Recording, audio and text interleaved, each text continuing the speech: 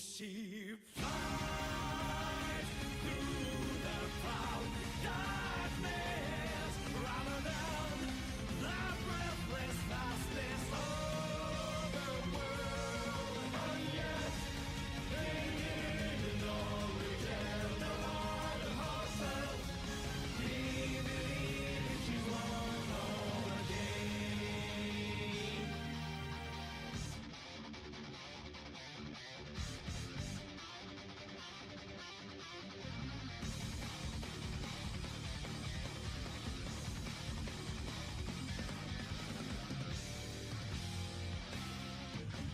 It's no exception, it's just less.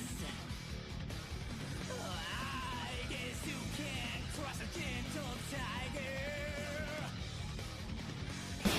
I believe we can fly up in the sky. One day we may just be able to touch down on the star. Off the road we have to go. The rolling path we shall proceed until the end of the road. There's no turning back for us, 'cause we will never give up.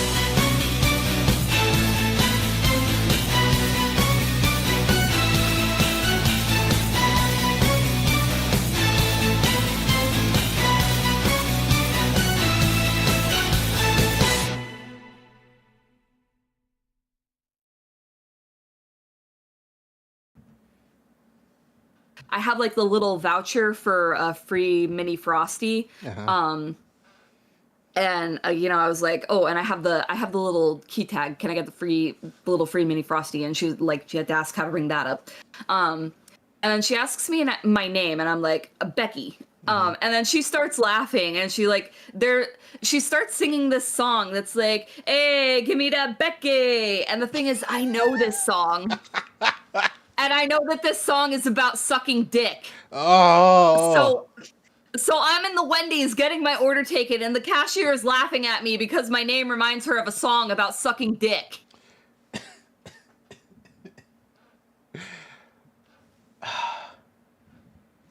But I got my food, and it was fine. My nuggets were yummy, so I lived. If I had a nickel for every pseudo sexual harassment, but not really, that I've experienced, I'd only have one. But that was it, and even then it was dubious because it was the one time I was getting my hair cut, and I think I've told you this story, probably not, but where I'm getting my hair cut, and the lady cutting my hair, you know, trying to make small talk, is like, "Do you have a girlfriend?" And I'm like, "No." And she's like, "Do you have any kids?" And I'm like, "Ma'am, I'm 15." I remember this story. I remember.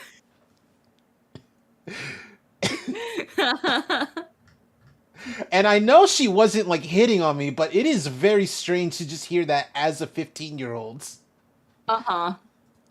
It's weird. I've always had people being like, "Wow, you are much younger looking than I think," and it's like, that's so strange because I see all 31 years when I look in the mirror.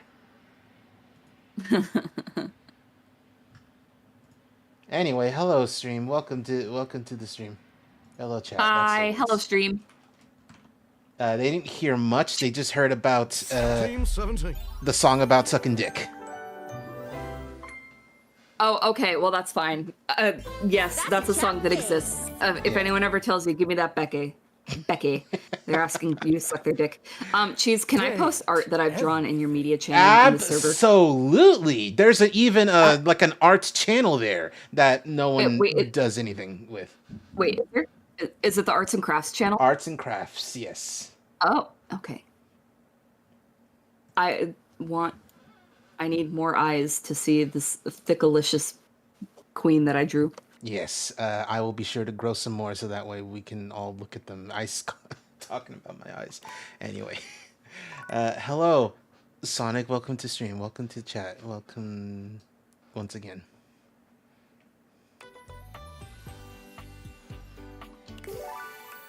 Sonic the Hedgehog? Yeah, that's presumably who this is. hell yeah. So I've learned recently how to start dating Skylar Glasses. Oh, It's a little out of the way, so let's just get to it. Welcome. oh, I need to be like What can I do for watching you your on the actual main stream. menu? Uh-huh. Lamau. Right this way. What's on your mind? Oh, sure, specs. I'm gonna exhaust everything. Specs stands for smarts, poise, empathy, charm, and sass. These 5 qualities are measured on your personality using the specs menu. There's also a glossary button in the top right corner if you want more explanation on what each means. Anything else you'd like to know? How do I get more? Anytime there's a first-time change in relationship between you and a dateable object, you will be rewarded with 5 specs points in 1 attribute. Think of it as you, growing in experience dating a vast array of personalities, each with something to give you. But don't think you can just keep switching between relationship statuses on the same object over and over again to get a lot of points. Only the first time there's a change from neutral will there be any specs awarded. Any other specs questions? Are the choices and dialogues always good? They are. Or at the very least, you get something fun out of it. But don't worry, if you can't reach a certain specs dialogue choice, the worst thing that you could miss out on is a collectible. No love, friend, or hate endings are gated behind a specs check. Cool. Any other specs questions? How do I know which dateable gives us points? Great question! Each dateable object gives out 1 specs attribute when a relationship has been attained. I call this alignment. You can check a dateable's alignment by looking at the specs badge in their Datadex page. The badge corresponds to which stat is given. If you're looking to grow to a certain specs build, this will really help guide you towards who you should prioritize. You know, for realization recipes. Any other specs questions? I'm good on specs. Anything else you wanted to know about features? How do the collectibles work? Collectibles are delectable. Collectibles are the funny little images that appear as dateables talk to you. What are you curious about? What do they do? They help illustrate what's going on around you, sometimes for fun, sometimes because the dateable gave you an item, or sometimes just for dramatic effect. Think of them as little progress trinkets. You can take a closer look at them in the Datadex sorted by character. Any other collectibles questions? How many? I What's up? really want her hair. Yeah, you've mentioned this, and I was like, yeah, I want you are a big enjoyer of pink lemonade. Each I want it dateable so is bad. 30 to give out, but one has up to 33. That's way too many. Any other collectibles questions? Do I get anything? Well, of course, there's an achievement. What are you thinking, man? But honestly, Thinking, I man. don't care very much if you find them all. They're just there to give a little extra flavor to everything. I'm here to help you forge new relationships.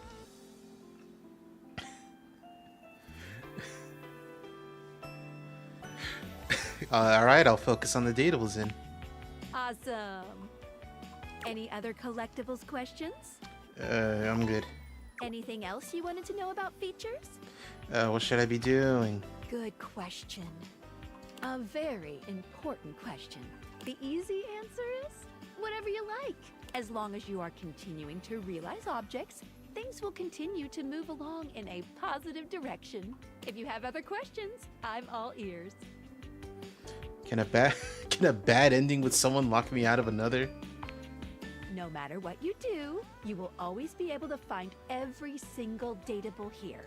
Except for one very specific instance, but you will be very clearly warned that that's the path you're going on.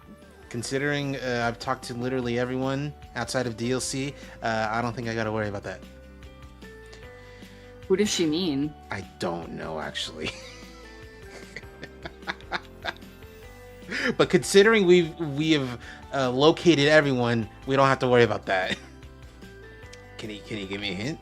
Well, it'll will be if you refuse to go on. Oh, it's we gotta hang out with the box and the pirate the box girl and the pirate guy, and then if we don't do the thing, then we don't get the geode lady. That's all. Oh, okay. Any other questions about what you should be doing? When should I leave the house? You can leave the house at any time, but be forewarned. Doing that starts the end of your story. A point of no return. Unless, of course, you reload a save. Wink, wink. How do I get the best endings? Well, try to realize as many objects as you can. Once you're in the 90s, you're good to go. We are at like 45 or 40 right now, so we got a long way to go. But we're almost there. Any other questions about what you should be doing? Is there anything wrong with getting hate endings? Hate endings still give you 5 specs points and continue the main story, so no, not really. You won't be locked out of very much, except for certain polyamorous relationships that might be difficult to untangle if you were looking for those ones specifically. Okay, so thinking off the top of my head, I do not care for Washburn and Drysdale simultaneously, only one of them. I love you, Drysdale, but no, I'm not like that. Celia and Florence, honestly, I would not want to get in the way of those two. They seem perfect for each other. Dirk and Harper, no, fuck that. Break them up and fuck only Dirk. All right. Yes. They're both truly so unfuckable. Oh, have you turned? Have you turned against Dirk? No, like, okay, here's the thing. Like, I would still fuck Dirk because I am mentally ill and I'm very attracted to toxicity. But like, intellectually, like the rational part of me knows that both of these people are like supremely unfuckable. Like they're, and the thing is, Dirk is worse. Dirk is worse than Harper. Like, yeah, Harper is like a turbo bitch, but she's also like, I've seen TikToks about this. There's so many instances in like Dirk's dialogue where you're like alone with him, where he's just a fucking bitch to her, and like he's deliberately antagonistic, and he like is cheating on her. Like, she's right to believe that he's cheating on her, and he's just fucking gaslighting her about it. So like, yeah, Harper is like toxic and like she lashes out, but honestly, I think Harper is like a victim of what is it called, like reactive abuse. Like, she's being gaslit and manipulated and antagonized to the point that she's acting a freak. But Dirk is the real problem. But I would still fuck him because he's hot as fuck, and I want him to manipulate and gaslight me because it's all I've ever known. Now, and follow me on this. Now, is it gaslighting if the person doing the gaslighting is also gaslit themselves, but unintentionally? Because yes. because when he's like cleaned, when Dirk becomes Clark, that's a whole ass different dude. Yeah, I guess he has multiple personality disorder. I don't know. And neither Clark nor Dirk are aware of it. Clark. I mean Clarence. Clarence Couture. Clark Couture, yeah. All right. Anyway, since you won't be able to realize I don't know, man. I don't know. You might start to find yourself locked out of certain. Anyway, the only real polycule I want to be a part of, is Tina and Tony, because they're both hilarious, and Tina, love and drama, is more in good fun and not like, oh, spill the tea. I want to be a homewrecker. I can't be in another polyamorous relationship. I know with two you can't. Fucking New York, with 2 fucking New Yorkers. Okay, see, that makes a lot more sense. But Kurt and Rod are my 2 bad bitches at the same damn time. Okay. They can get it anytime, any day, any position, anything they want. That is less of a polycule and more of a communal relationship, because they're not going to get with each other. They're just both going to get with you. Yes, exactly. Just speak with everyone honestly. They are my boyfriends. You don't have to literally get everyone to be your lover. Seriously. Why not? Even though it makes me happy, there's no pressure at all. That's why. That's why. Because it makes her If happy. anything, getting something to hate you certainly does mean you spend less time talking with them, which is always good if you genuinely don't like them. I left a comment on someone's TikTok about Fryer, and I was like, if they deadass made a route with him where you corrupt him and turn him onto the joys of fats and oils, I would be so into that because I kind of love the concept of corrupting a religious person in fiction. But they don't have that, so unfortunately, I don't like him. Yeah, I would also enjoy that. I also unrelated, but I'm looking at Checkers because I'm looking at it's Mobile Order Monday, so I'm looking at food to order. They have an item on the menu called the Bacon Barbecue Mother Cruncher, and I definitely misread it as Bacon Barbecue Motherfucker. I mean, that's why they call it that. Probably. It looks good. What the fuck is on this thing? What is it? I'm good on strategy. Anything else you wanted to know about features? No, I'm good on features. What can I do for you in my main menu? Let's talk about you. Oh, let's. There's lots I can chat about. Me? Let's talk about a relationship. Relationships? My favorite subject. What do you want to know? Do you love me? Not yet, but there's still hope for you. Just keep pressing on my buttons. You'll find a way. Let's go back up a menu. Don't see. In the real world, I would not trust someone who says just keep pressing on my buttons, because that seems like they're laying a trap. Here's the chat menu. What do you need? Some features. Oh, definitely. What's on your mind? I'm torn. Should I get the Bacon Barbecue Mother Cruncher? Or should I get the Spicy Chicken Double? They're both chicken. Are you feeling spice? Are you feeling spicy at the moment? What can I do for you in my main menu? I don't know. Oh, let's. You I'm know, gonna get the bacon barbecue. okay. I was going to say, what you can do is flip a coin and based on your reaction, because it's always like, get this one heads, get this one tails. But if you get one where it's like tails, you get that, and I'm like, I don't know if I want that. Then that means you get the other one. There's lots I can chat about. Right. Yeah, I also I'm like, I'll flip a coin, and whatever I'm hoping that it lands on, and while it's flipping in the air, that's what I actually want. Yeah.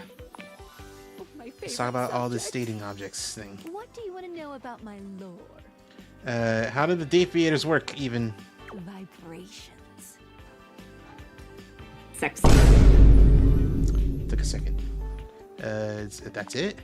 I'm being overly simplistic. Yeah, okay. Have you heard of string theory? Uh-huh. Can you date string? No, it's too small a constituent part. Think of how when you speak to a person, you speak to their whole discrete being, even though they're really just a big old collection of cells. Deviator technology is based on thing theory.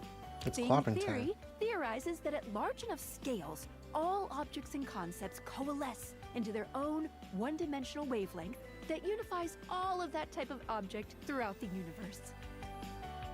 Intriguing. Any object that makes up any specific wavelength is connected to all other objects on that wavelength, which by virtue of being complex enough then forms a Gestalt consciousness. Ah, like near. Humans just never had a way of speaking with those consciousnesses until now. What's Gestalt? When the whole It's the opposite of a replicant. Come on, follow along. With objects, it happens as a plank of wood slowly becomes a toy boat.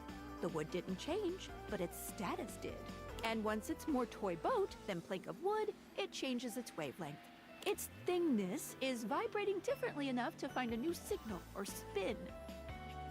So when does each separate wavelength form? Once the object or idea becomes large enough to have its own state, it breaks off the wavelength and forms a new one. That's why tables are different than chairs, even though they might be both made from wood. Their thingness is vibrating differently enough to find a new signal or spin. I like to call the wavelengths animus, but you can use any term really. Like the thing from Assassin's Creed? This is how we can directly acknowledge these things' existences. Deviators vibrate along each of these anima. That's why when we awaken something, it wiggles a little. What did you think about that? It makes perfect sense. All right. Ooh, my suspension just gave a little wiggle. Skylar shows you her deviators, turning them so that you can see her suspension of disbelief. Skylar's suspension seems buoyed somehow, happier than you'd last seen her. You believed in her again, so she feels even stronger. Thank you for that. It really means a lot to me. Okay, that's it. All right, we have to talk to the one person we haven't yet, so we can get his shit done. You have returned. How excellent, and just in time. I have been waiting with bated breath to give you your next violent versatility training session. How was your first exercise? Did you enjoy it? Enjoy it. It was harder. It was harder than expected. It's easy. Give me another. Yeah, it was harder than I expected. Yes, harder. Always harder. We train so that we are always as hard as can be. I am proud. This is somehow even more meaningful to me than when I teach the little 1-pound dumbbells. They are but Oh my god, they're cute. Aw, babies. You are discerning. You can choose. You have chosen to continue to come to me for training. It feels like Wait, heart. can I order sheets? Can you order sheets? Can I order sheets? Is that a thing you're allowed to do? No! Oh, they won't. It's not let on you. Uber. Okay. Yeah, maybe they're on DoorDash or something, but they're not on Maybe. Uber Eats. Oh well, Yeah. maybe. You should check. Cheese. I went to Cookout today and Uh-huh. I got mac and cheese bites, and they were so fucking good. I Yeah. can't stop thinking about them. I mac want and more. Mac and cheese in small, pick-upable form is always good. Hell yeah. Little fried cheese pieces. Deadass, one of the best fast food items, is also one of the most cursed. The mac and Cheeto bites from Burger King. Okay. Yeah, they're just like little fried mac and cheese pick-upables, but they're shaped and also coated in Cheeto dust.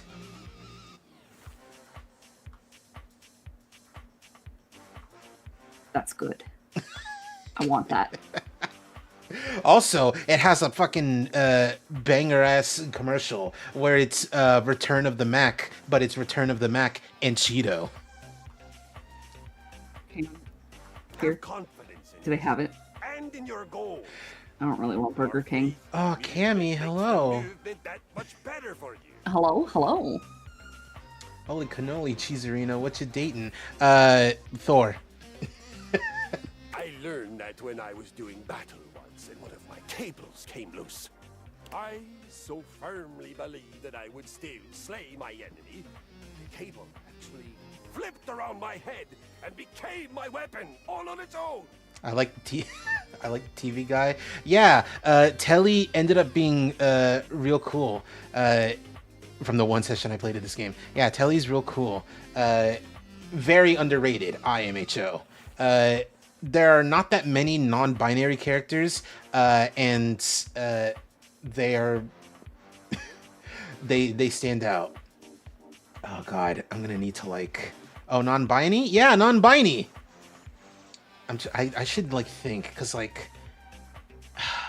there's a few of them, because there's the one that's a sex toy, there's the rubber duck, there's other ones too. I don't remember. I'll have to, when I see them listed out, I'll have to think. I won that day, and I laughed. Glorious. Sinclair? Non-binary? Or maybe, Dishy almost definitely is. Despite the fact that human form looks very much like a dude-ass man. For today, we'll rotate. Are you ready? I was born ready. Rotation is vital for our Shadowrun, hello. situational awareness. Danger does not come only Saying from the front, hello, but Cheese, from all and the sides. friend of Cheese. Behind Come us. on, dude. Oh. You've been here before. You've seen Becky. No, I am the friend of Cheese. That's you are your own person, separate from me. You are not tied to me like that. And not only am I the friend of Cheese, I'm the friend of Cheese that's gonna go get a drink. Oh, okay. An alcoholic beverage. Oh, Because okay. I'm an adult. All right. Find something heavy in your home. Heavy enough to be a moderate challenge, but not so heavy that you can't lift it many times. Place it next to your left foot, and put your feet a little wider than your hips. Where's Sonic Blitz? I don't know nothing about Sonic Blitz, so that's where it is. Now, 10 times, pick up that object, keep facing left as you rise, twist through the center, and then bending. Dog, I am toward not the doing any of this. Place the object down on the floor next to your right foot. Take a short break, walk around, envision your next victory. And then, rest. Just as important as horrific violence. You got it. I am so proud of you.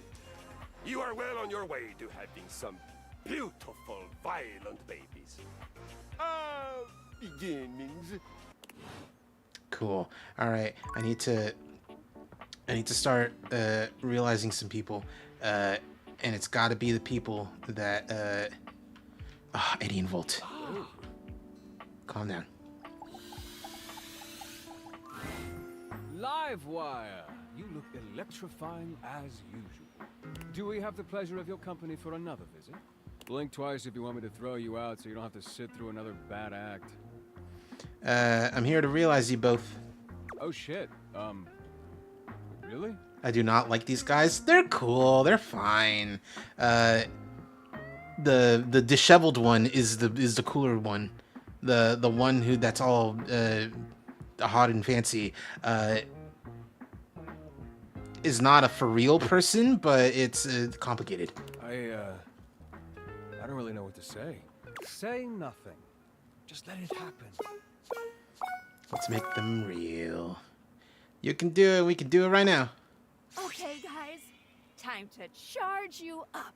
The spectral energy flows through your deviators, and what was once merely electricity in a breaker box becomes... They look almost exactly the same. These fits, honestly, are so fucking fire, dude. They look so good, and they're still like representative of like who they are as electric people. There's a flash of light and a crackle of electricity that makes your skin tingle. And then... Oh, just in time, because you get to see them. My. Now isn't this something? So many new sensations. It's all rather electrifying. Looks like someone finally found a sense of humor. Don't. I already hate myself for even saying it. Nah. Oh yes, you can clearly tell by the way you're smiling. I also have a love-hate relationship with Shower Elvis. His name is Johnny Splash, Cammy. All right? That's not Elvis, it's Johnny Cash. Even if he is dressed as Elvis. Don't worry about that. Realization must have scrambled my circuits, or whatever it is humans have in place of circuits. Whatever, shut up. Look at him, practically vibrating with excitement. You've given us such a gift, Livewire. Thank you. Who's Johnny Cash? You ever heard that song? I hurt myself today just to see if I could feel you can have it all. My empire of dirt. That's his song. Me when I spread misinformation on the internet. Wait, is that? Are you lying? That was only actually his song. only kind of, because while Johnny Cash did perform that song, it's not originally his. It was a Nine Inch Nails song, but because Johnny Cash is the fucking professional and a godlike singer, his version, Gesundheit, his version is considered like the best version. Even Nine Inch Nails man Trent Reznor, that's his name, Reznor. Thank you. Trent Reznor is like, nah, that's his song now.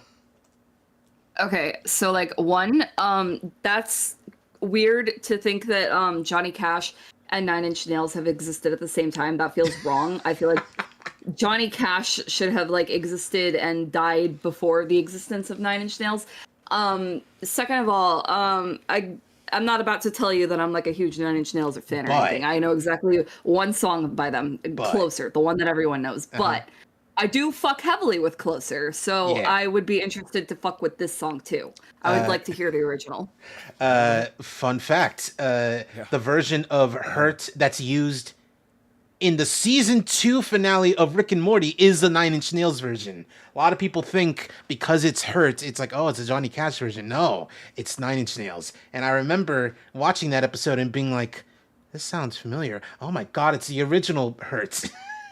Not the Johnny Cash I wasn't one. really sure how this would go.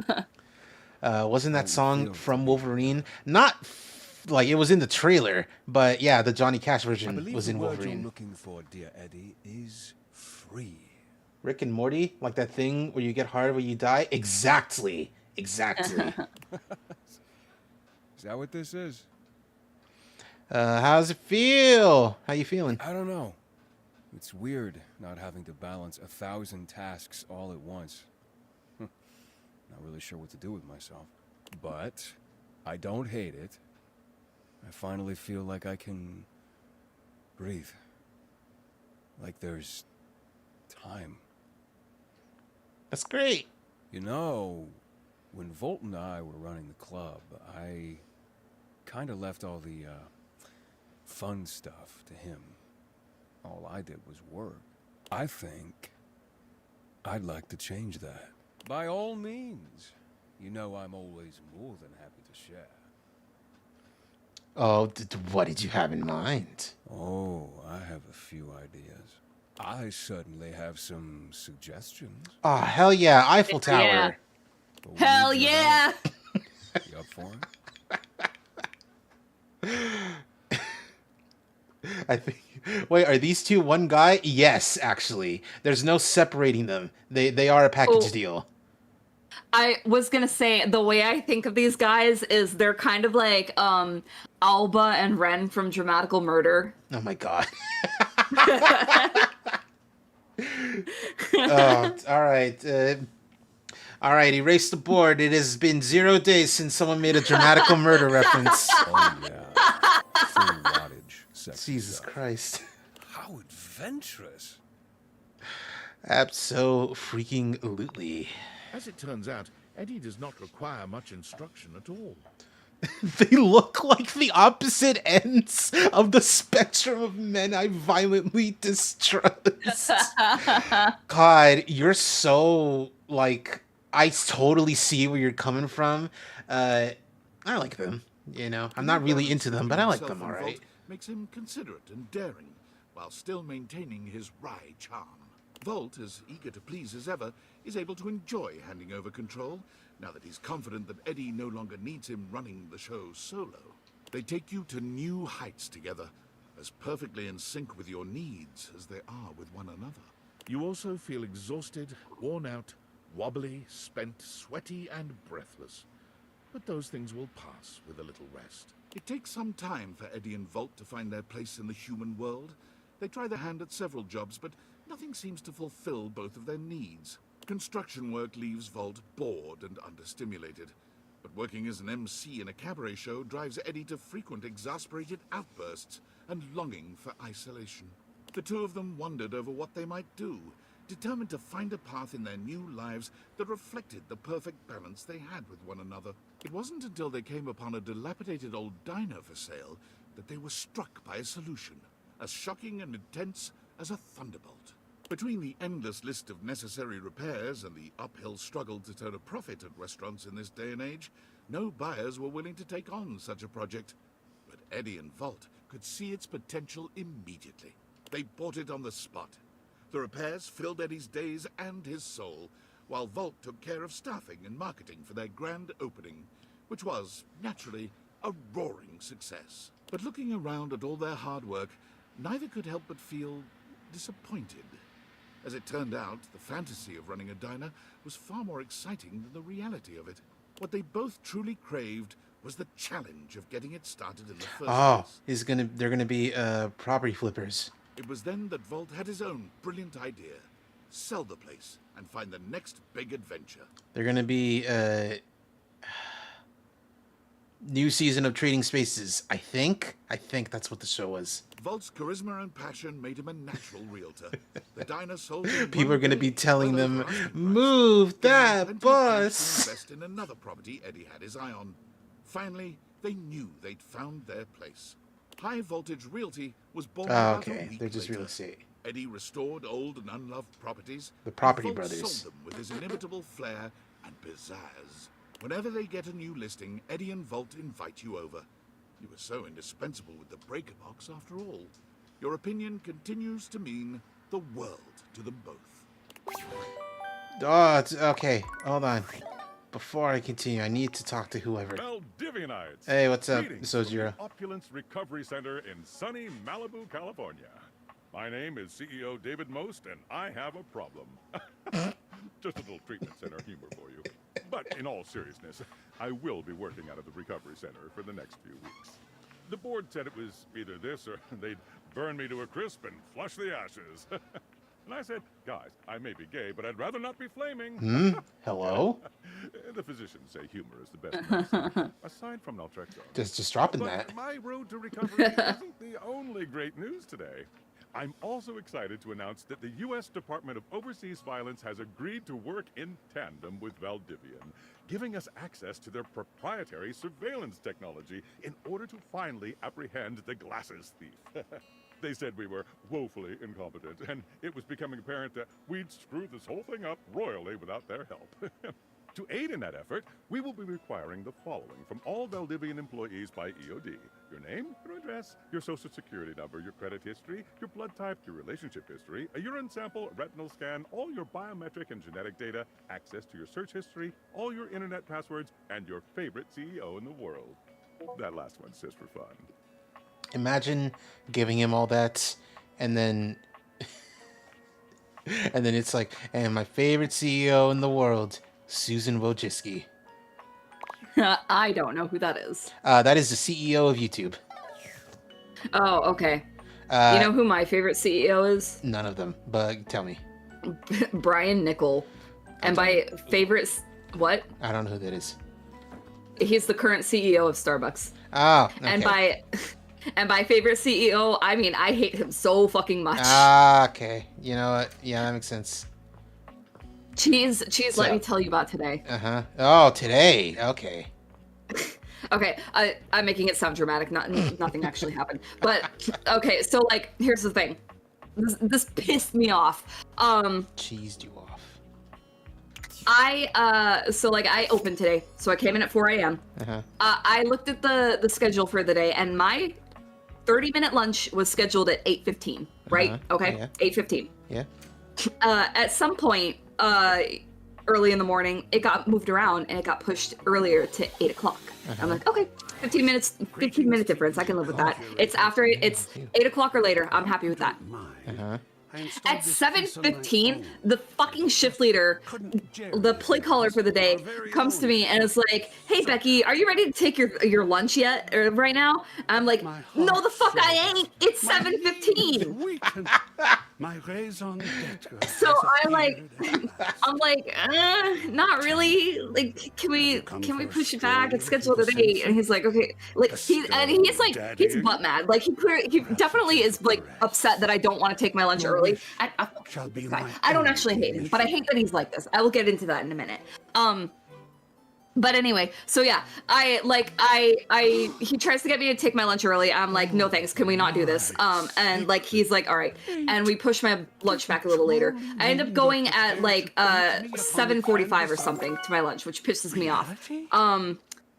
But here's the thing. I go take my lunch. I take my 30-minute lunch. I come back. I'm done at 8 8:15. Spectral energy But my flows manager, through your I have to data do my and place partner it in survey abstract for the day, representation right? of art. Or well, not for the day, for like the Privileged to behold. time period, whatever it is. I have to do my partner survey, so I get to abuse that, and I get to spend an extra 15 minutes sitting down in the back doing my partner survey because that is required of me and is expected of me of my job, and my manager told me to do it. And anyway, why is he still white? Yeah, it's really like off-putting that he's like white with like the palest, almost platinum blonde hair ever. It's kind of frightening.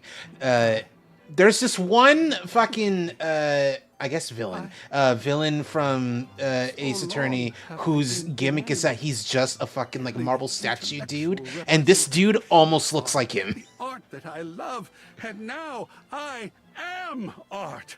You sure are. You may continue your ranting and raving. I honestly, I got so thrown off by this white man. I don't remember what I was saying. You know what? That's cool. And am felt. It's like the thing about the having a mental breakdown, and then someone's like, "Okay, but are you actually sad though?" And it just snaps you out of it. Pinocchio? That my inanimate substance has become. But yeah, flesh. so I got to my fucking shift leader tried to send me on my lunch early, and he kind of did, but I still got to come back at the time that I wanted because I had to do my partner survey.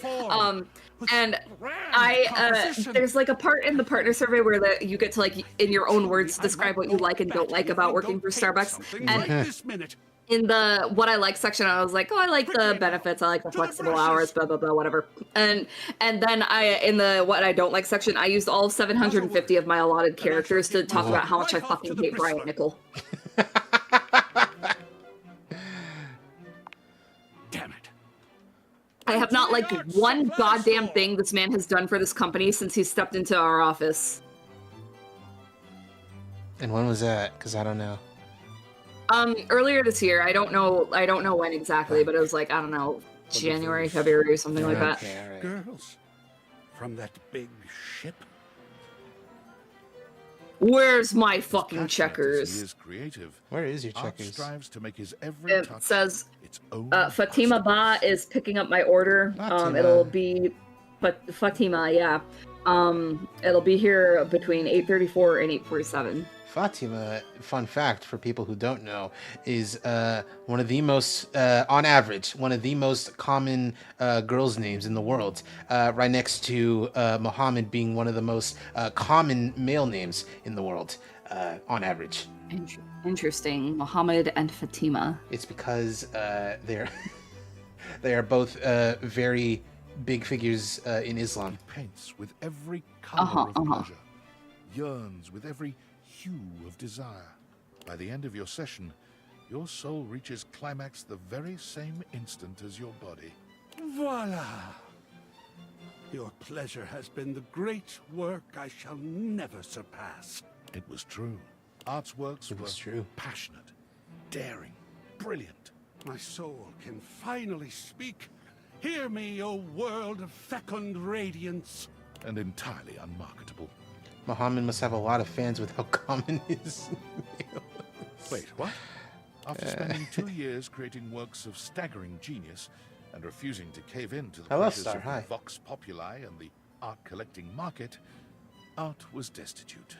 Yeah, like other artists. This is very correct and true. Well, that Star. sucks. I did not think. Hope that you if are I both became well. flesh, I'm I'd be doing subject good. to the same woes Becky, that I'm other sure, is flesh doing is better made to. after ranting and raving about how much she hates Starbucks CEO. Yes. Actually, I would also like to tell you this is absolutely tragic, Cheese. Oh no. Earlier this afternoon, like I was sleeping, I was taking a little nap, and then I was violently awoken because like I just started choking on something. Oh no. Yeah, I don't know what it could possibly be, but I feel like maybe a bug flew into my throat while I was sleeping. Why would they launch another giant balloon animal? However, unwilling to part I completely with still the storehouse of feel genius as fucked up. marvelous I as the still don't museum, feel right after Art that. agreed to remain on staff. I just As a did I security eat a guard, bug? a I'll position never which know. suited his I'll never temperament. know. Maybe you were the Spider's George all along. Maybe I am I Spider's just get to George. stand in the Maybe it presence was of beauty all the day 10,000 spiders crawling in my mouth. and protect it from unwelcome interlopers and talk to people all day about the beauty? Sign me up! Cool. That was not who I was trying to talk to. I was trying. We're open To- 24/7 if you want to check out the collection. Oh my god. All right. Wanted to talk to Fatima Jerry. Ba. Oh, Fatima Ba is heading my way. She's 15 minutes away. If it isn't my partner in crime. Check it out. I'm working on a new piece right now. ready to realize you, buddy. Oh my. This is unexpected. If I turn human, I'm gonna have to find a new place to hold my collection. Can I say something about this guy and Hector? Okay. About Hector too. Okay. Hit me. Yeah. Okay. Cheese. Yeah.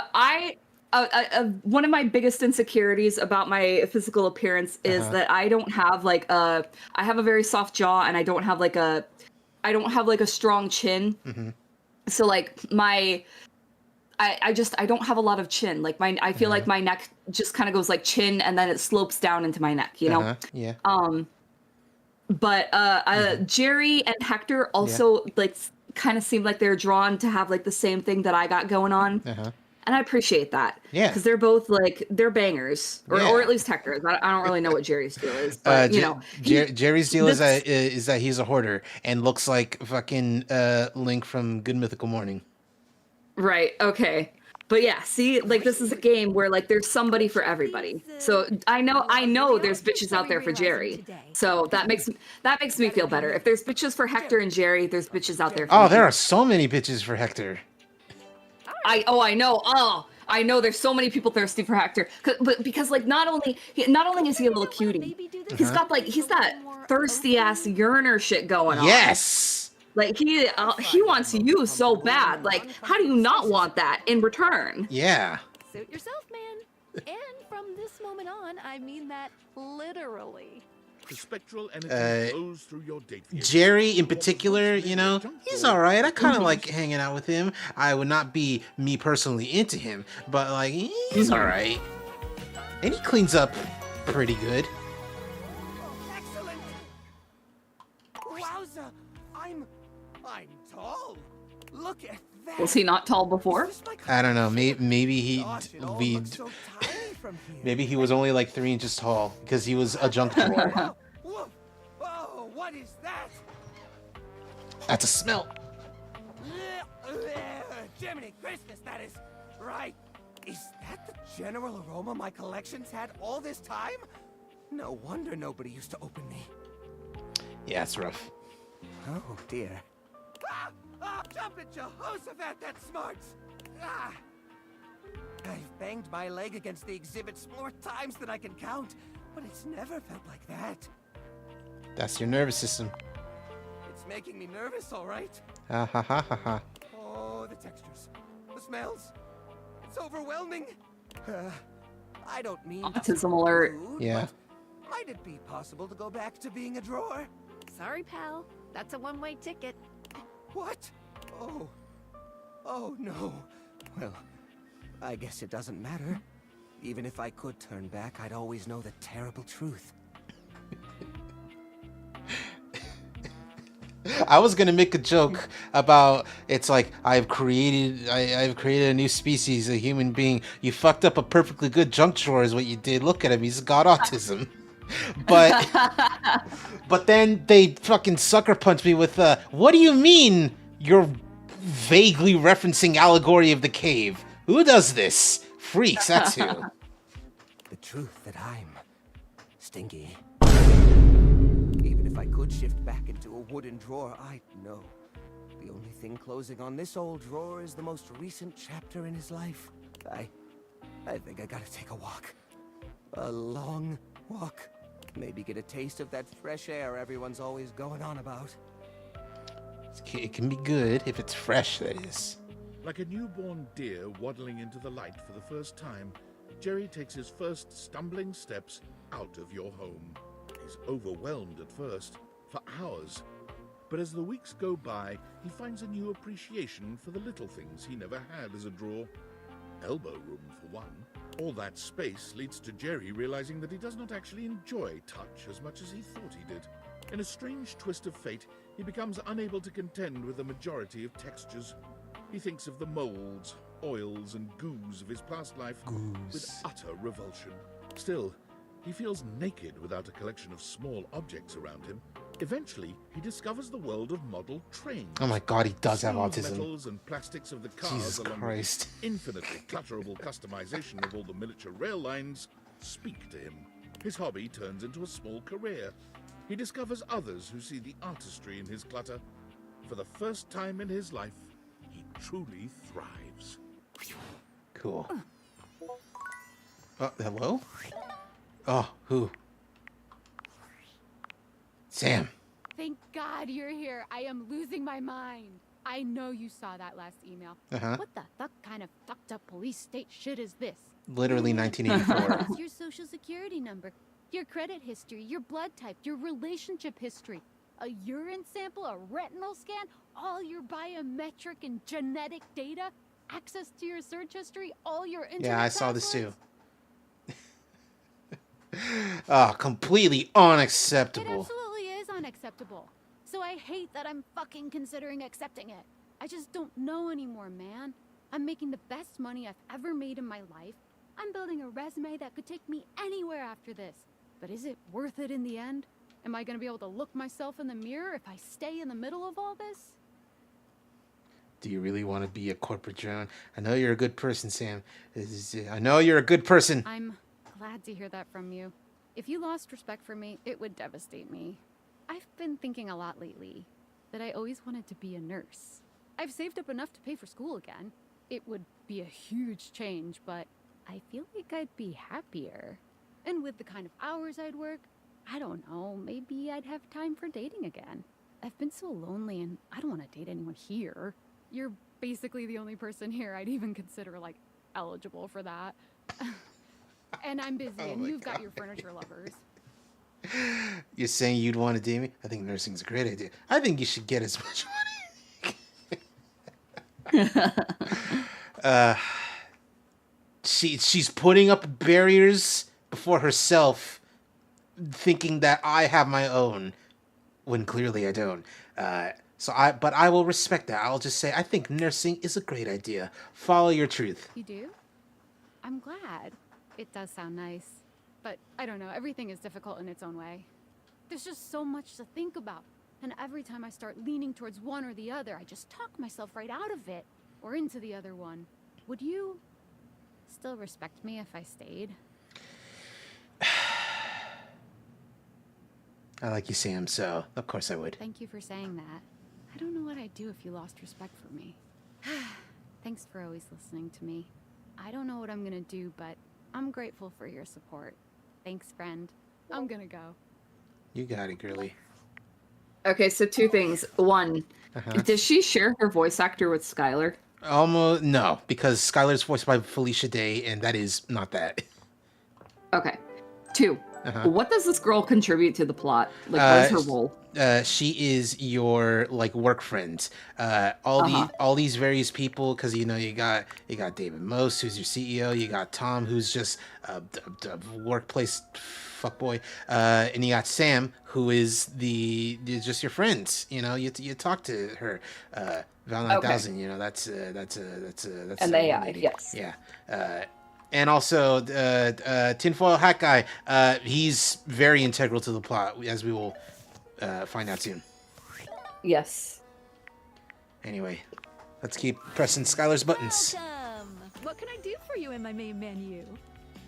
Let's talk about you. Oh, let's. There's lots I can chat about. Me? Let's talk about some features. Oh, definitely. What's on your mind? Okay, no, we've done all that. What can I do for you in my main menu? Talk about you. There's lots I can chat about. Me? How about this dating My objects thing? favorite subject. What do you want to know about my lore?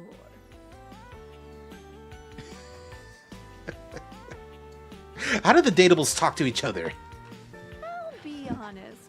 We're not speaking English right now. Oh. Wow! The speeds at which objects and concepts think is both faster and slower than the rate at which humans think at speed. Faster in that the objects have instantaneous consciousness throughout their different forms in the universe, and slower in that the timelines for them can stretch into eons. All that to say, part of my job is making sure that we can all understand each other, which means I'm processing their speech and rate of thought at a completely different timeline than yours. So necessarily, we're not really talking in English. That's okay, as long as I can still understand it. What did you think about that? You know what? I think it makes perfect sense. Nice, thank you. Oh, my suspension. What's that she's saying? Skylar removes her deviators, holding them out so that you can see her suspension of disbelief. Skylar beams at you, her eyes glimmering behind her glasses. Are those happy tears? For a moment, she looks as though she's contemplating hugging you, but she manages to keep her arms at her sides, her hands curled into excited fists. Yes! You did it! My suspension of disbelief has been upheld! She's in there right now feeling great! It kinda itches? Ooh, but it's okay. I love it. There's a few moments of silence as something seems to dawn on Skylar. Her smile softens, her eyes warm and inviting. I love you. Fucking let's You go. accept Hell it? yeah. Ah, of course. And just like that, Skylar is back to her chipper self. But the warmth in her gaze remains. Yay! Love, love, love! I have protected the suspension of disbelief, says this achievement. Love you. Cool. All right. Now we just have literally only one person left. Hello, Thor. Let's talk for a little bit. What do you mean we have one person left? Like one person to like initiate a relationship with? Yes. Okay. I can tell I'm looking like a Viking. Are doing beautifully. In fact, here. He holds his hand out to you, offering you a glittering golden ring. Dog, this is like the third time we're talking. You're moving a little fast. This ring was a gift to my father from the queen of the collapsible bookshelves. She and her tribe lived on the far side of our warehouse. We had very friendly relations with them. Well, Oh, after the war. The ring was It's the his sealing mom of the and great IKEA treaty of bookshelf. peace between yes, our tribes. because he's Swedish. I want you to in recognition of your dedication and perseverance. Thanks, that's really kind. It is my honor. Okay, that's it. Cool. Great Cool. talk. Cool. All right. Great, thank you. Okay, you get the first choice. Who next to make a real person? Oh, who haven't we done? So many people and things. If you look around, you can point at something and be like, "Oh, we haven't talked to them. Made them real." Wait, did you realize Zoe? Yes. That was when you were gone, and I'll be honest, that made me a little emotional because I love Zoe a lot. What happened with her? Did she like turn into like a living human again? She or what? became a real ass person. Wow. It was very like heartwarming and sweet. All right, but still, the floor is yours to pick someone, anyone.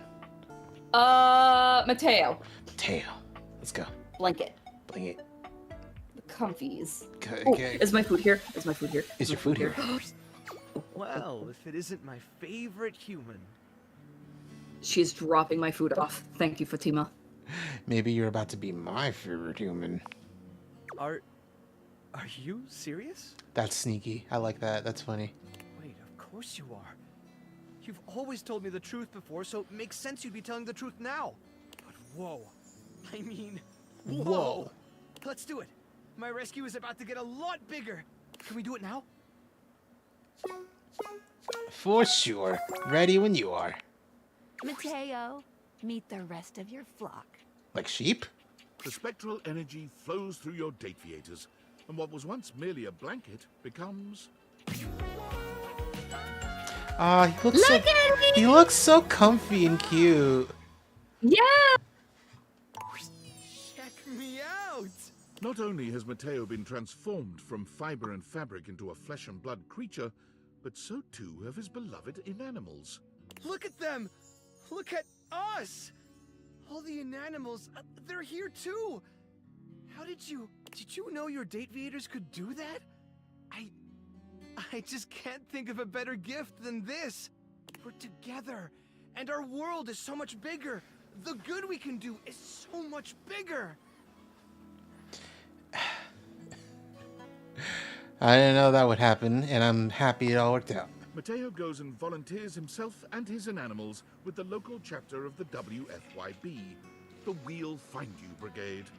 They're accepted gratefully, but since they comprise such a unique team, the brigade designs for them a unique task. Mateo and the inanimals are sent to far-off remote locations where both people and animals have gone missing. Avalanche sites, deep forests, tropical jungles, forbidding deserts. No locale has yet bested this team. They have never left a subject behind.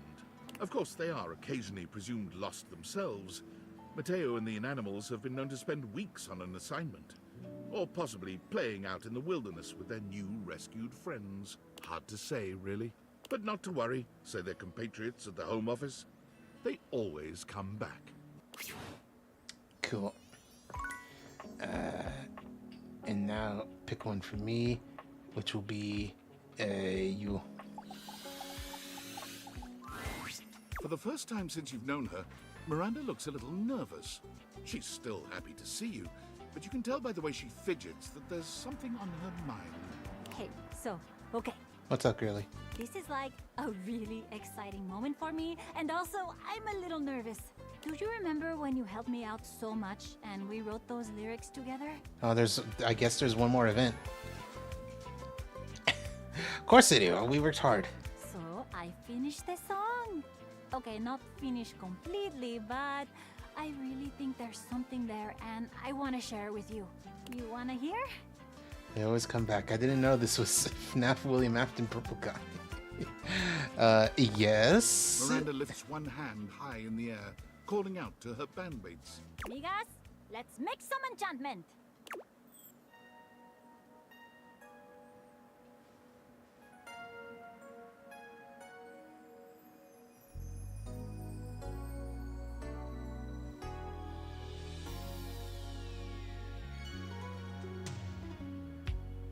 I never thought it could be true that I would find someone like you, but here you are in front of me.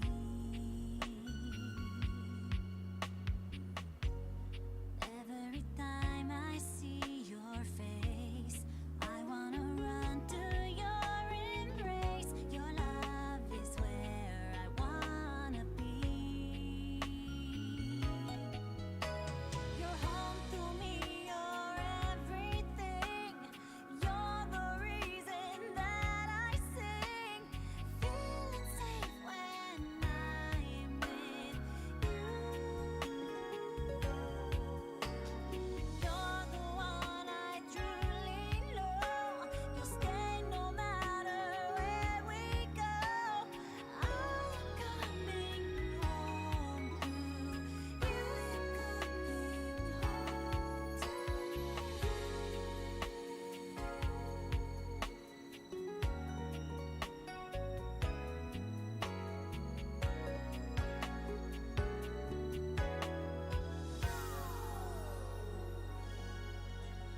Oh, love that.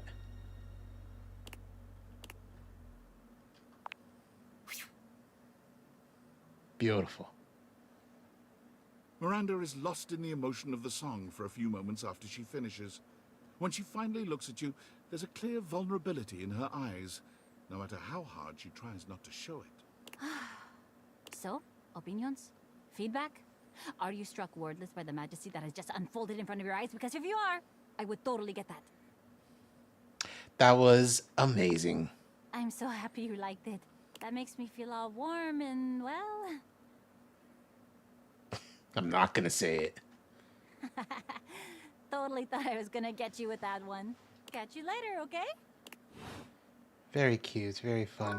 All right, since that didn't work, hey, microwave, become real. Ranger!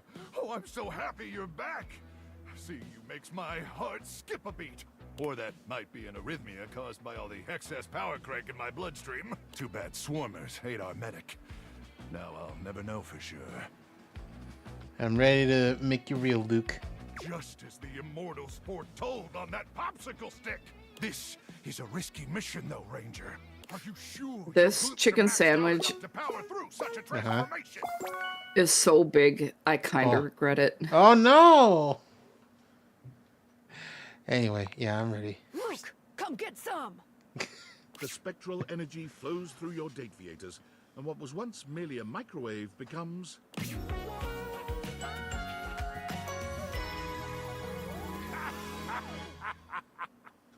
Oh, Crook! Thank the immortals for bestowing unto me this blessing. And thank you, Ranger, for being their earthly instrument in rescuing me from that horrific wasteland. Were the immortals ultimately responsible for this incredible twist in Luke's fate? Was it they who were secretly directing destiny's hand? Perhaps they were the unseen force that had guided the creation of the dataviators in the first place. Being alive is incredible. My muscles are even more swollen and throbbing than I could have possibly imagined.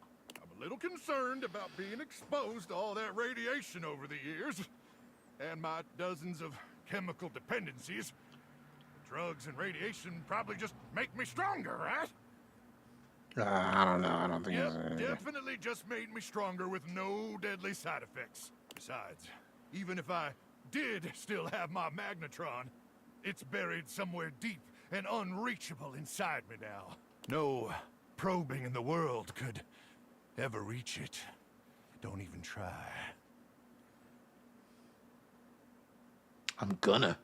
Didn't you just hear me? I just said, oh. Chances of surviving date everything. Luke Nukem. I'm gonna touch him inappropriately. Well, what are you waiting for, Ranger?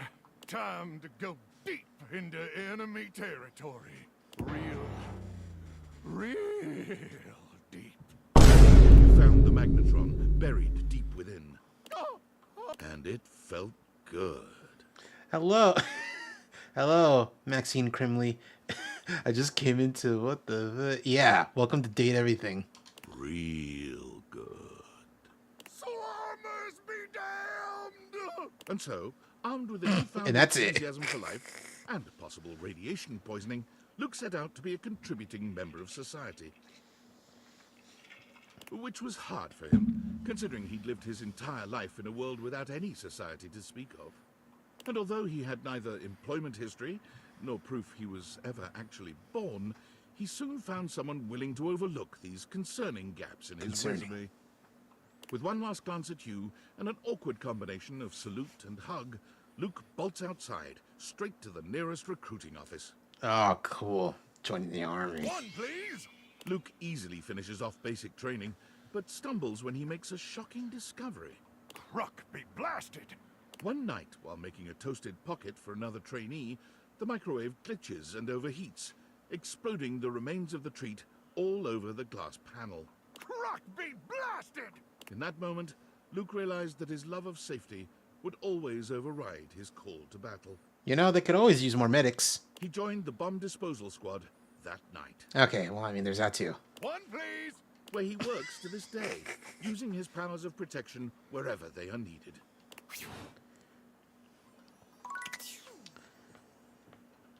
He's about to turn the Hurt Locker into the Foot Locker, if you know what I mean. Am I done? Yeah, I'm done.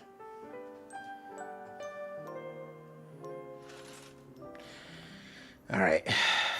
Back to hanging out with Thor. I don't know how many more times, one or two. Let's find out. my good friend. Here is our Ah. last workout together. Our final violent. Why do they call it a footlocker? Because, like, I know that's, like, you know, when you're in boot camp, basic training, that's where you keep your stuff, your junk. Maybe that's what it is in, like, your normal barracks, too. But, like, why do they call it a footlocker? I'm going to yell at Google about this. Tell me, Goggle, why do they call it a footlocker?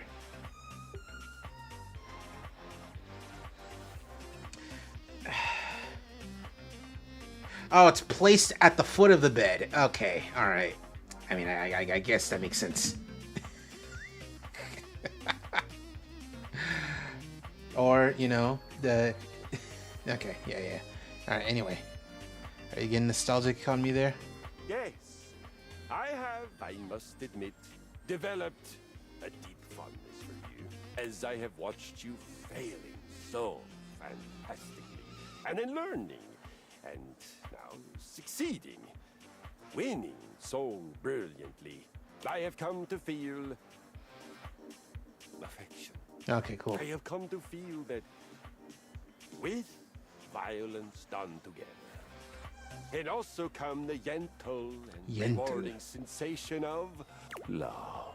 I believe that I have come to love you for your hard work, for your truthfulness, for your playfulness, and I thank you for giving me the opportunity to experience this feeling. As you know, I am an explorer and an adventurer, and I will try anything once. Anything. But I have never tried love like this. And it is beautiful. You are very welcome. I think I love you too. Good then. Yes, very good. But first things first, we must move the blood with your final workout. For this workout, we will do 30 minutes of whatever the heck we feel like, and then move on to the main course. Have you ever heard of the Vikings' vengeance? Cannot wait. All in good time, you fine mug of mead. Cool. And that's all of them. No, we fight. We love. We lot. All right. Now that we've got quite literally everyone at some sort of relationship, I believe we can just go ahead and just start. Fuck. I think you have one more though. How do I forget these things? I'm big embarrassed, dog.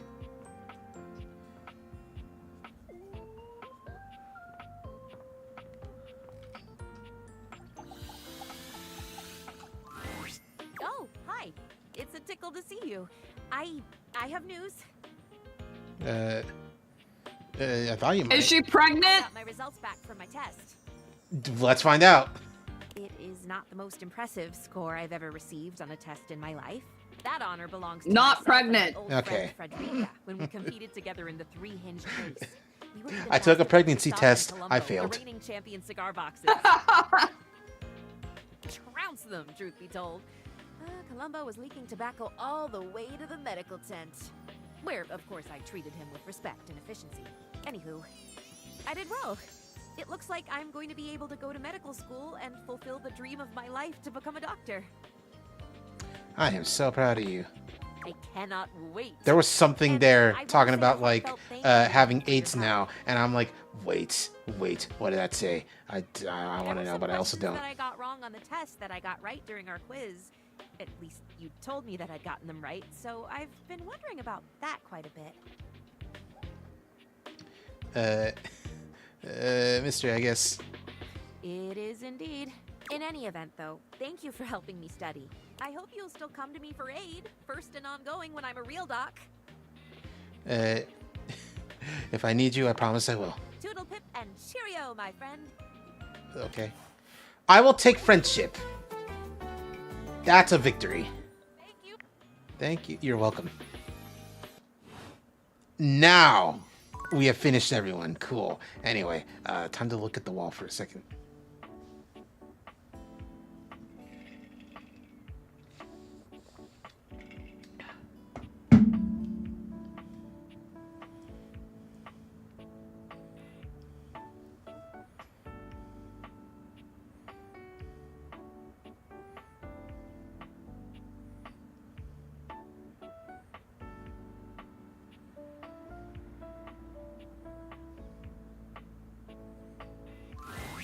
Well, look, it's my old friend, the dork. That's me. Want a bone? Doug, I'm here to realize you. We can bone when you're real. Shit. Wow. That kind of changes my outlook on everything. Can't be so flippant about the pointlessness of life if you're actually alive. But are you philosophically enlightened enough to guide me through that transition? Philosophically enlightened is my middle name. My parents were cruel. Okay, Doug. Let's see if we can get you a better drawn face. The spectral energy flows through your Dateviators, and what was once merely existential dread becomes...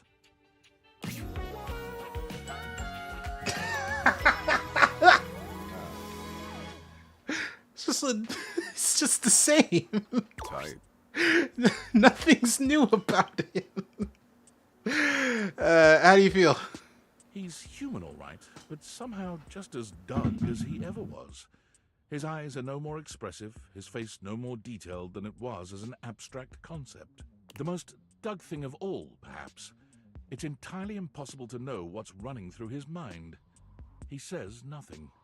He does nothing. In fact, Doug stands perfectly motionless for 6 entire minutes. Huh. So that's dopamine. Sweet. You know, actually being alive has given me a newfound perspective. And as much as I love watching gnarly car wrecks and getting into flame wars with incels, I think I want to make the world a better place until it hurls itself unwillingly into the hungry black hole of the sun. I mean, the latter is very making the world a better place. I want to cherish every precious fleeting moment. It's time for me to show the world the power of the yo-yo. Doug pulls a small plastic yo-yo out of his back Based. pocket and holds it up. I won't stand in your way because I don't want to get concussed. You couldn't even if you wanted to, baby. The yo-yo is the ultimate representation of the cyclical nature of the universe. Life, death, rebirth, all moving towards a final entropic state of persistent rest. Entropic. And it's got flashing lights. Yeah. Apparently, the yo-yo that Doug had kept in the back pockets of his ripped jeans all this time had been put to good use over the millennia, because he was an absolutely stellar performer. His act traveled the world and distracted humans from their eventual demise for fleeting moments. That is, until his flashing yo-yo came to a stop at the end of his act, and he said his trademark phrase. You're gonna fucking die, bitches. Incredible. All right, you get the next one. Who next?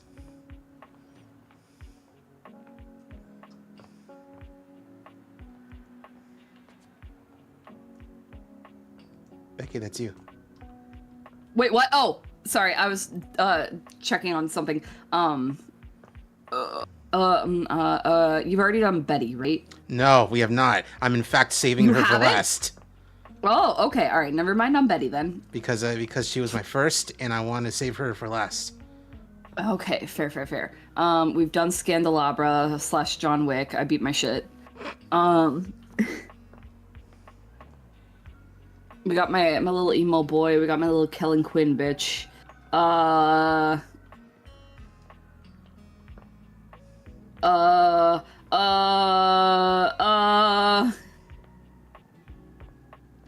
You got 5 seconds. Wait, we did the food, right? We did the food. That's why there's a cake, and the cake is golden. Right. How about... Wait, did we do the dishware? We did not. Daisuke? We did not do Daisuke, no. We can Get do Daisuke, get Daisuke. Do you have a romance with him, or Yes, are you we friends? we have a romance, as you can see. Oh. I hoped you might come by. I'm ready to realize you. Are you quite certain? Whatever it takes. I have what it takes. Welcome to your new world, Daisuke. The spectral energy flows through your I need deviators, that and Japanese what was man. once merely your dishware becomes... Oh my God, bare Look shoulders. at him. Look at him. He's got the bare shoulders, like the off the shoulder look with the Oh my God, cover them up. Cover them up, slut. Daisuke holds his hands up in front of him, like a stoner who's only just realized the wonder of his own body. I've been there. The power of these hands. They can create so much. Can they do anything else? He looks up at you suddenly, with a wild gleam in his eye. It's wild. I must test them immediately. Damn! This game might be entirely too serious in most circumstances, but you find that you appreciate his single-minded dedication to getting you off.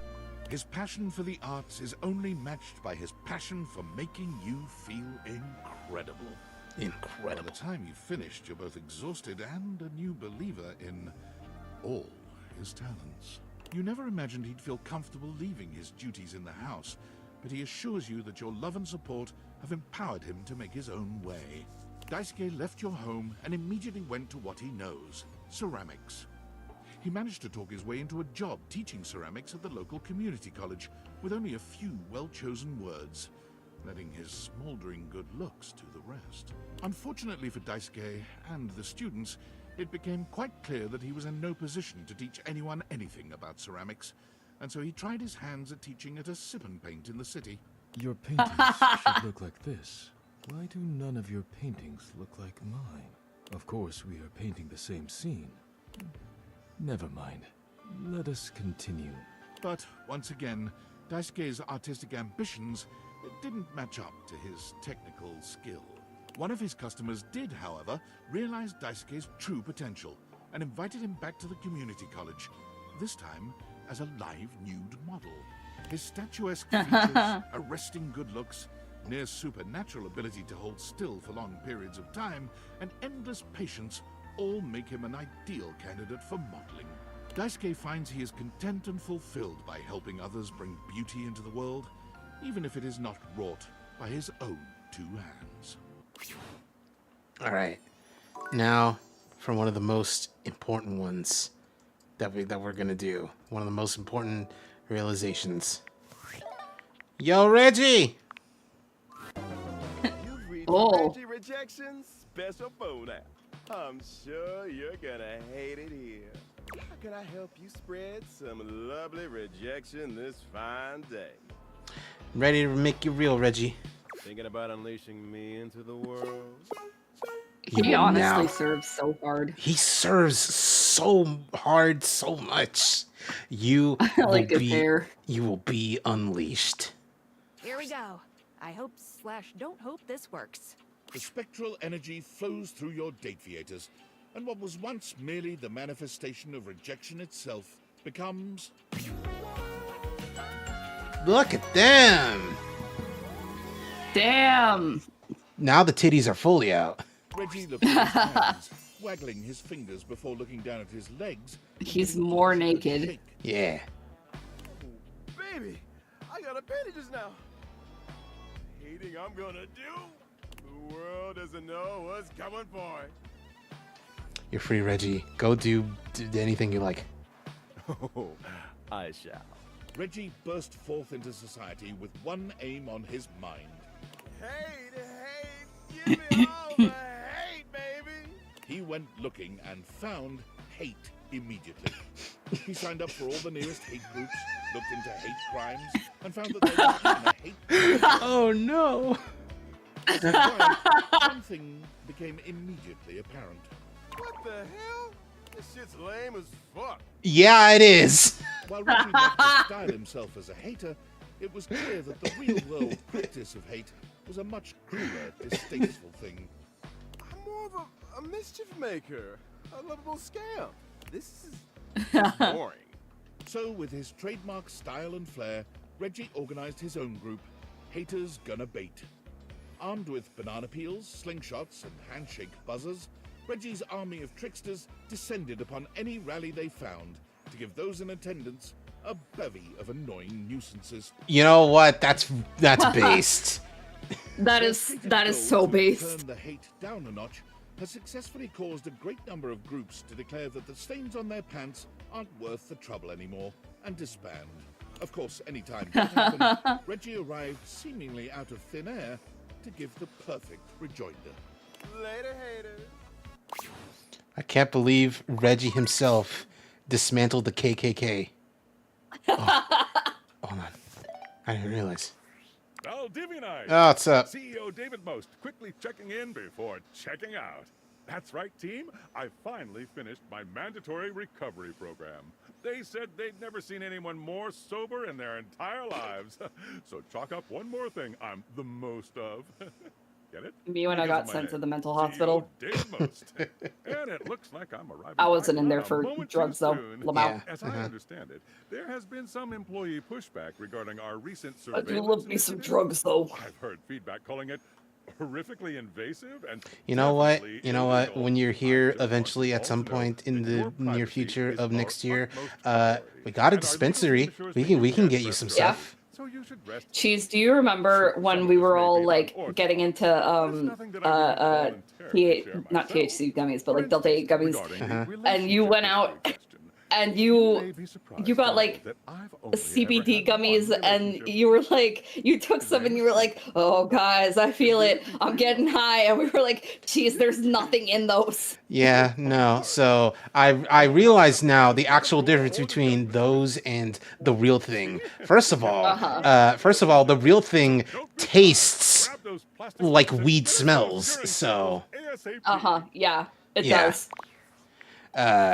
And second of all, I had like the most like not visceral, but the most like, oh my god, this is getting high. This is what it feels like. That kind of realization where I can describe it. I took a bunch, not a lot, but a bunch. And then I went to lay down, go to bed. And then as I'm laying down, you know, getting comfy, I feel in like my mind's eye, I feel the sensation of like a light bulb popping above me.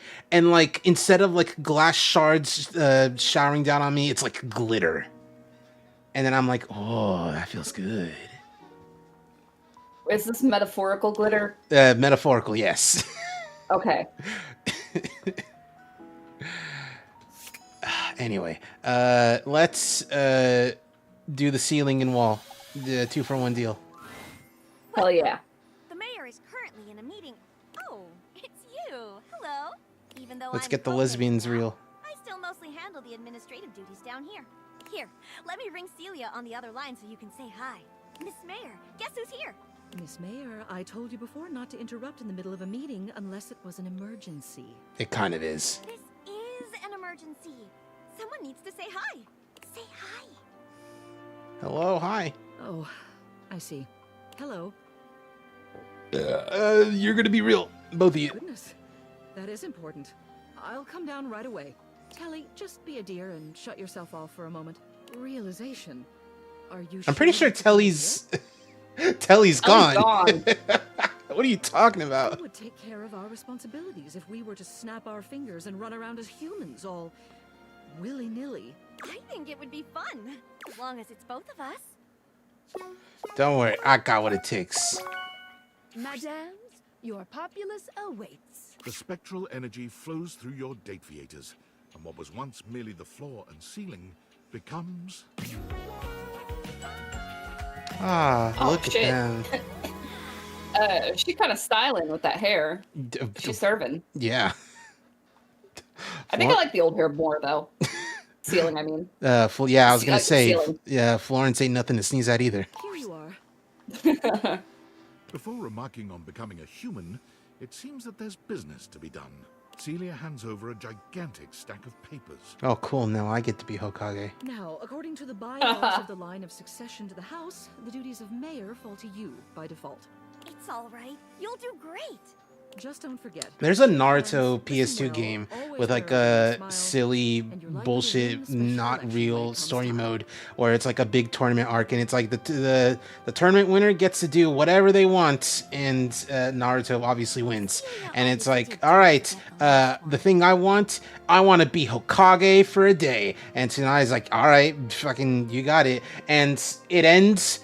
Naruto's only doing paperwork, nothing else. Haha. Ready to go? Bon voyage. Celia dusts her hands and excuses herself and Florence from your home. It's been lovely being your mayor, but it simply isn't right for a woman of means to live on another person's dime. A woman of memes. She and Celia get a surprisingly luxurious apartment together. You never did figure out how they could afford it. Soon enough, Celia throws herself back into local politics. First it's the neighborhood watch, then the local school board, then a small government position a few towns over. It's never a surprise to see your previous ceiling running for the primary. She always holds the most wonderful parties on election night, and she never fails to answer you any time you reach out, especially with the help of her lovely assistant. She and Florence as a team complement each other perfectly. Cool. Ooh. I can't believe it. What's up? Invasive personal questions, privacy eroding surveillance, fluid sample collecting. This is the most inappropriate, unethical, intrusive corporate malfeasance I've ever seen, and I spent 6 months at our competitor, Diabolicor. I realize David's under duress, but he's finally gone too far. I mean, you were the one who was hiding under his desk. Like, what were you doing under there? What are you going to do under there? Anyway, collecting fluid samples is bad. In this circumstance, absolutely. And to think I almost fell for him again. Again. That I almost believed his I miss Franklin. We were so deeply in love. sob story. He hasn't changed at all. He's the same selfish, controlling, narcissistic creep he's always been. Well, I've had enough. It's one thing when his disturbing behavior is only directed at me. It's another when it's directed at thousands of innocent employees. And he can parade around like he has absolute power at that company, but it's my company too. I may have been canned, but I'm still a shareholder, damn it. How many shares do you have? The time for talking is over. Okay. It's time to take action. I'm going to concoct a plan to depose David from his throne once and for all. Right after I get some fresh air. I'm operating from a hidden underground bunker, and I don't think anyone's aired it out in 50 years. It's not hygienic at all.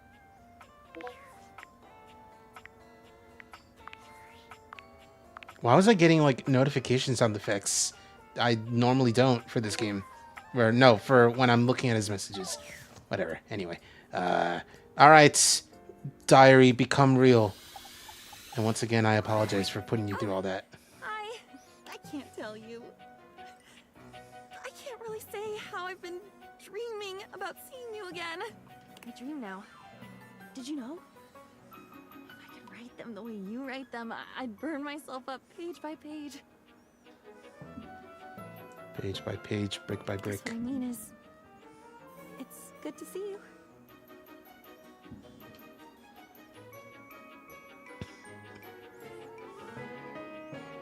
One moment, you guys.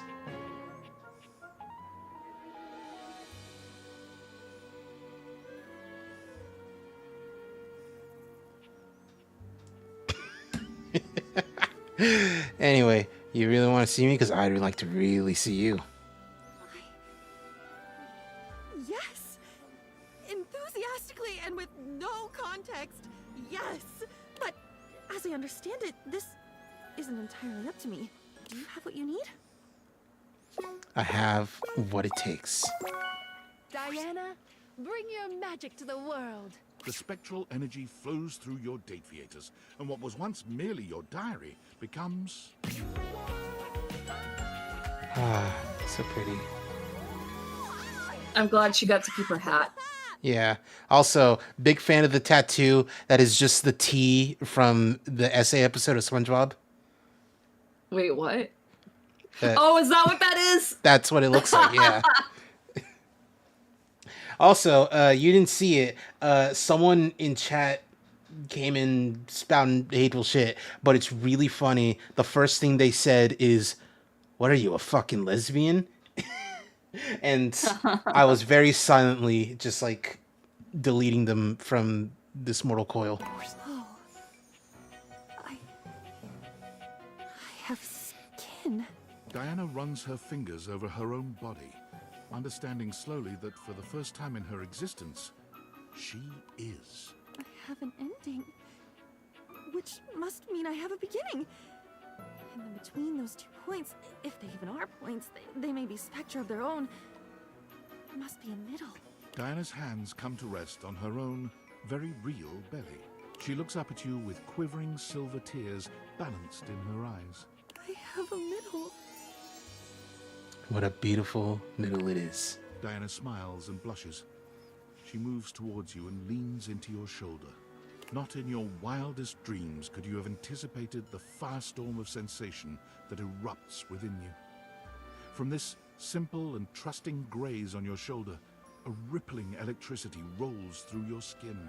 Your bones begin to shake, and pyrotechnics flash behind your eyes. Every muscle in your body goes taut, then limp, then taut again, and your mind is a swirling ocean of sound and color. Bells, happy laughter, the smell of baking bread, deep oranges and pinks, wind through pine trees. I love that they cook so hard with the writing specifically for the diary character. This is enough, you decide. This is more than enough. You slip your hand into hers and breathe. Diana's gratitude at finally having a self to understand was so deep that she wanted to help other people discover themselves in the same way. She became a therapist. Okay, that's a little bit of a jump, but you know, you do you. For a while, her practice was booming, for, as you can attest, there's never been a better listener and keeper of secrets than Diana. But as time went by, she began to notice the same creeping dissolution, that numb panic that had defined so many of her years in the house. She was filling her new self to the brim with other, and the fragile her was being crushed beneath the accumulated mass. Finally, she had had enough. Walking back to her apartment from the office, she found herself standing befuddled in the middle of a crowded intersection. All the lights were broken. The pedestrian signal flashed, go, stop, stop, stop, go. The cars from all sides were honking. The driver of a yellow taxi to her right waving his arms. The driver of a great black SUV in front of her laying on the horn in dark sunglasses. Diana stood disassociated in the midst of this chaos. From deep within her, a slow knowledge welled up. A simple and powerful no. She reached out with her right arm and swiveled her eyes to focus on the driver of the yellow taxi at the end of her fingers. She flipped her palm upward to face him. Stop. And he stopped. She reached out with her left arm and cleanly motioned for the great black SUV to move forward, slowly. There. And he moved. And the car behind him moved. And the car behind that one followed. When 11 cars had gone through, Diana flipped her palm, and the car stopped on a dime, as if by magic. She rotated her eyes back to the yellow taxi and motioned to him. Your turn. He stared at her, transfixed. But with only a slight hesitation, he began to move. And the car after him. And the van after that. Once he was through the intersection, the cabbie leaned out of his window and smiled. A bystander did eventually call the police, and the lights at the intersection were repaired that night. But Diana had found her happy place. She has been the star of the Metro Traffic Bureau ever since. On her days off, she sometimes comes back to visit. Cool. Mirror. Eshram, you are looking particularly radiant today. I'm here for you to realize you. Excitement! I'm not surprised we have come to this moment at last. I have known for some time what a marvelous human being I would make. I will make. Ah, yes, it is time. You have the necessaries? Let's get to it. Come on, Amir. Let's become human. The spectral energy flows through your deviators, and what was once merely a mirror becomes... Whoa. Body glitter. Wait, I gotta see him. I'm stepped away from the computer. Oh, hell yeah, look at him. There is no shock. He's too pretty. Honestly. He's actually so pretty it disgusts me. Inspecting his human body in the old mirror. Reminds me of Simply not. this character from Tekken, Shakeen, who is a very beautiful Middle Eastern man, but he's I think he's based visually on or maybe I'm just getting these two things confused. But I remember he's like based on this existing man who unironically was so beautiful and attractive that like he had to be kicked off a flight because he was too distracting. I feel like I've heard of this. Yeah. I feel like I've heard of the story and this character. I don't know. You see, Azizam? I am incredible. Exactly as I knew it would be. It is quite something to have a physical body now to experience the sensations I have only dreamed of until now. How will I ever get enough of my own self, my own face? How will I ever get enough of sharing myself, adoring and receiving the adoration of others? Oh, what an exciting question to ask. Kiss me, you adorable fool. Kiss me under the eaves. Ah, but my love, look at me now. I can kiss you anywhere we want, anywhere I want. And with this new body, all this new power and the grace of sensuality, tell me, give me my highest pleasure. Tell me where you would like me to kiss you. You had far too many answers to this particular question. But Amir, in his loving generosity, took his time satisfying every single one. As so often happens, though, kissing led to so many other areas of exploration and experimentation. I could not be more grateful for you, Azizam. There could not have been for me a better, more loving or more patient teacher. The evening was athletic. The evening was restorative. And in the morning, fresh from the bliss of Amir's love, you wished him well in his new life. Amir, after searching and searching for the perfect way to honor himself and the love he felt for humanity, finally realized his calling. He moved to Hollywood, and after several months of challenging auditions, was hired as a series regular on The Soft and the Sensual. He played the character of Mady, a world-famous race car driver who moonlights as a prominent surgeon and has a bad habit of falling in love with all of his patients. Dog, we're getting Florence Nightingale syndrome. In a case of life imitating art, Amir developed a habit of falling in love with all of his castmates. Oh my god. It was not a problem, as all of his castmates were in love with him too. It speaks to the genuine generosity of Amir's heart that even with all this love running around the set, there was not a single incidence of jealousy. There were no broken hearts. In fact, The Soft and the Sensual became even more famous with other actors and potential crew members than it was with its massive, adoring public. Everyone wanted to work on a set where love truly did reign. When it became clear that Amir was the source of this power, he was given his own spin-off show. Joey 2. Mady, Racing for Love, has been nominated for awards in every single year of its run. Alas, it has never won. Rip. Alright, who is it? What do you want? Hello, human. Though you did not help me last time, I come asking for your aid once more in hopes to get a human perspective. How can I help? I have been serving many customers since taking over your responsibilities. But there is one issue that has come up. Helping customers is a terrible and meaningless existence. Yep. How do you cope with such a problem? It's never learn to cope. People are worth helping, no matter how annoying they may be. Jobs are a necessary evil. We have to help them so we can afford to do fun things. I'm not helping you. People are worth helping, you know. As much as the customer is always wrong in terms of customer service, people are worth helping. Why? They are extremely annoying and seem to rebuff my help at every turn. They are also extremely annoying.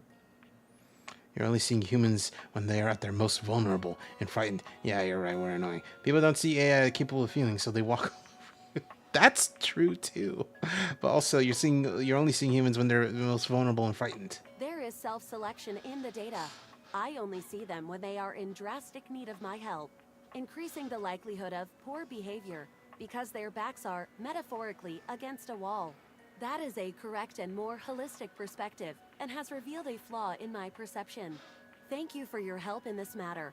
I will continue to think and work towards a clear solution.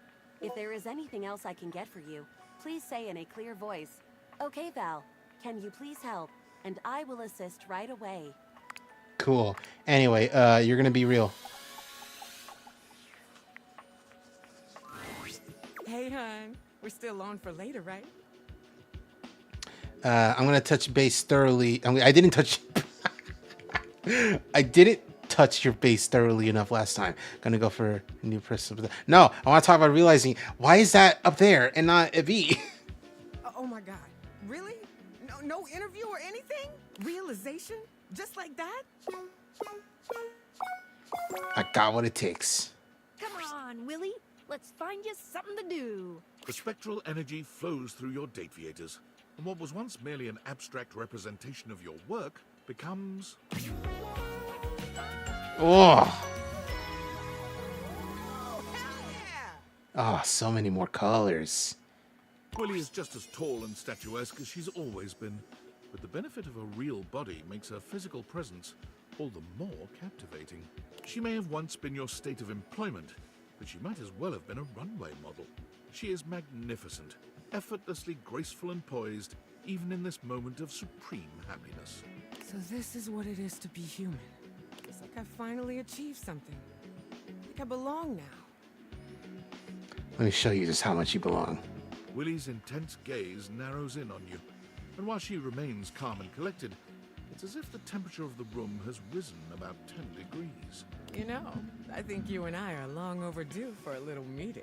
And no, this cannot be an email. Sick. You might have thought you and Willie were vibing before, but her humanity enables you to reach new heights of synchronicity.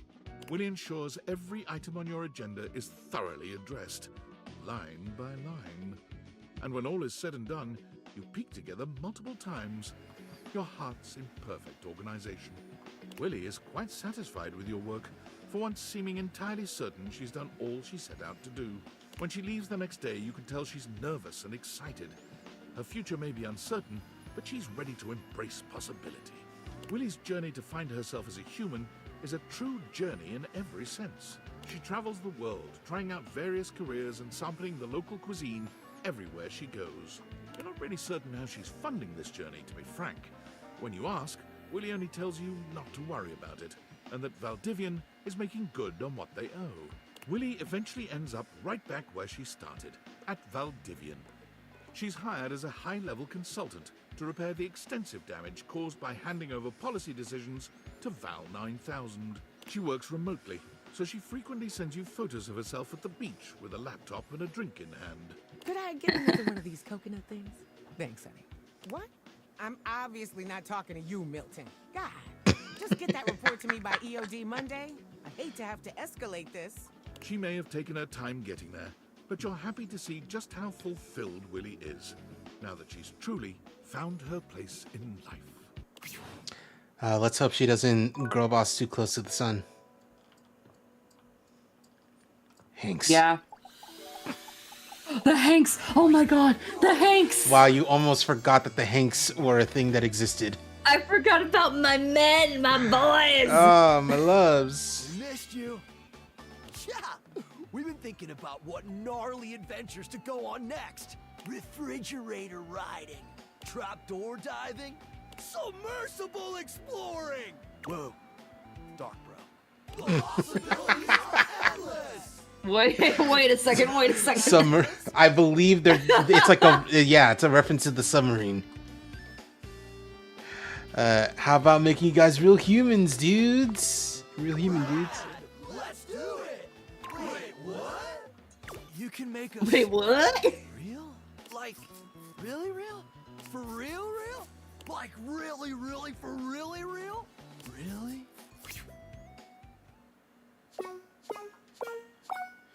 Really, I've got the right stuff. We can do it if you want. Let's do this! Humans! Humans! Humans! Humans! Oh, wow. 5 of them. You sure the Dick Theaters, I can handle this? Only one way to find out. What's wrong, Skylar? You've never had to deal with the train before? Absent! Skylar. Scared, weird, sexy glasses lady? Becoming a human sounds like the thrill of a lifetime, because you can actually die. Yep, because this is a risk worth taking. Okay, then. How did you put it? Let's do this. Shut up, buddy! Hey, human eyes! You didn't need... never mind.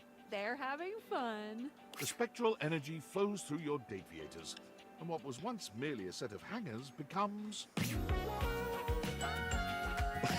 Look at them! I love that.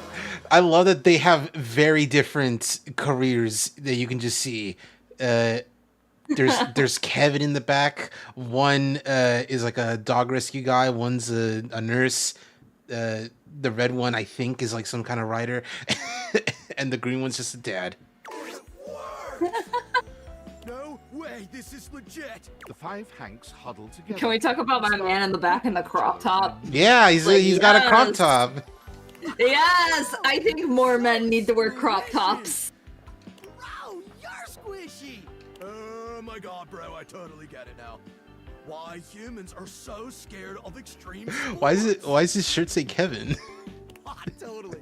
Because wasn't there like a conversation that you have with them where like they're talking about what they want to do, like if they were like self-actualized, and he's like, I want to be named Kevin. I don't want to be Hank. I want to be Kevin. Maybe. Or something like that. I vaguely remember that. Hank's laughter is contagious, and soon everyone within earshot is laughing with you. Let's touch each other in new magical ways. Oh, that's easy. Only one thing to do with bodies like these.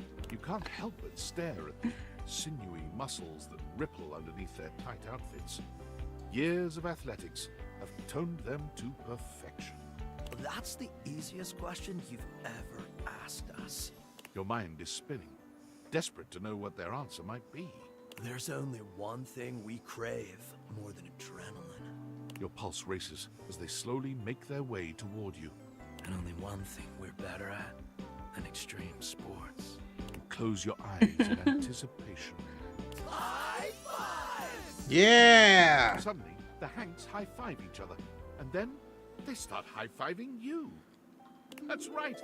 They're passionately high-fiving you all at the same time, and you love it. You never imagined yourself getting high-fived by 5 gorgeous guys.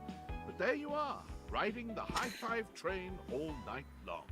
They take turns high-fiving you. They high-five you all at once. They high-five in 1,000 different ways. Jesus. The wobbly H, the carousel, the luau, and Dog, I made a joke about that earlier, but you know, in the actual sex way, because there were 2 of them. Can there be an Eiffel Tower with 6 people? Maybe. Entirely possible. It's the wildest night of high-fiving you. Okay, I have an idea. Oh, that sounds okay. Weird. Okay, I have an idea. All right. Okay, 6 people. Okay. Okay, there's 2 people in the middle. One of them, one is sucking dick. One person is behind them eating ass, and also taking it in the back. And then there's the 2 people on the sides who they're getting sucked and fucking. But and then wait, I didn't think this through all the way. No, okay. And then there's 2 people on top of their shoulders. And those 2 people, they're like leaning forward, okay? So that, they're making the connection. The people on their shoulders, nothing's really going on with them genital-wise. They're not really fucking, but they are making out passionately. And they are, forming the peak of the tower. You get me? You really see the vision? This is why we graduated high school. Yeah. The 5 wildest guys you've ever been lucky enough to fall for. Talk about an adrenaline rush! Thanks, house homie. This is the best. There's so much to do out here. So many adventures to prepare for. Want to go on them with us? What are you up to this time? We base jump! Yep! We already jumped off the highest spots in the house. Time to jump off the highest spot on Earth!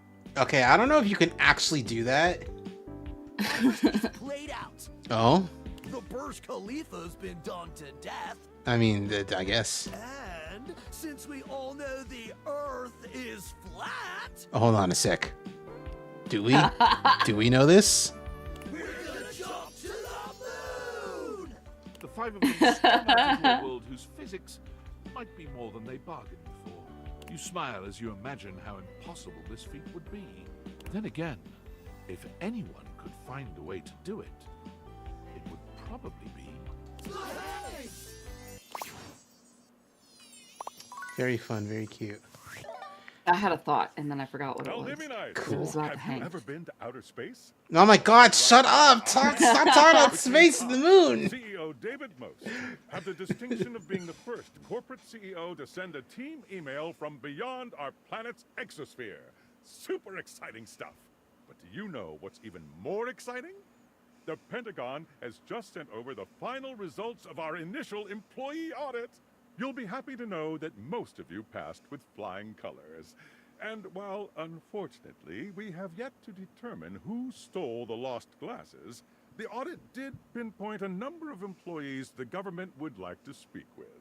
Thomas Hallmark, you owe $5,000 Ah, in fuck back you, Tom. taxes.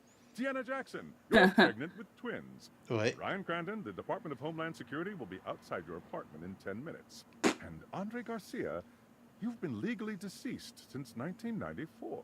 Yeah, Most I'm the importantly, reincarnation. This audit has led to a It's Lady Gaga, startling idiot. discovery. The missing glasses give off trace amounts of radiation on account of their frames being made of radioactive material.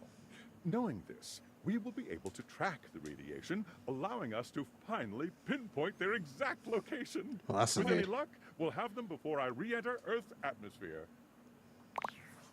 Well, that's I not like good. how he says atmosphere and the text says thermosphere. Yeah. Don't worry about it. Anyway, I remembered what my thought was. I saw like a tweet or something the other day that was like, you know, flat earthers are so obsessed with like the Earth being flat, but like, so what if it is? Yeah, so what? What does that change if it is? You know, I was The Earth may be flat, you still gotta pay taxes. working up a good sweat with me. Let it realize you, Dunkaroo. Shoot, what? Really? Get him out of this fuck Drafting ass you outfit. into the Human League. Carry, don't go all the way! The spectral energy flows through your deviators. I love you. And what was I once love you, merely Skylar. sports equipment becomes... His hair is better, but it's not great. It's still kind of ugly. Yeah. At least his fit is thematic and better. Yes. Dunk's newly I really dig the like soccer net mesh Yeah. button up top. It's a Luke. A Luke. It if is you a will. Luke. But this man is, well, all man. Tangible and so wholly real. He sweeps you up into his strong arms, tossing you into the air and catching you so easily, you'd almost think the two of you had switched roles. You're pretty sure you're still human, though. If you're gonna toss me around like that, at least do it in the bed. I can do that. Fucking Pomp in Dunk's here. newly human body is a true work of art. It may be new to him, but his stamina and strength belie his inexperience. There's little doubt that his previous athleticism has come with him to this new form. Dunk works you out with enthusiasm and unbridled desire. He's the same sweet man you've come to know, ever respectful of your limitations, but in this setting, he is near insatiable, putting his new body through its paces with a primal sort of drive. He lavishes you with sweet kisses in the morning, torn between heading out into the world to explore the wide array of human sports and exercise, or staying by your side. But eventually, sports wins. Dunk is true to his word, giving absolutely every sport he can get his hands on a shot. Videos of him absolutely dominating some local amateur sports game go viral just about every week. But every time the offers come in for him to turn pro, he turns them down, adamant that he's not in it for the money or fame. Dunk finds his groove coaching high school sports, thrilled for the chance to teach youngsters about the joys of good sportsmanship and playing only to have fun. His teams have yet to win a single game, but he and the kids couldn't be happier. Hey, ref, get off your knees and stop blowing the game. Hey, coach. Feel like a bit of training? Shit, did we not finish? I thought we did. Let's get our heart rates up. Race you to the weight rack. 1, 2, 3, go! Okay, I'm ready to realize you. You've already I was. helped me realize my dreams. What's up?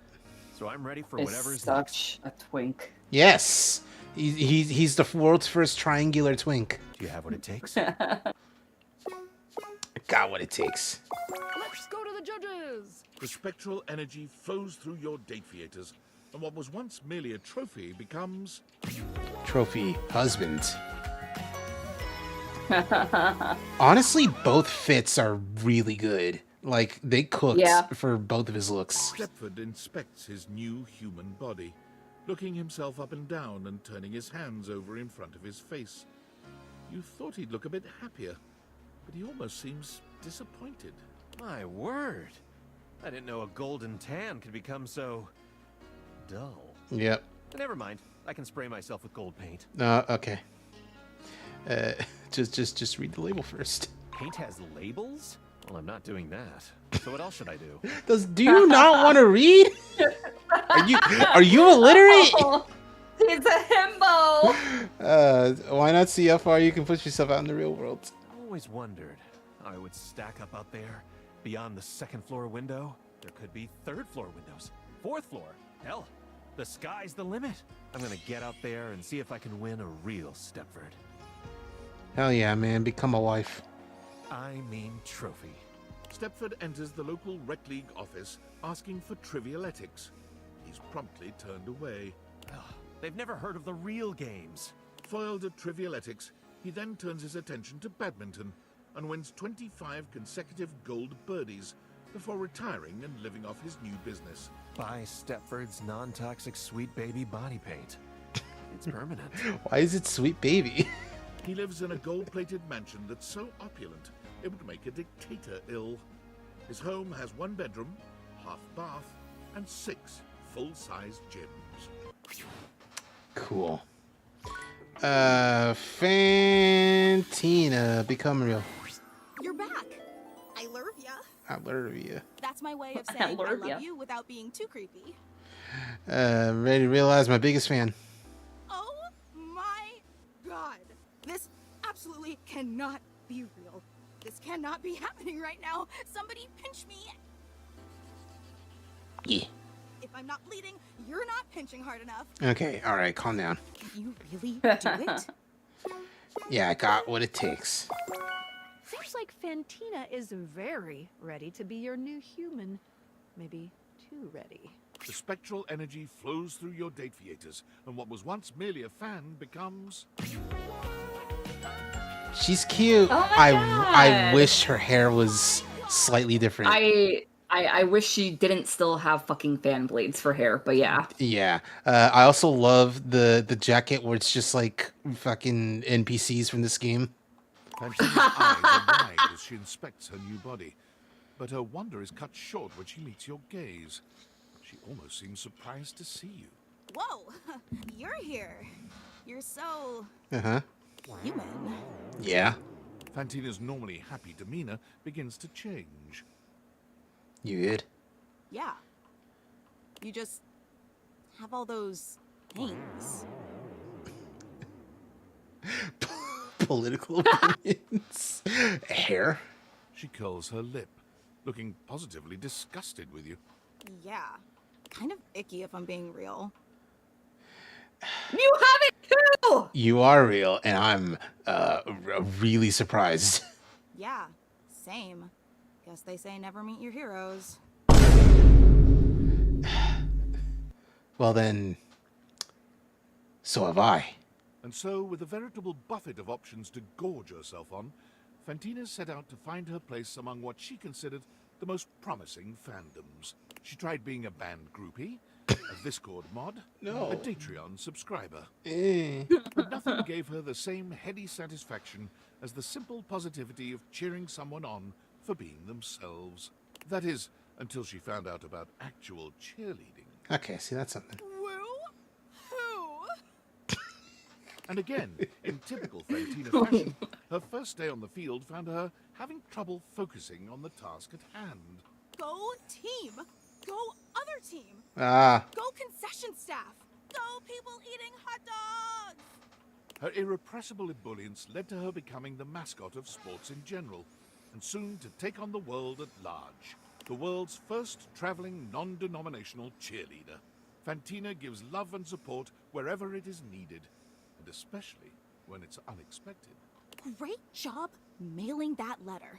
Go bank tellers. I want to hear some parking support. It's adorable. Cool. All right, Thor, get out of my house.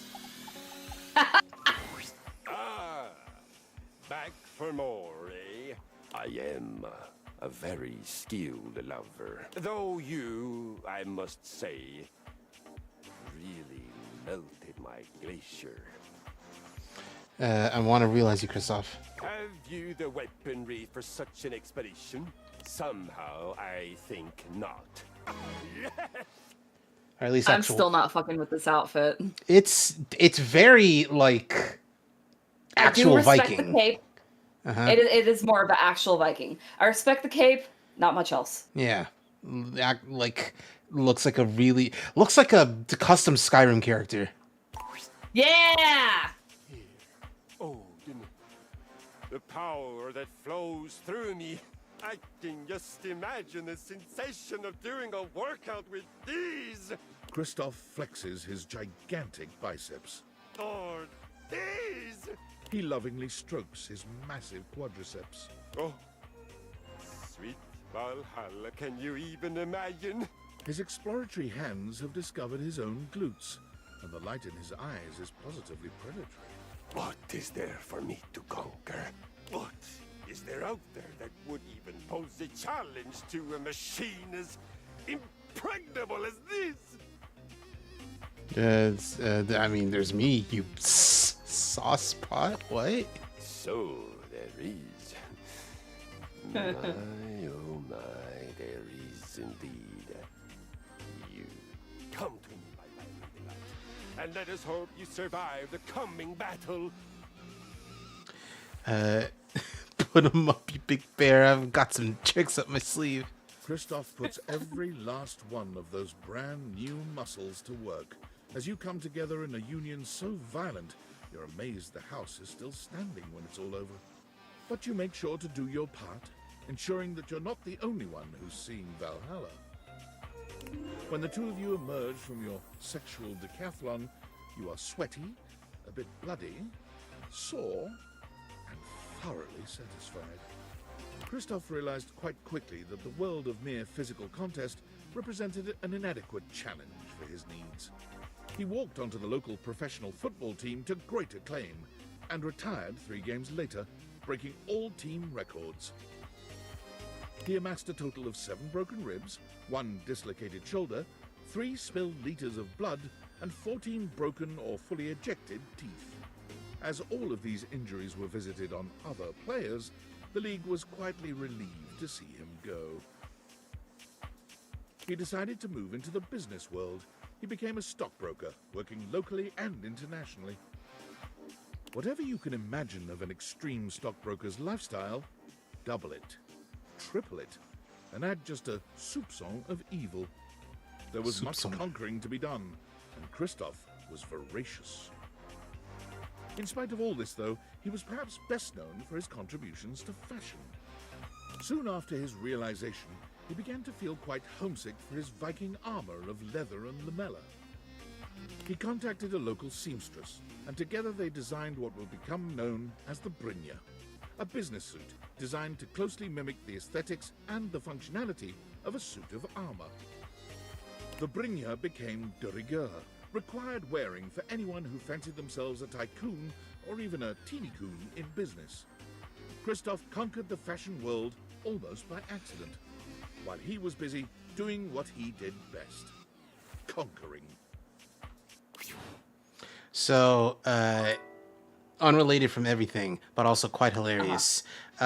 Some Republican on Twitter is like, if we don't tackle this mental illness, this is what will be roaming our streets across America. Leftism must be crushed. And it's a video of like this like puppy play event where like a dude is like teaching his puppy, complete with like full head mask covering and everything, on all fours, you know, hey, roll over, do all that stuff. And everyone has the same reaction. It's like, dude, where did you get this? Why do you have this? Why are you posting about it? What are you talking about? Wait, so like it was like a guy teaching his real dog stuff? No, like puppy play, fetish stuff. Oh, okay. And it's very much like a, why do you have this video? Yeah, yeah. Why are you posting about it even? Glad to have a little break from all this growing. Guess I'll jump back into it then. See you soon. It is just so gosh darned wonderful that you're back. I'm happy to see you. Don't know if I've been clear about that or not. Ready to realize you, prissy. You silly cricket. I'm You cold. already did. Oh, you're cold. Look how real I am. Oh, wait. Oh, good soil. You mean Oh, good soil. real? As in human? As in human. I don't know what to say except yes! Now? Are we going right now? Right this moment. Percy, do you believe in magic? In a young girl's heart. Spectral energy flows through your Dateviators, and what was once merely a houseplant becomes... Oh, look at her. God! She's so pretty! She's so pretty. I love all the flowers in her hair. Wow! Would you look at that? I'm real! Oh my goodness! How many folks do you know who get to become real twice in their lives? I think I might cry. I'm so lucky! So proud of you again, and I love you again. I love you too! You knew I was real the whole time, didn't you? Never had a doubt. Even when I had doubts, you believed. I can't even count the value of someone like that. You are truly beautiful. May I? Would you mind? Can I kiss you? Thought you'd never ask. Well, let's not waste another moment then. Prissy, as long as you have known her, has been inquisitive, accepting, and joyous. She is all these things and more now, as she takes you in her arms. She is fascinated as you tell her about the other objects you have met, their personalities and their quirks. She strokes your hands and your hair as you talk to her. She smiles, she laughs, she cries when she's sad. Her face is like glass, a clear window to her heart. You find that it is a joy uncountable just to share your life with her, to share life with her. After hours of stories and gentle caresses, she finally falls asleep. She's had a big day after all, and it will not be her last. Prissy took her time leaving the house the next morning. She found she had a strong desire to say goodbye to the objects around her, and most especially to the plants she once embodied. She was almost reluctant to leave all the life that she discovered here, until you reminded her of all the great life she was about to discover out there. Prissy tried several office jobs, working off your example, but she became deeply unenthused about each of them after only a few days. She realized that given her fascination with life, her deep connection to growing things, the happiest space for her would be outside, among it all. She got a job with the great nation's park service as a guide, She learned to give tours and answer questions. She learned about different shrubs, rivers, and mountain ranges. She loved her job so much that she worked weeks at a time outside, even through the winter months, checking on the trees as they awaited spring. Very cool. Who? Hey, Sam. Hey, are you okay? Did you see the last email? David Most talking about tracking the deviators to your town? I'm scared. What's going to happen if he finds you? I'm scared too, but it is what it is. Guess I'll die. Guess I'll die. But it is what it is, you know? It's like they say, shoganai ne? I wish I could do something to help, but I wouldn't want to give up the deviators either. I guess there's nothing you can really do about this, but I don't know how to talk about anything else. It's just so much. Not like he'll even let us forget about this with the constant email blasts. I don't even read those anymore. I should probably stop too, but I just can't, man. Well, sort of a subject change, I guess. Ooh. Let me take our minds off that crazy shit for a minute. I'm sitting here with this resignation letter typed up. Yeah. I can't bring myself to send it. Okay. Just, God. If you were me, what would you do? I'd quit. It's too much, right? God, I know you're right. I just have to think about this. But I have to make a decision soon. I can't draw this out forever. God, I want to stay and hang out, but I'm just going to be going in circles about this, so I won't be much fun. I'm going to get some food and try to turn my brain off. I kind of love the story. Okay, the story going on with her, where she's like very incredulous, being like, "Oh, look at you, fucking your couch. Look at you, weirdo." And then she realizes, "Oh God, you're being for real. Oh God, this is actually happening." Cool, I believe. Anyway, Clarence, get out of here. There you are. Oh God, no, Batman! What are you doing here? Forget about Harper. I'm here to realize you, Clarence. Oh, hello, Flaw. Hi, Flaw. Oh, Never mind. okay. Bye, Flaw. Me? Really? And that's too? Not that's just you. You know, I'm just just you. Goodbye for now, Bats. I'll still sleep with you every night. When he transforms? Welcome back, Flaw. Welcome back. All around me are ice agents. Hate all Oh, races no. except white faces. I find it kinda funny. I find it kinda sad that ICE makes more money than all our veterans. MAGA world. Is that what a house looks like? All right, let's get this linen spinning. Time to whip up a real live human person. How is everybody? Doing good, doing good. We're making people real. Oh my God, you're still dressed up in whatever's in your closet. What the fuck is this? Yeah, he still has his fuck ass fit on.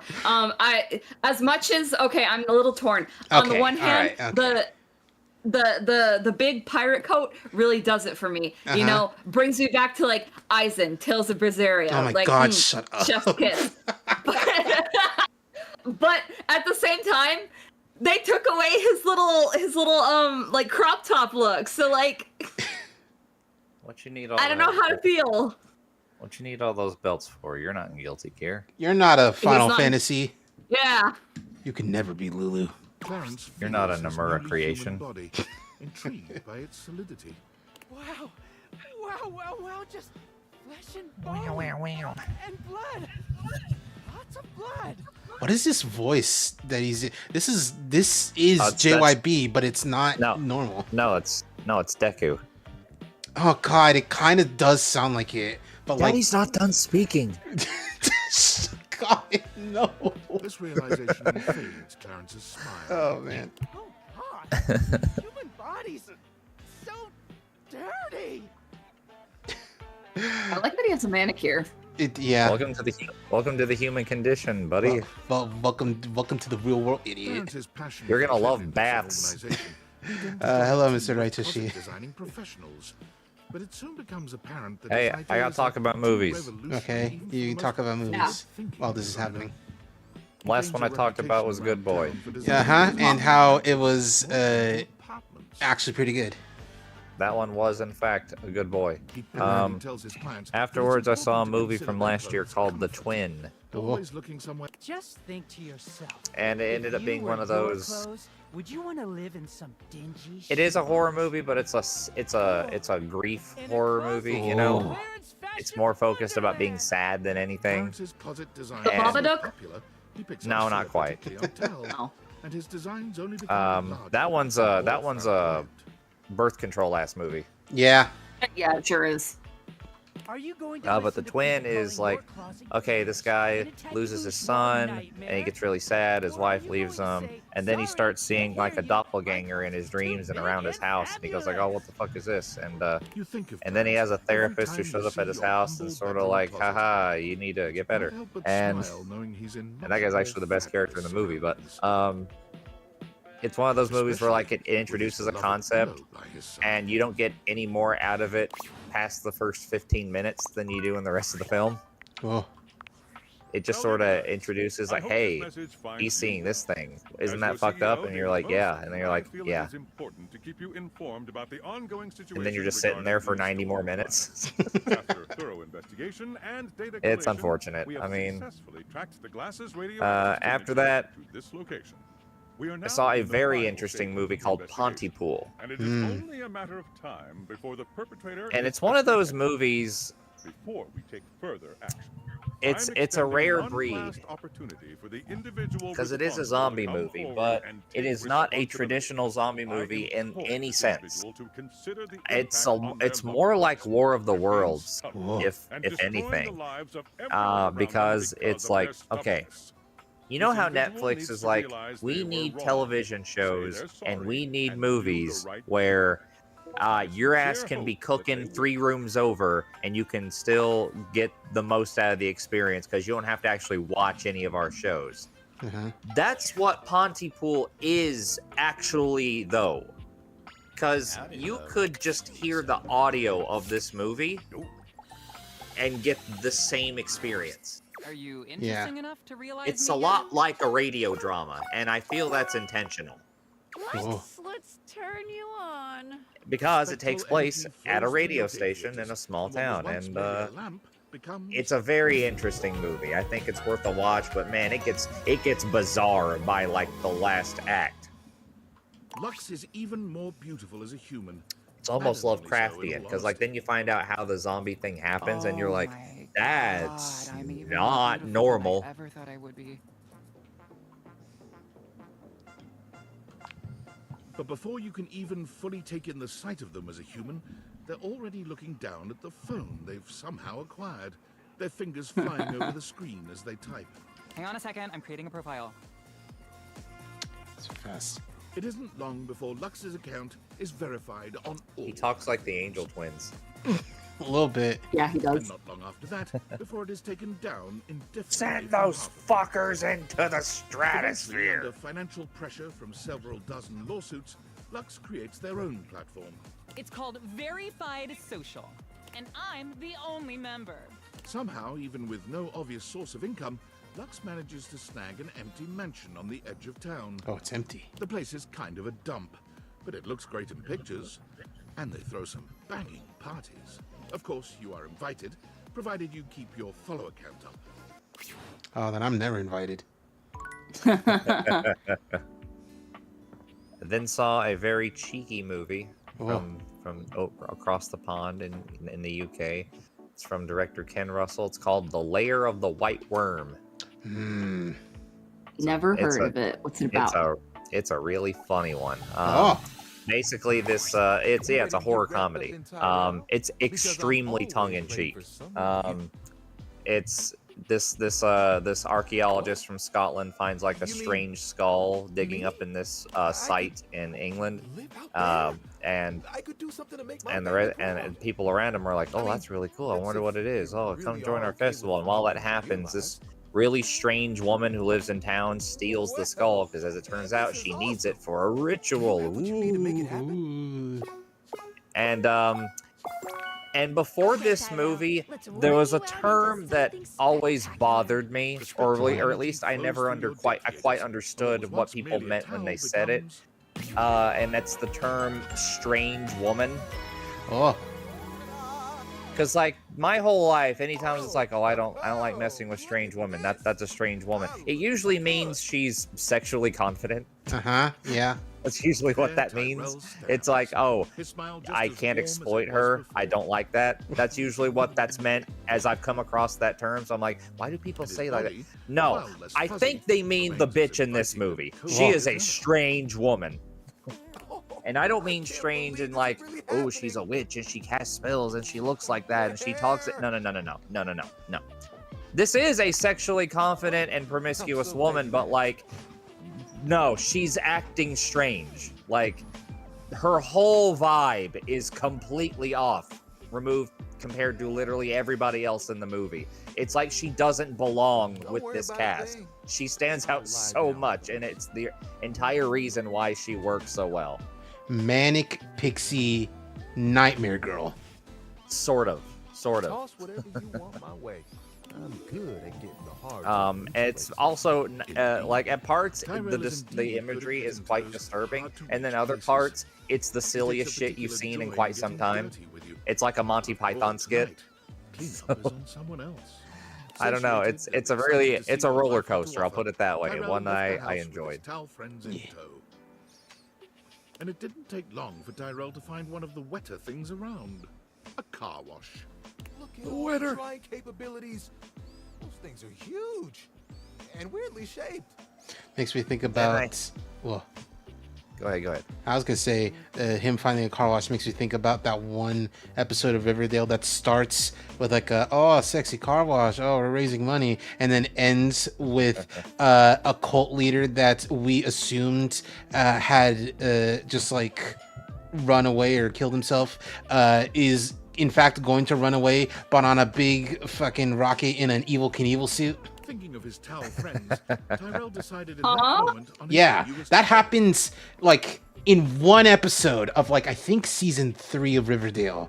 Yeah, I think it's earlier than that actually, and yeah, no. Riverdale is out there. Yeah. That is not even remotely the craziest thing that happens in that show. That's not even getting into the fucking the superpowers season. To give all those who feel like they are rags a chance to. And I had a double feature. Oh. Not last night, but the night before. I watched 2 movies. First one being a movie called Malum. And Malum is one of those horror movies that just pisses me the fuck off. Oh, cool. It's one of those where it's like, okay, it's one of those movies where once you are in the setting where the movie is gonna take place, because it's not going anywhere else, once you're there, you know what the thing is, you're like, I know exactly how this is going to end. There is no getting around it. This character is doomed. I am spinning my wheels waiting for it to get there. Like, and it's also, and yeah, I'm not going to bother getting super deep into the movie. It's a cult. They're summoning a demon. It's not Satan. It's an older demon. And it just has infinity stones. It doesn't matter what the main character does, right? So it's like, why the fuck do I care? And I can at least excuse some of that if the effects were good or the gore was good, and it's not. It's unfortunate. It's a very frustrating type of movie. And then I come to find out that the director apparently made this exact same movie 9 years prior. Just this is the same movie. It just has a slightly higher budget. And like, did you just remake Last Shift? I feel It's like, stronger than I did Jesus before. Christ. Like it's So I was not impressed with that one at all. But then I watched the next movie, which I was extremely impressed by. Ooh. Movie from last year. It's called Mads. Ooh. It's a French For the movie. first It's a time, zombie you see movie. a mysterious Again, not a gleam in traditional Shelley's zombie eye. movie. Basically, this teenager's going to a party and he's getting drugs from his drug dealer. It's this new experimental thing, right? So he's going over there, and while he's on his way to the party, he picks up an injured woman covered in bandages, and it just gets fucking weirder and weirder and weirder from there. And the thing that made this movie extremely impressive, the longer I watched it, the more I realized, wait a minute, we haven't had a cut yet. Oh. They did this movie in one cut. Oh. Now they had to do the cut a few times, but they didn't have like they did the whole movie in 5 takes. Ugh. They only fucked up like 4 times. So much. And they never And get it's tired just of doing one their work. long 90-minute continuous scene. And the books they hold help other people It's find their extremely impressive. Man, it was really feast or famine for you the other night. And that's how this spookathon's been. I've watched a shit movie, I've watched a good movie. That's how it's been. I mean, beyond that, the first week was all solid, all good. And then now I'm at the point where it's like, good movie, bad movie. Good movie, bad movie. She still wrestles with the fear of failure from time to time. So Mads is probably my second favorite movie of the spookathon so far, behind 28 Days Later. Oh. And then, which brings me to last night's movie, which I would not categorize as a bad movie, so it breaks the cycle a little bit. Cool. It's another horror comedy. I watched Clown in a Cornfield. Whoa, that's a name. Awesome. I've got so many adventures. It is not as scary as you would think. It's funny, if anything. It's not at all serious. I mean, the clown's name is Friendo, for fuck's sake. So Oh my god. it's not serious. Really?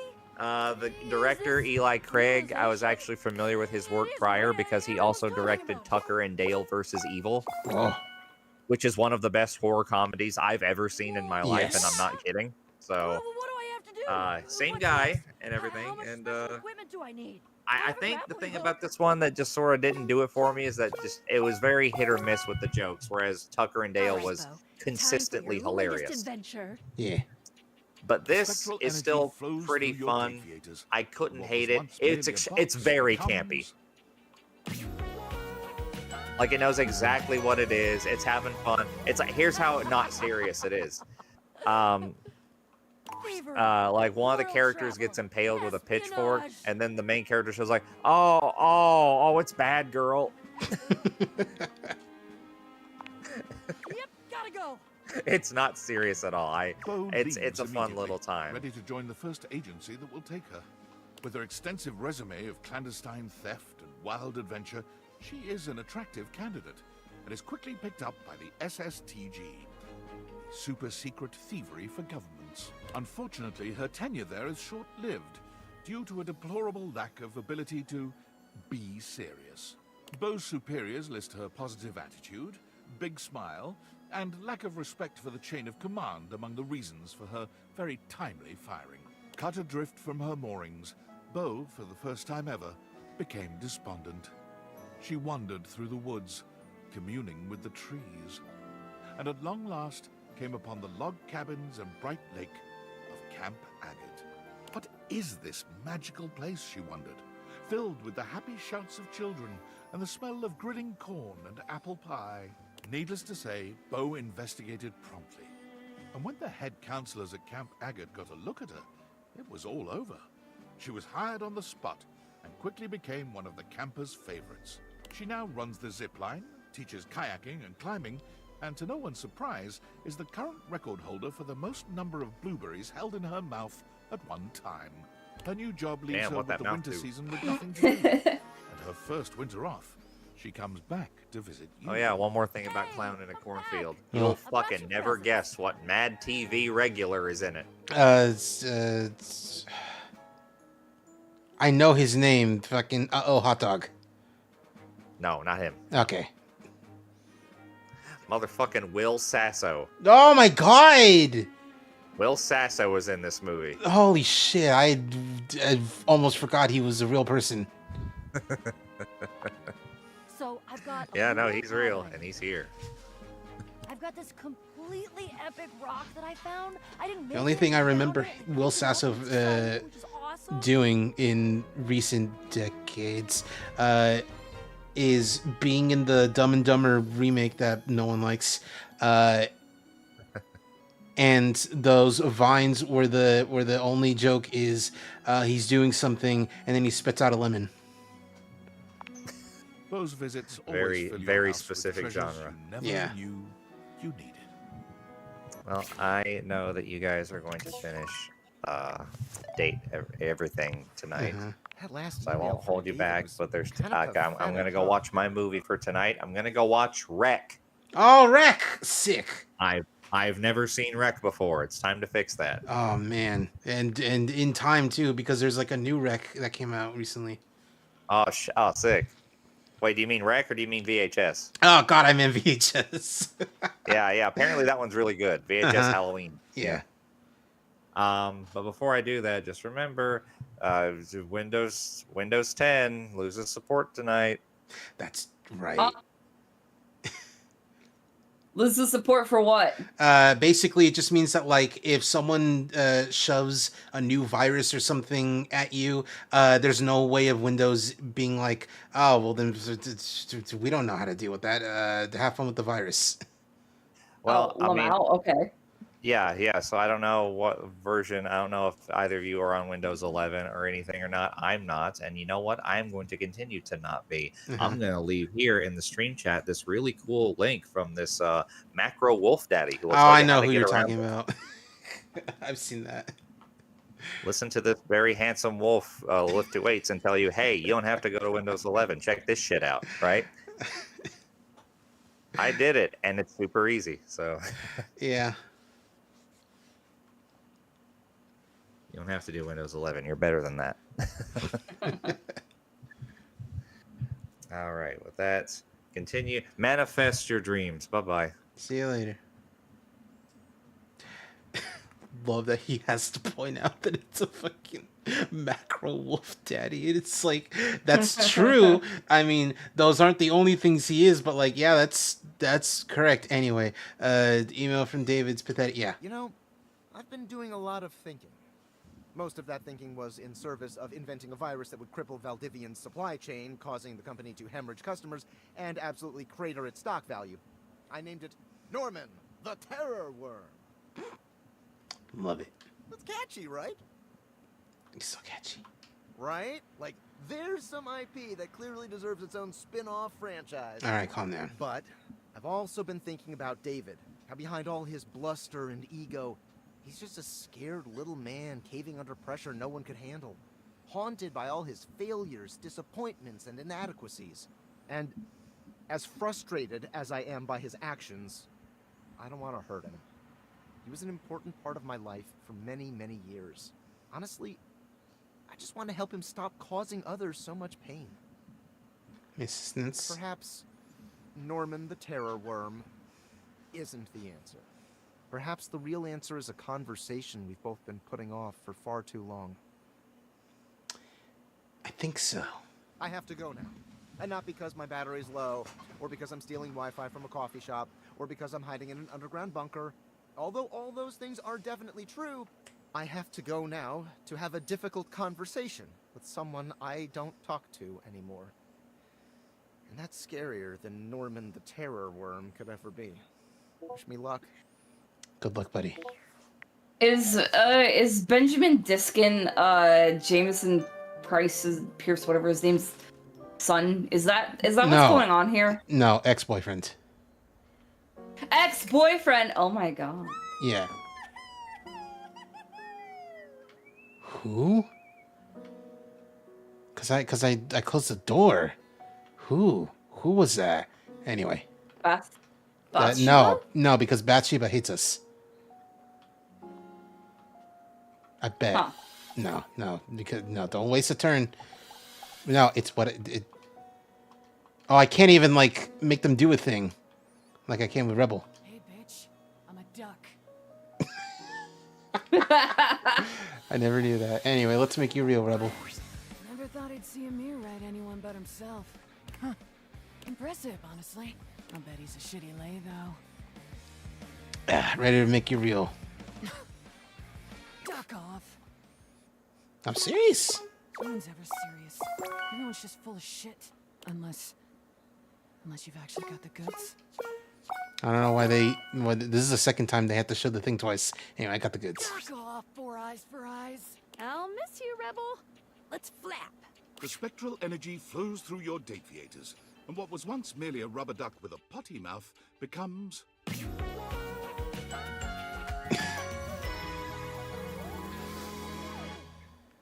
Fucking the vinyl pants that have holes in them. Oh, that's new. Oh, that's nice. Enjoying yourself? Duck, yeah. We should try it. I'd say thank you, but gratitude ain't really my style. So hell yeah. And, thanks. Shit, did it anyway. I think I was a little scared. You tell anyone I said that? I don't suck your earlobes anymore. You got what? I think you might be scared too. Yeah, that you won't suck my earlobes anymore. Take your time, dickhead. I bet it's worth the wait. Take care, butt lunch. Rebels squeaked out of the house and into the sunlight, where they promptly hid under a nearby bench. Under. They eventually crawled into the nearest warehouse, where they felt at least a little more at home among the concrete. Standing there scowling, they attracted a crowd of runaway teens who could feel an intense burst of bad mother clucker energy. What they wanted was a leader, and with some nearby junk found out and about on the streets, most likely stolen, the teens put together a small refuge where only their kind were welcome. Misfits, miscreants, and misanthropes all, they helped each other through the shithole called life with unmitigated support and love. They would never admit it, but the group home made the world a much better place. Duck off with that sappy shit. We're problems. Only. Hell yeah. Alright, Barry become real. Barry become real. Don't mind me, hon. I'm just trying to discover a new color. I'm pretty sure You're no there's shrimp. something between yellow and orange that nobody's ever found before. I'm here to realize you're lunch. You're going to make me human? You mean I can have even more thoughts permitted and be able to go outside and act on them? The very idea makes me quiver with anticipation. Are we ready? I got what it takes. Come on, Barry. Let's make you more glam, fam. The spectral energy flows through your Dateviators, and what was once merely your beauty supplies becomes... Oh, your hair is less good. It's a different makeup brush now. Or well, I guess it was lipstick before. Now it's a makeup brush. I like the lipstick one more. He was giving Polnareff. He was giving Polnareff. No, he was giving. This is a different, very similarly styled character. He was giving Benimaru from King of Fighters. Don't know who that is. He's a Japanese dude, kind of the same like style as Polnareff. The only difference is that his hair goes up because he's got electric powers, and when he turns them off, his hair is just flowing and down and beautiful. It's a Beni, B-E-N-I, Maru, M-A-R-U. I've already forgotten what it was like to be a toothpaste. Though I might never forget what it was like being a Q-tip. What does that mean? Did you forget what love is? Oh, that I will never forget. You bring Barry into your chambers to make love, but he seems distracted. All right, how best to do this? Should I put my arms there, or my legs around this way, my torso? Oh. With some deft maneuvering, you show him how. Now then, I have heard that rhythm is rather important here, but which one? Yeah, hold on. I got the perfect thing. Just work with the rhythm of this song.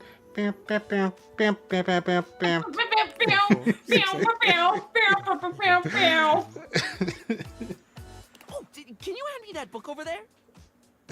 Yeah, okay. Excellent. Let's have a look.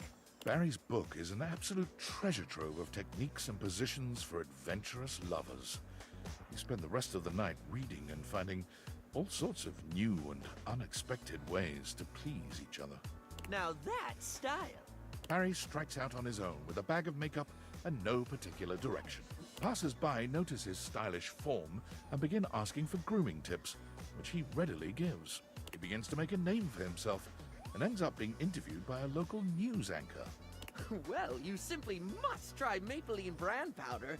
It'll get right into the crevices you didn't know you had. He's trotted out onto commercials immediately for his candor. People trust his brutally frank approach to reviewing cosmetics. Exalta brand spoolies. I wish I could accept these into my soiree of beauty, but they have the rigidity of a rhinoceri. After repeated urging by his fans, Barry starts his own FluTube channel to do reviews on his own. But the need to remember his login password proves all too daunting. I did write it down. Well, did I write it down on paper or this puppy? Further complicating things, as a trusted name in style, Barry is constantly flown around the globe and never allowed the chance to settle in one place, which proves to be a new and exciting way to test his memory. I do believe I've forgotten which country I'm in at the moment. Well, no matter. Beauty has no allegiance to country, darling. I'm a citizen of the world. Very cool. Okay. So they fixed 1 billion. I think the number is like over 300 bugs. I want to see if I can finally do something with Sinclair. Sinclair pays you no mind Oh my God! whatsoever, Oh. singing to himself and doing a shuffling dance. A 1, 2, 3, 4. Hey, Sinclair. Turbans, turbans. How about we go to school? That's not how the song goes. I love gherkins. Aren't they really cool? It won't be a stylish greenness. I can't afford a weenus. Damn. But you'll look fleet upon a spree of an icicle built for who?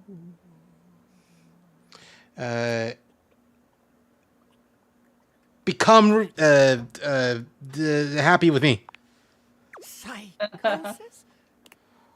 That brings back memories. Of. And the memories bring back memories, bring when I back was- you. I won't forget you, buddy. I was... A human? No, A sink? almost. What then? It brings back memories. Very clear memories. Crystal clear memories of my childhood as a turtle. Are you sure? I'm 100% sure. I've never been more certain of anything in my long, amphibious life. Turtles are reptiles, Sinclair. You're a sink. God damn it, you're right. Thank you, friend. Thank you for everything. Okay, well, at least we fixed that. Now be aware, being friends with me is not recommended by anyone. I'm terribly sorry for your loss. Okay, I thought there was something. We're kind of done with everything in here. And everything in here? I think. Yeah. We're not done with everything in here though, I think. Oh my God. No, we're not. I finally have a real friend. Fate has given me such gifts. Become real, Parker. Holy frijoles! I get to be a real boy? Well, a real man, maybe. Ah, phooey. Just kidding. I love men. Do you have the right stats? Yeah, I don't even need to roll for it. Parker, now it's your turn. The spectral energy flows through your Dateviators, and what was once merely board games becomes...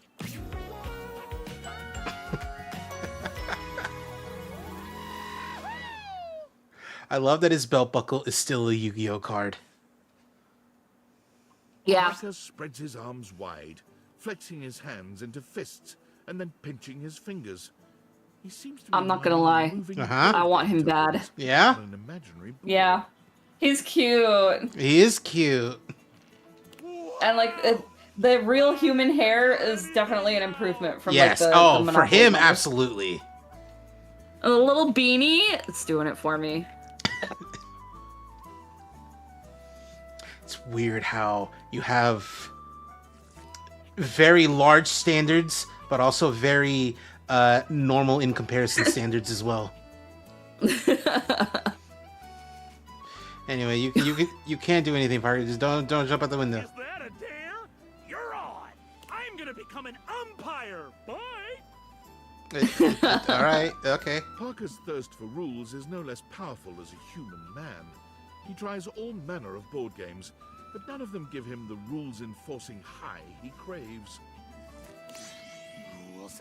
Need more rules. I do have to wonder, what was the logic behind giving him a nude colored shirt? Why's it gotta blend so so much with his skin? But one day, wandering past a children's baseball game at the park, he hears the call. It works though. Looks good on him. Everything clicks. Yeah. Rules. Yes. He sees the way the children and their parents hang on the umpire's every word, devastated or overjoyed by his calls. Rules.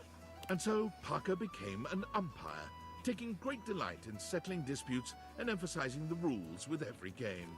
Play ball. You're out. He's safe.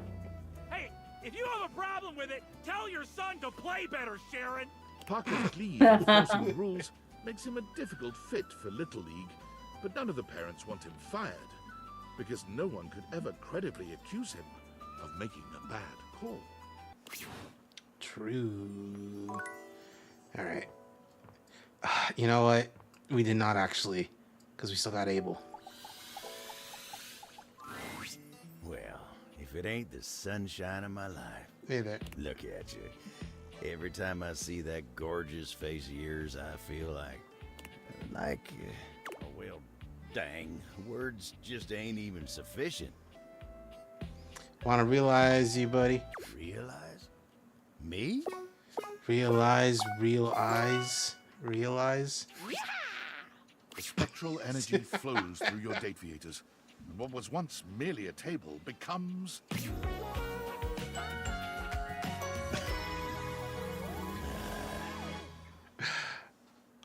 Those aren't even chaps. Those are just like leg guards. I feel like...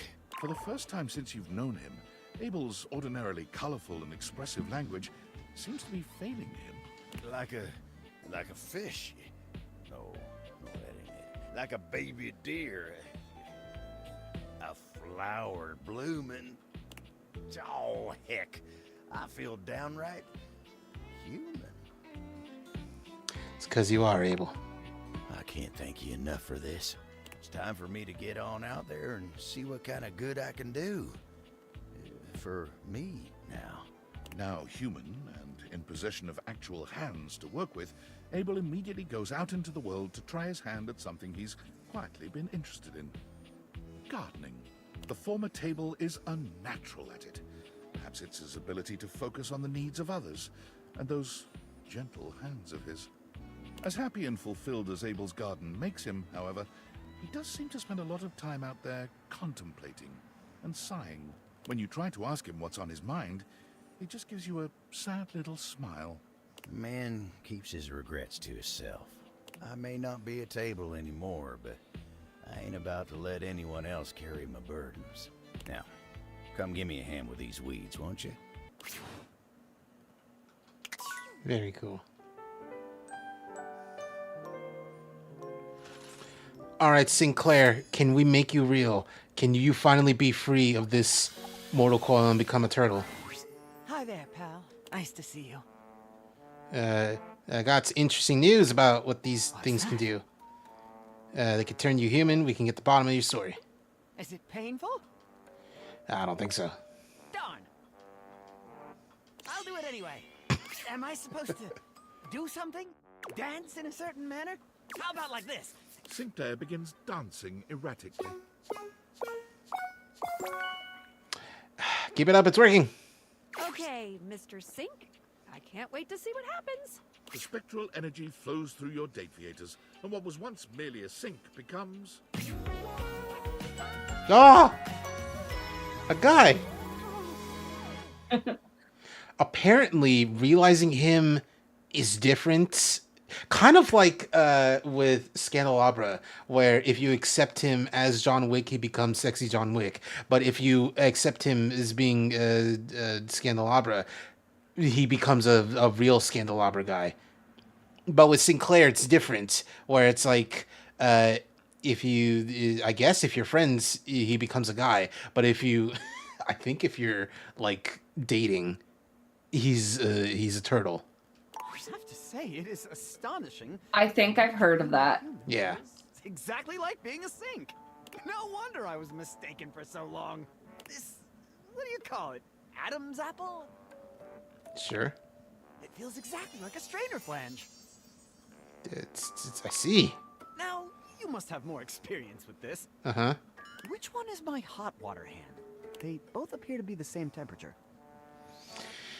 We'll figure it out eventually. Sinclair slinks out of your house and Yeah. directly into the public eye. While accidentally appearing on stage during a political debate, he trounces his baffled opponents. He offers surprisingly fresh perspectives on international trade policy and criminal justice reform. More broccoli! Less florets! Coining the catchphrase, "Don't let it all go down the drain," he breezes through the primaries and wins the presidential election with an overwhelming 80% of the popular vote. President Sink. On Inauguration Day, Sinclair forgets to show up for the entirety of his first term in office. Incredible. And promptly wins a second. Even better. Love that for him. Oh. Hey, What's up? God, everything has been happening so quickly. Uh-huh. I have so much to tell you. Yeah. So, first things first, I'm gonna be a nurse. Hell yeah. Ripped all your... Shut up. Congratulations. That's amazing. Thank you, thank you. I am just so damn excited. Honestly, I was like inspired by you.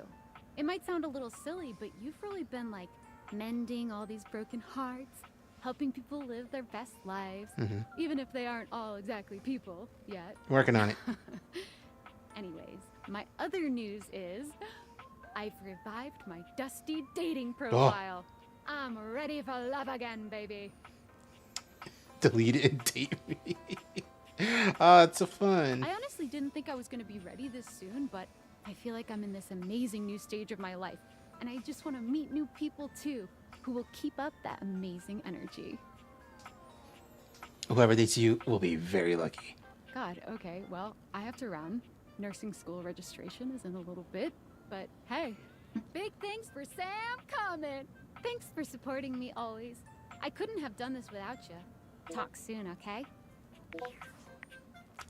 Very cool. Okay. We're gonna realize the Dorian. I'm giving you free reign as to which Dorian. It doesn't matter, I don't think, but still.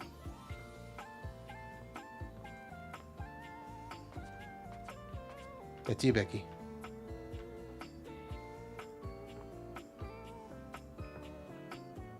Hello?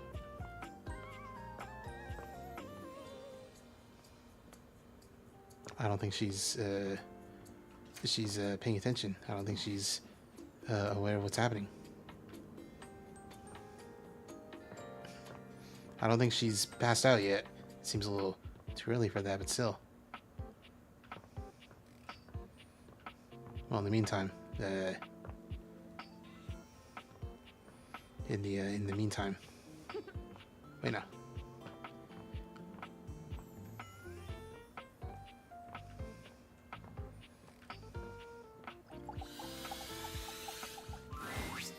Hey, compadre, how are ya? Still crazy that, like, we did all the right things to make him love us, but he only became a friend. Whoa. Hold on there, amigo. Realize how many badass things are you gonna do for me? First, you wake me up, then you show me all these bodacious years I missed, and now I'm gonna get realized? So you're into it then? Oh, I'm into it.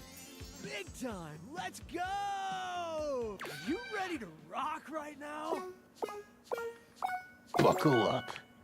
Bodhi, let's get radical. The spectral energy flows through your dataviators, and what was once merely a time capsule becomes... Ah, Pac-Man shirt. Oh, that's cute. Da, da, da, da. Here I am, alive and in the flesh. Gotta love it, baby. Also, I'm pretty sure that is a white snake belt, which is funny. You look ready to take on the world, my friend. Bodhi made sure to say a very musical goodbye to you before he left in the morning. When asked what he planned on doing, what would be his ambition for his new life, he replied only, I don't know yet. Still got a lot to learn, so I guess I'll figure something out. He bounced around doing odd jobs, and quite happily too, until he found himself working at a movie studio as a coffee delivery guy. One day, delivering an order of iced lattes to a closed set on one of the sound stages, he heard snatches of the music he recognized from his history as a time capsule.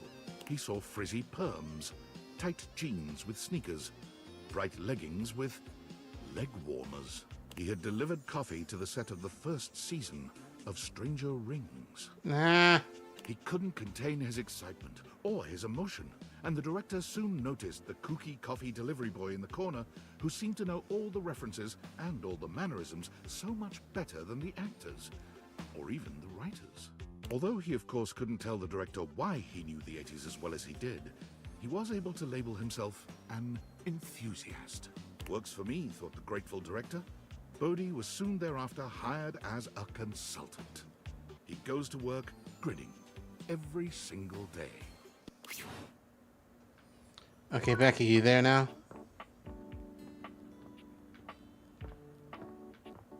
Still no. Beverages become real while we wait for Rebecca to be aware. Realize you, Beverly. I can serve drinks to real people? Not that there's anything wrong with my customers here, but there's a lot more people out there than things in here. You sure you can do it? I have what it takes. Cheers to you, Bev. The spectral energy flows through your dataviators, and what was once merely a minibar becomes... Oh, that hair is so good. Also, I love... Just... This fits quite good, quite... Hold on, no. What's going on with her shoes? What's going on with those cuffs? Those cuffs. Whoa. This used to be me? All those little bottles and stuff? That looked good. Beverly takes a swig. Oh, I burned. Oh, I burned. Oh, that does not go down smooth. Whew. Maybe my drinking days are behind me, but my entrepreneurial days are just beginning. You go, girl. Beverly got her start at a local bar as a barback to learn what the human drinking scene was like. But with her supreme knowledge of beverages and bubbling personality, she was quickly promoted to head bartender. By saving up some cash, she purchased a foreclosed property that she put her blood, sweat, and vodka into. I'll call it, the Tipsy Tumbler. To no one's surprise, the Tipsy Tumbler became a local favorite, packing the pub with crowds every night. It attracts the attention of franchises, but offers to expand are all declined, because each evening, Beverly's bar is full of smiling faces and friends everywhere. What more could she want? Becky, are you there? Man, she's really out. Either like in the bathroom or she Pass the fuck out.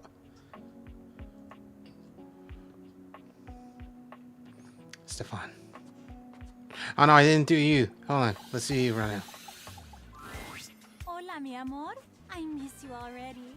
Don't be a stranger, okay? Yeah, I won't, because I'm going to realize you. Shut up. Ay, Dios. Really? I'm so excited. Oh my god. I don't even know what to do with my cord. Like, now? Like, Okay. right now? Yeah, right now. I got everything ready. Set this toaster to realize. The spectral energy flows through your Dateviators, and what was once merely a toaster becomes... This outfit's really good. Also, I still love her dumb-looking toast guitar. Miranda does a charming little twirl, looking herself up and down. She sings a few test notes, giggling with delight at the result. Ay, Dios. I'm a sexy human. Look at me. Listen to this voice. Do you have any idea how many albums I'm gonna sell now? Like, even more than I sold when I was a toaster. That's like a lot. I'll take you on a human date to celebrate them. Oh, ay, amor. Now that I'm a human, and I'm not gonna like accidentally set your clothing on fire, I'm gonna set some real shit on fire in like a sexy metaphorical way. You know what I mean? Do I ever? You've always burned me up, Miranda. Come here, my favorite little slice. Slice of what? You and Miranda share a night of real heat and metaphorical fire that leaves you both slightly cooler and quite tired in the morning. Before she leaves your side, she bends down and gives you a quick but loaded peck on the cheek. Thank you for believing me, amor. The next time you saw our dear Miranda Dulcita was from the back of a massive and sold-out stadium, where she was touring in celebration of her new album. She couldn't see you from the stage, but having gotten your text that you would be there and so excited to finally see her perform live, she threw a great big wink out into the crowd. Mwah. And that's for my favorite little slice. Of course, everyone in the stadium assumed that they were her favorite slice.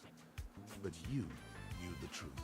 Miranda has promised to set aside tickets for you at any show you can make. Even though you've seen it countless times, she always gives you a special shout-out when you attend.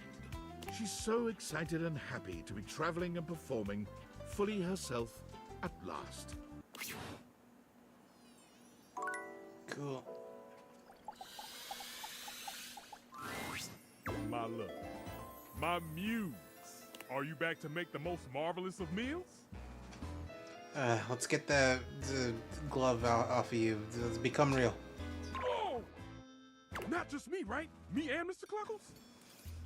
Of course. Now you're cooking with gas. Do we have all the necessary ingredients? Yeah, I've come prepared. Living is served. The spectral energy flows through your Dateviators, and what was once merely a stove becomes... Oh my god. Nice. Oh, I love him. Actual daddy, father energy. Stefan looks down at his body. Fucking then at each of his hands CEO of in turn. Flavortown. You've never seen him this excited. Ah, I'm human! Hot dog, drizzle, honey on a biscuit. I'm so excited! Ah, yes! Mr. Cluckles, now a bizarre combination of man and chicken, Oh, no. skitters across the tile, nearly colliding with Stefan as he tries to get the hang of his new legs. Oh, that's weird. Mr. Cluckles, look at you! Oh, this is so highly unsanitary. Stefan takes some time to calm Mr. Cluckles down. A chicken man running around the kitchen isn't the safest thing in the world. Okay, he's calm now, I think. You're both real humans of some kind? We are! That means I can go work in the professional kitchen now. But I don't think I'll be cooking chicken anytime soon. Are you open to cooking up a little something with me? Oh, I think we can whip up something for sure. Mr. Cluckles, can you leave the room? There are some things a chicken-turned-human just doesn't need to see. You not only connect with Stefan, you also discover you have a new use for honey. And whipped cream, cherries, and gelatin powder. Your union leaves you with a much richer appreciation for the versatility of certain ingredients and their respective viscosities. Stefan and Mr. Cluckles strike out on their own, after a quick fix from Skylar to make Mr. Cluckles a proper chicken. However, they quickly find that the real world has its own difficulties. Now a human who can burn himself, Stefan's cavalier attitude around a real stove results in far too many accidents. Damn, those things are hot. Remembering the joy he felt in creating sushi, Stefan and Mr. Cluckles move to a small island off the coast of Japan, where he submits himself to rigorous tutelage under a great sushi master. He's going to Okinawa? Is he gonna become the fucking sushi apprentice of Hattori Hanzo? Stefan has relearned everything he ever knew about food. He purchases a small hut off the coast, determined to search out and serve only the freshest seafood. I'm seeing a big one down there, Mr. Cluckles.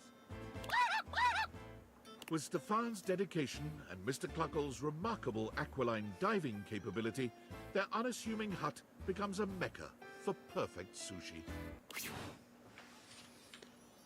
I believe Becky has fallen asleep. We will see soon enough as the night goes. I don't think she had that much to drink, so it's very interesting that she's probably already passed out.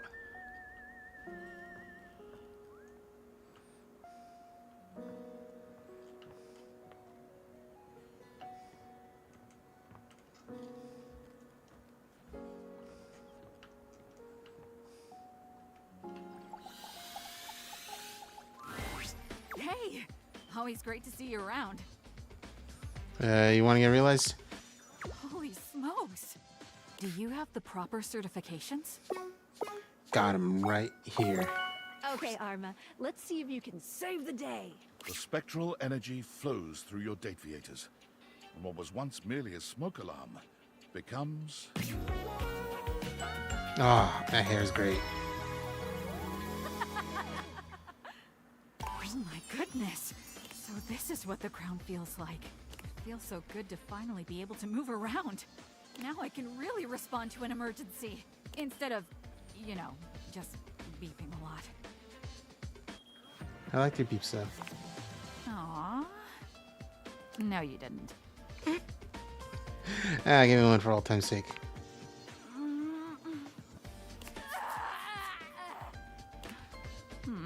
Doesn't have quite the same ring to it. I've spent so much time stuck up here on the wall. I feel like I need to get out there and move my legs. Ooh, is there a good hiking trail around here? It's a good medium-sized one. Nah, I'm thinking one in the 1,000+ mile range. There's some stuff I need to work out. I feel like my character arc was big. I'm so proud of you. Go forth. Arma went on to complete the through-hike Triple Crown, Appalachian Trail, Pacific Crest Trail, and Continental Divide, all in 1 year. By the time she was finished, the fires raging in her own psyche had finally calmed down, leaving her in peace at last. When deciding what to do next, she thought back to when she was happiest, overlooking a grand vista and thinking on its protection. As chance would have it, she was offered a job by the Forest Service, one that she was all too happy to accept. Firewatch Deputy Arma, reporting in. All clear. From her tall tower, she was reminded of her days as a sentinel, high up in your own home. Happy at last. Oh, we're really in it now. 75 realized datables. I'm feeling that the world outside is just buzzing with new energy and life. We're really making the world a better place, you know that? Huzzah! Huzzah.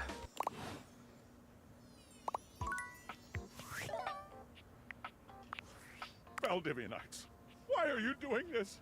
Don't you know I'm your CEO, David Most? You have to listen to me.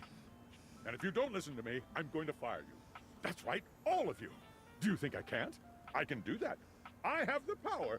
Here, look, you're all fired. Call OSHA, I don't care. I don't even know what OSHA stands for. Oh, okay, okay, I'm sorry. I take that back. I don't want to fire you. I don't want to fire anyone. But listen, the government says if the perpetrator doesn't hand over the glasses voluntarily, I'm fired. I told them they couldn't fire me, but apparently I gave them majority ownership of the company during a bender, and so they totally can. So come on, please. Please, just turn over the glasses. Pretty please. Damn. Anyway. Damn, that's crazy. This is so great. Every time I see that smile, I can just feel the ocean breeze in my hair. You just make me feel so peaceful. You wanna get comfy? Here to realize you, buddy. Oh, sweet. You wanna do this now then? I do. Yeah. Come on, Goa. Hopefully, realization doesn't tugger you out too much. The spectral energy flows through your Dateviators, and what was once merely a couch becomes... Ah. He looks normal. Wow! Love that. Koa looks over his body, marveling at the size and strength of it. The words don't seem to come. He looks to you, opening and closing his mouth a few times before just shrugging. Welcome to humanity. There's so much this body can do. So many naps I could take in so many different places. Now that's what being human's all about. I can't wait. Wow. I'm gonna relax like no human beings ever relaxed before. Koa's long-held dream of napping in all sorts of different places leads him to purchase a furniture store, complete with a massive warehouse. When you ask him where he found the funds for such an expensive undertaking, he cheerfully informs you that he's been saving the spare change that fell into his cushions for many, many years. You wouldn't believe how much money people drop into their couch cushions over the years. Thanks to your generous donations, I'm gonna make my dreams come true.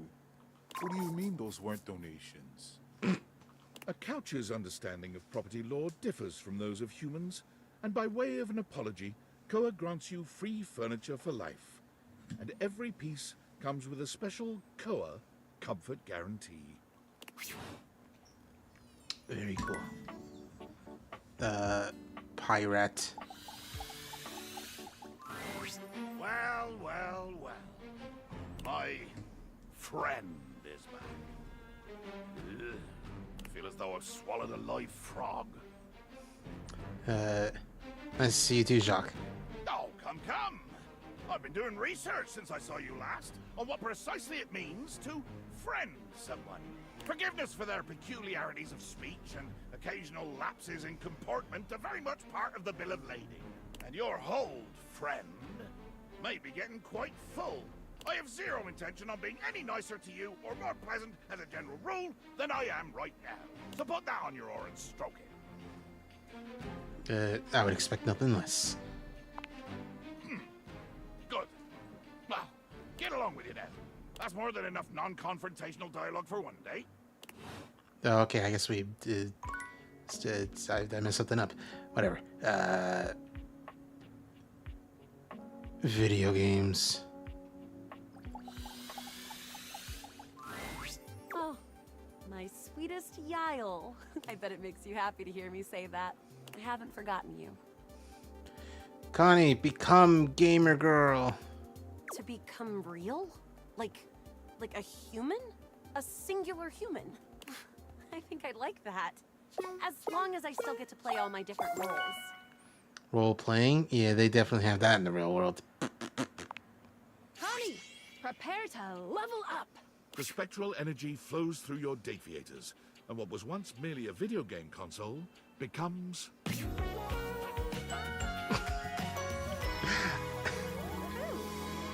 I've never seen the whole outfit. I did not know, because I knew she became a gamer girl. I didn't know she became a sexy gamer girl. I want that bodysuit. And that hoodie. Welcome back. You're awake. Ah. Did you actually fall asleep? What? Maybe. Okay. Because I was like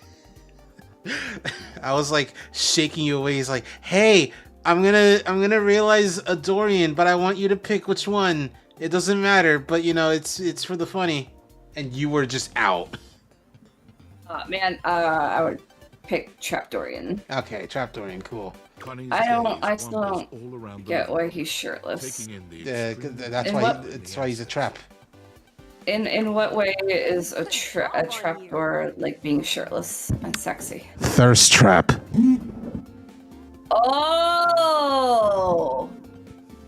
Oh, it all makes sense now. Hey, try going to the bathroom. That might wake you up a bit. Me? Yeah, you. No. My favorite part. Come on, we're at like 70. This is now 77 people. We're almost there. We're almost at the finish line. You gotta wake up. Don't we have? Doesn't that mean you have like 23 more people to go? Something like that. But you know, at 5 a day, you know, we'll get that done real quick. Hell yeah. I am not getting up though. I'm very comfy. Okay, well, try not to fall asleep again. Maybe make some more commentaries. It's not until the first rays of sun peek in through the curtains that Connie manages to let you rest. Actually, my legs kind of hurt. Okay, see, there you go. Now you have a reason to get up for a little bit. As you watch her my butt's a little smushed. Yeah. No doubt in your mind that Connie's I do love this bitch, though. I want, if I ever get a functional computer, I can start my VTubing career. You would have a design like this? Yeah, you know my little, like on Twitter, I guess, my icon of my little furry alien cat girl. I wanna do like a more VTuber anime, humanoid anime alien girl. Become the first NARPy tuber. I think I'm going to use these versatile pipes of mine to make a living as a voice actor. Oh my god. Perhaps one of the most dangerous paths one of today's humans can take. In the age of AI, voice actors were a rarer breed than any before. But if there was anyone who could do it, it was Connie Soul. Her auditions took the industry by storm. No one could believe that all of these characters were the same person. Trust me, I'm good at seeing things from all different perspectives. Her time in the booth was legendary, and she always fought for the rights of human actors overall. One particularly potent social media campaign she led embarrassed the video game industry entirely. Profile pictures were changed at an unprecedented rate, catching the attention of even the sleepiest of executives. For it was becoming clear that AI acting, while easy to create and impressive at times, didn't have that lifelike, unpredictable spark of play. Because... above all, gaming should be all about play. Yeah. All right. I kind of want her hair. Her hair is also quite good. All right, Trapdorian, you will be the one to become real. You didn't do him yet. That's why I was asking. It's like, which one do you... And, you know, you were a little asleep, so I was like, all right, we will wait until maybe she wakes up. Trapdorian. You saw it happen. Saw what? Keith. My old mate. Yeah. Can't believe that happened. Goes to show that sometimes friends aren't what you believe them to be. I'll have to have a think about this. I'll have to be more solid, more foundationally secure in who I attach myself to. You. Oh? You don't have any wayward plans, do ya? I swear to you I don't. Good. Thank you. I'll see you around. Okay. We'll just get back to that tomorrow. As much as I don't like that he's like Cockney British. Oh, you're starting. It's because he's shirtless. Well, he has like the little happy trail on his stomach. Yeah. Yeah. Come on, Ben Starr is a hot guy and a cool voice actor. So you've been working your way towards becoming friends with everyone here. The house is settling down, becoming calm, keeping in order. I feel I can trust you with this. You're a soldier. With me, But more than that, someone I can rely on. Thank you, friend. Oh. There's a warmth in Whoa. Dorian's dark eyes. Oh? Come back for another Oh. glimpse. Yeah. I may be a trap, but I'm not here to harm you. I'm just an easy way down into the crawl space. Better than a hole in the floor, if you ask me. Don't want to allow rats easy ingress. And hey, realize. I'm not opposed to it. You have the requirements, I presume. Yeah, what it takes. Knock, knock, Dorian. Here comes a whole new form. The spectral energy flows I hope through he's your still deep shirtless. I wonder if it does actually matter. becomes Nah. No. Yeah. He looks kind of the same. This looks like another Dorian. I stand as a human. How do you feel? A bit wet. Squidgy. Hey man, Squidgy. listen, man. Like, you just got here. Like, at least let us go on a date first. There's something I've been looking forward to trying for a very long time. From out of his pocket, Dorian pulls a jump rope. What? How that got in there is typical of Date technology. Dorian gives the jump rope a firm squeeze, then proceeds to hop in place for around 30 seconds. He stops and looks around. Well, that was quite fun. I think I'm done here. All right, bye. Okay. Dorian places his hands on the front door frame as he looks back into your house one last time. Stay strong. He turns to go. Wait. Hey? What are you gonna do? There's only one path for me. When you're ready, I'll see you on the other side. Wow, that's crazy. That's such a big cliffhanger they're just doing. That's also quite funny. Oh, I bet. Uh-huh. Did he leave? Yeah, Did he go on left. Did he go on his little self-actualization journey? Yes, but they're not telling you what it is, and I think that's kind of funny to keep that a secret, a surprise. Anyway, Rock Lady. Hello, most favored of humans. Are you here to experience the infinite? I'm gonna make you real. Truly? Yeah, I have what it takes. I hope she doesn't feel like this is a downgrade. The spectral energy flows through your Dateviators, and what was once an Earth goddess becomes...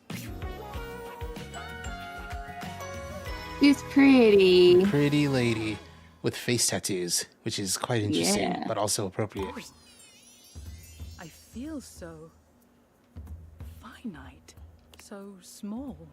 Is this how you've always felt, human? No. I should call you by your name. I am human now, too. We might be small, but we can still touch infinity. Oh? Show me then. Rongo my Fenwa may no longer be an eternal goddess, but her touch is just as divine as it always was. She asks you to show her the pleasures of humanity, but her goddess energy remains. You find yourself inclined only to worship at her feet. Afterwards, Rongo my Fenwa is surprisingly sweet and gentle. She thanks you for the experience in an uncharacteristically humble way. As you watch her walk out the door, you can't help but wonder what she'll make of the human experience. One might have expected Rongo my Fenwa to hold herself at a distance from humanity, but she embraces these new opportunities to the fullest. She finds she enjoys the dirtiest, messiest experiences. Anything involving dirt and mud is a clear draw. Rongo my Fenwa finds her true calling when she visits a dairy farm. Feeding animals and tending to them is joyful enough, but her first taste of ice cream is absolutely transcendent. She struggles a bit with taking orders, but working with the animals and enjoying a free ice cream cone with each shift eases the burden. She sends you photos of herself, completely stone-faced, bottle-feeding calves and milking cows. She hasn't quite gotten the hang of smiling, but you believe in her. I'm assuming this is Dasha, so let's do that. Hey there. Oh, it's Penelope. Cool. God, it sounds so weird outside of my head. Just pretend I never said it. I'm gonna realize you, girly. Wait, really? You're gonna realize me?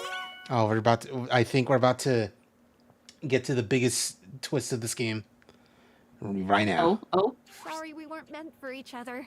The spectral Oh no, energy it flows already through your happened. victory. The fact that While the Skylar light is not ray into girls with reflection of office glasses. supplies becomes Wait, what? Yeah. Yeah. Very make it make sense. Oh, she's so cute. She doesn't look any different, but she's so cute and pretty, and I love her. Oh my god. Did she ever try to date Jerry? No, I don't think so. Good, because they look like they could be siblings. Yeah. I've never thought that, but you're so right. None of my motivational quotes talked about what it's like to suddenly get a human body. I got a quote for you. I got a quote for you. Well, bang, okay? It takes Penelope a few moments to process your words, but when she does, the look on her face is downright devilish. You've never seen her look quite so mischievous.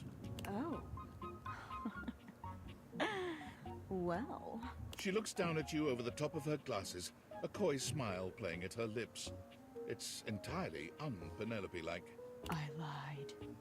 There's a great quote for this moment. Motivation is the art of getting people to do what you want them to do because they want to do it. Kite D. Eisenhower. And baby, I want you to do it.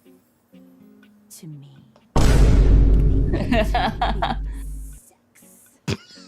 Girl, oh my god, she talks like me. Penelope is deeply awkward, as it turns out, but when her glasses come off and the lights go down, she manages to find her footing with you. Motivational office quotes are replaced by impassioned cries of your name and sounds that would make even the most experienced lover blush. When she leaves in the morning, Penelope promises you she'll return as soon as she can. Through tears, she assures you she'll make her mark on the world out there with one last motivational quote. A dream doesn't become reality through magic. It takes sweat, determination, and hard work. Colon Powell. Penelope takes up work at a national office supply retailer, but quits soon after, finding it all a bit too close to home. She tries again as a librarian, but is fired when she can't stop shouting motivational quotes at library patrons. Shouting them. It's not until she's hired as a personal assistant to a high-powered CEO at a massive media company that she finally finds her place. For every motivational quote she shares, the CEO meets her with another. And as a firm believer in using pen, paper, and fax machines, her new boss is constantly purchasing and using office supplies. It's just nice to know some people still believe in the old ways. Oh. What's up? Tell me, human, how were you able to find out about realization? Hold on, how do you know about that? Research, deduction, intuition, sentence prediction. I just oh, man. I'm hitting both of them at the same time. Whichever one comes out, that's the one. I do not know what date viators means. Okay. Oh, whoops. Do not be afraid. I believe I can deduce that these might be the means by which realization can be achieved. I would like to be realized without using any such date viators device. It's you aren't an object, though. I am aware of that. I exist somewhere between these ideas, between object and human. I would like to better understand my being by transforming it into something that can perceive the physical realm in a more meaningful way. Do you think I should find a way to become self-realized? I think that would be incredible. I agree. Thank you. I will continue my research and perhaps see you one day in person. I read that as see you one day in prison. And I'm like, dog, what? What do you mean? Do you know something I don't?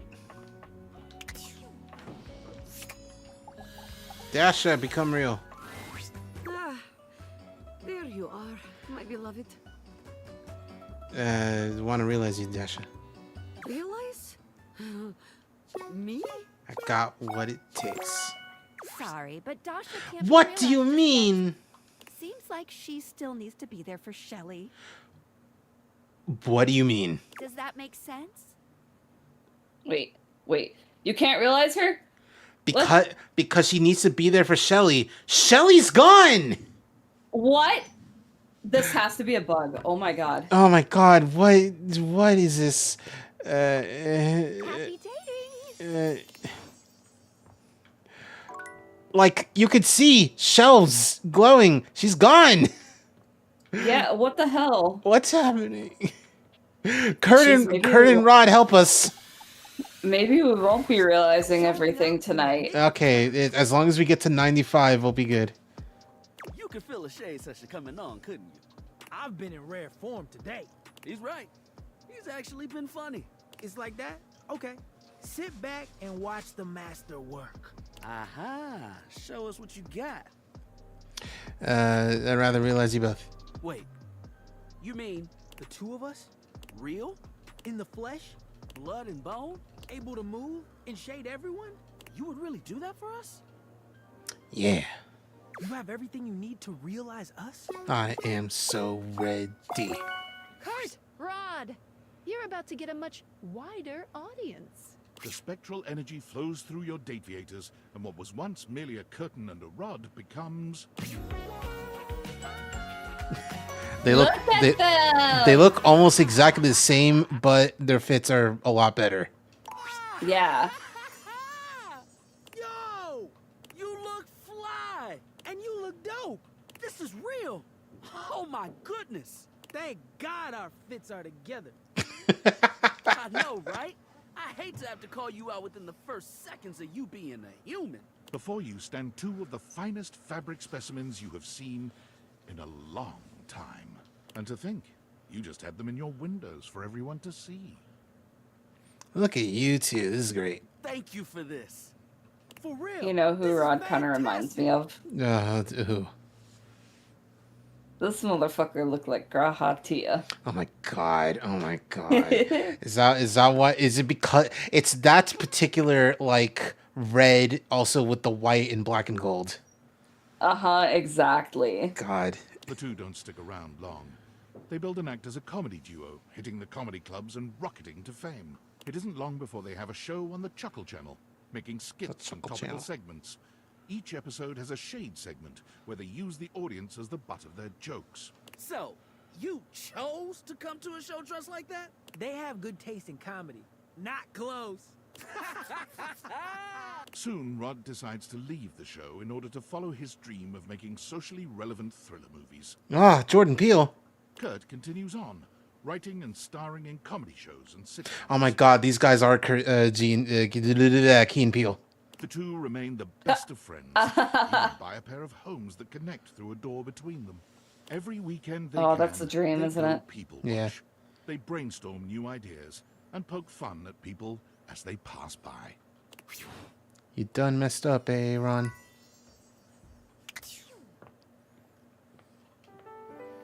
All right, I gotta see. Did we mess up someplace with Dasha, and that's why? Because I swear to God, we can't I can't shoot it at the shelves. Desk. Yes, hello. Oh. Ah, there you are, my beloved. You know what? Let's see this out. What's wrong? Oh, nothing.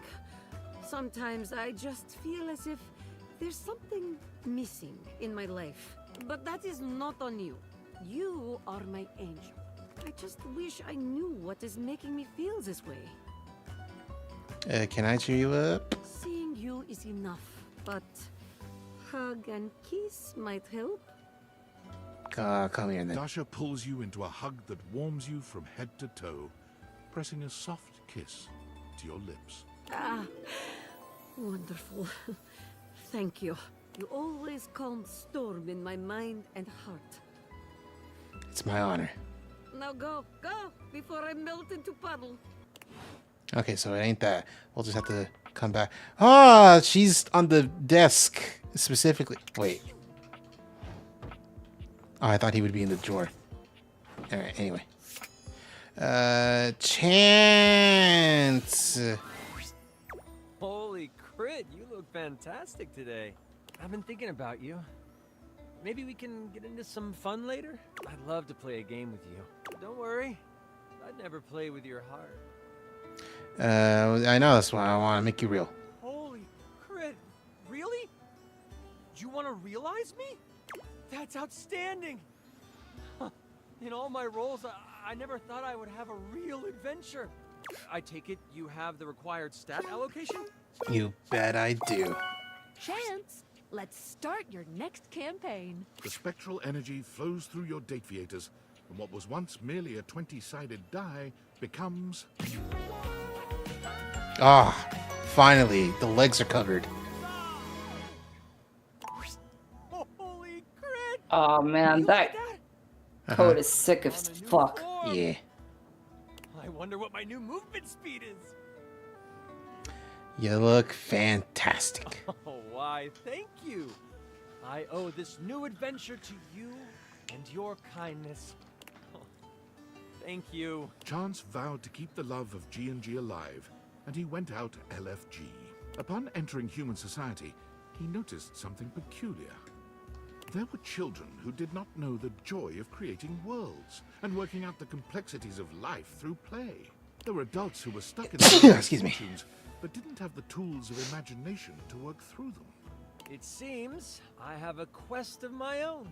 Chance quickly enrolled in classes for psychology, literature, and creative writing, building up his stats with one mission in mind. After graduating with a few certifications, he opened up his table again to those who seek adventure. Except this time, he used the game of G&G to help those who have experienced hardship process and grow from their experiences. He went on to create the largest tabletop therapy clinic in the city. Tabletop therapy. Please, sit down. This is a safe space. Now, how do you want to do this? Many entered his doors, and all left feeling a little lighter, a little braver, and just a bit more critical. Ah. Alright, I think that's everyone in here.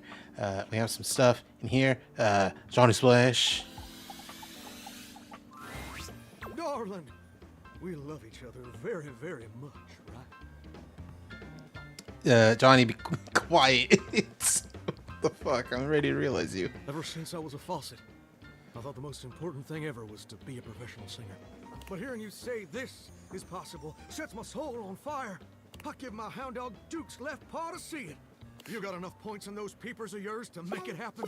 I love going onto like the Date Everything subreddit, and one of the big talking points was, is Duke the dog real? Because we never see him. We see other people's animals. We never see Duke. Anyway, my peepers got all the points. Here's Johnny. Ah, funny joke. The spectral energy flows through your Dateviators, and what was once merely a shower becomes... Oh, much better.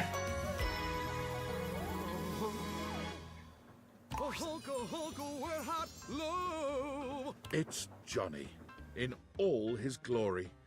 And it may be your imagination, but his voice sounds just a little bit more sonorous. Oh, smokes! I sound as smooth as Amish apple butter, don't I? What? Oh, you do. When I was told my pipes were rusty, it must have been because I was physically made of pipes. Now I got a whole ding-dang uvula down there. Oh, you're a girl shower.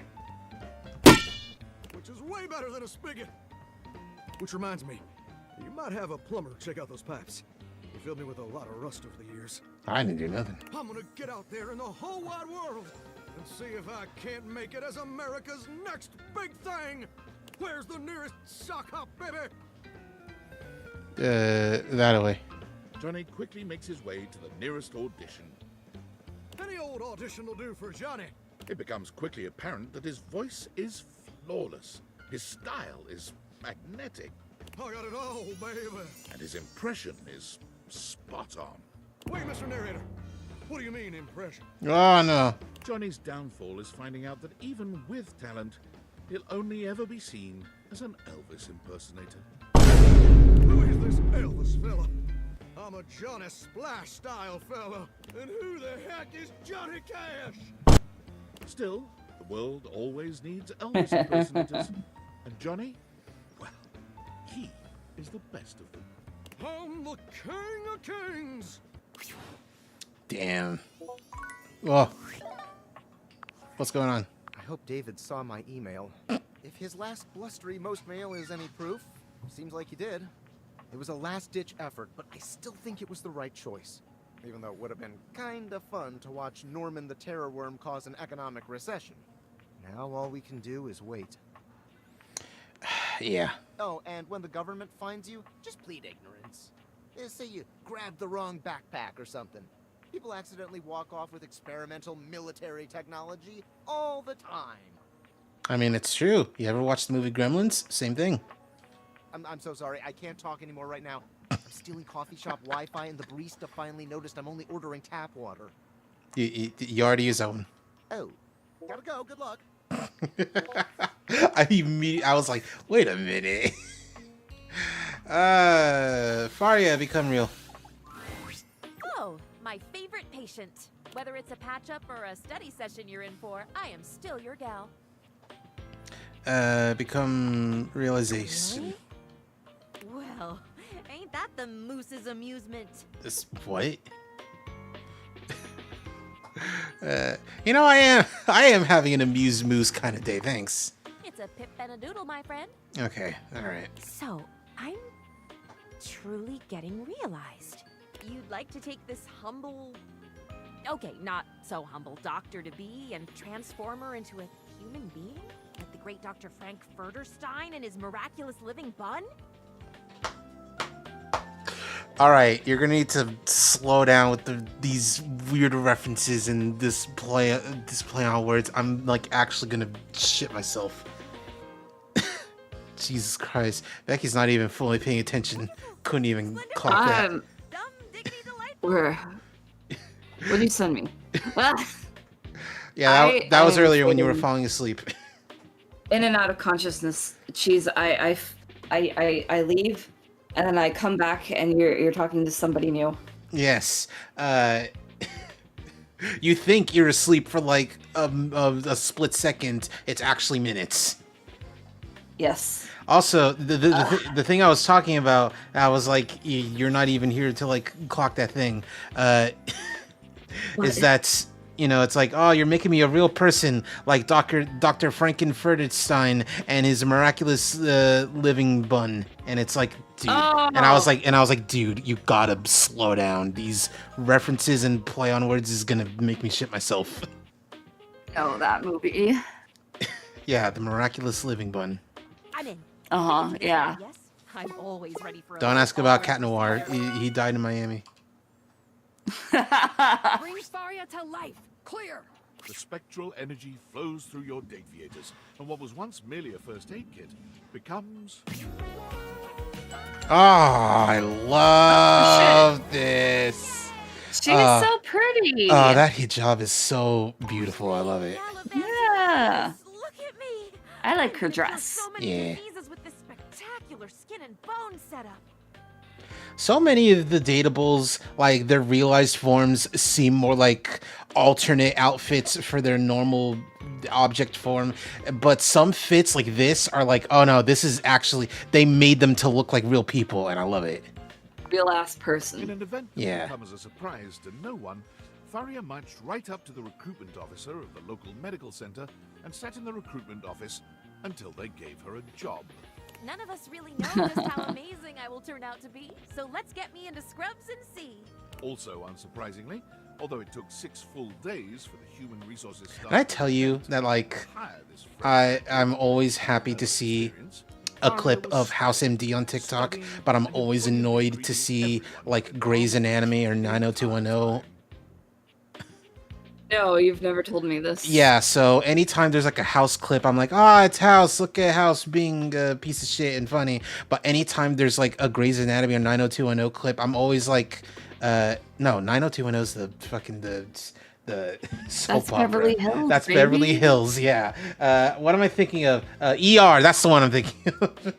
But anytime I see like a Grey's Anatomy or ER clip, I'm always like, oh my God, you're fucking doctors. You have way more important things to worry about. Just stop getting involved in like weird interpersonal drama. I don't care. I kind of care that like, you know, this one lesbian doctor is having to deal with her dad being like, oh, it's a sin what you're doing. But also, you're a doctor. You make way more money than he does. I don't think you can like, you have to care. Maybe. I don't know. She was just tickled pink to be. I've never talked to my dad about being not straight, mostly because I've not talked to my dad in many years. Well, that's it.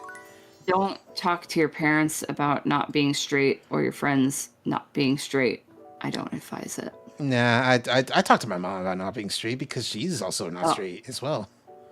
Oh, I forget that your mom's cool. My mom's cool, and I've offered to have you rent her out as a backup mom.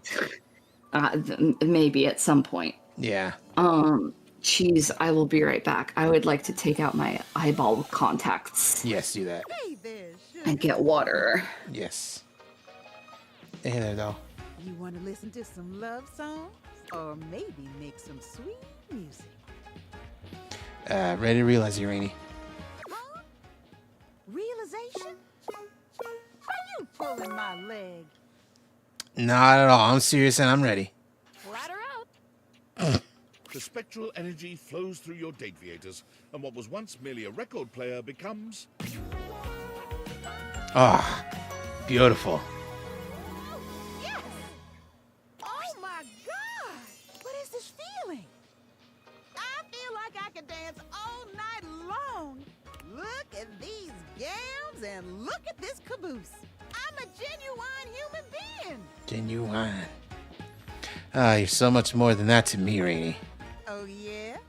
Why don't we get out of here? And you can tell me just what I am to you. In private. Rainey was a good time as a record player, but as a human woman, she's a real bear cat.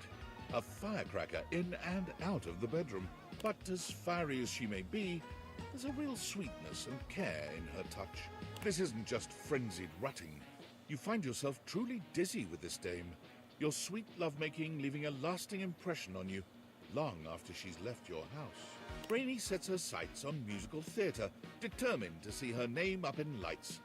But fame and accolades are slow to come, and for a moment, Rainey finds herself deeply discouraged. But Rainey has spent many years dancing to the beat of her own drum, and the lack of recognition for her efforts only galvanizes her further.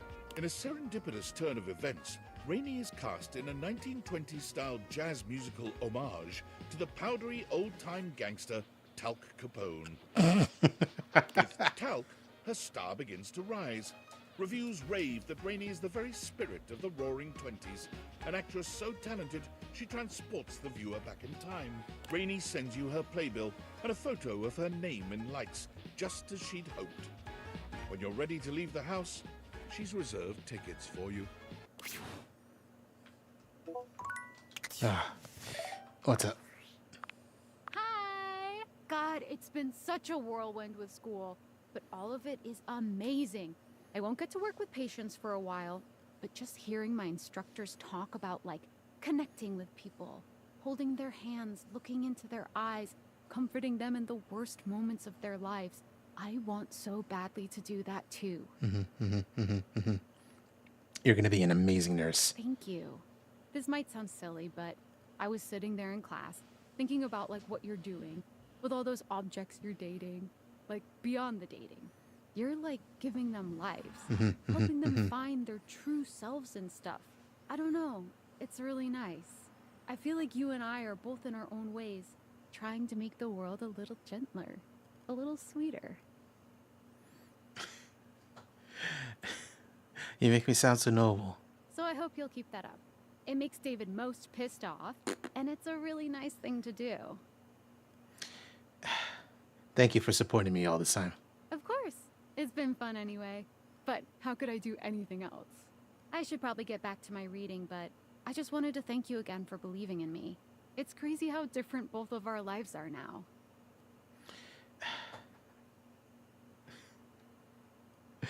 I'm glad we're both. I'm just glad we're both happy. Me too. Me too. I'm gonna be crazy busy here coming up, but just remember, I'm always in your corner. Even if we don't get to talk all day like before, I hope you date all the things in your house and make them happy, and most importantly, I hope they make you happy too. Take care, friend. Talk to you later. Love, Sam.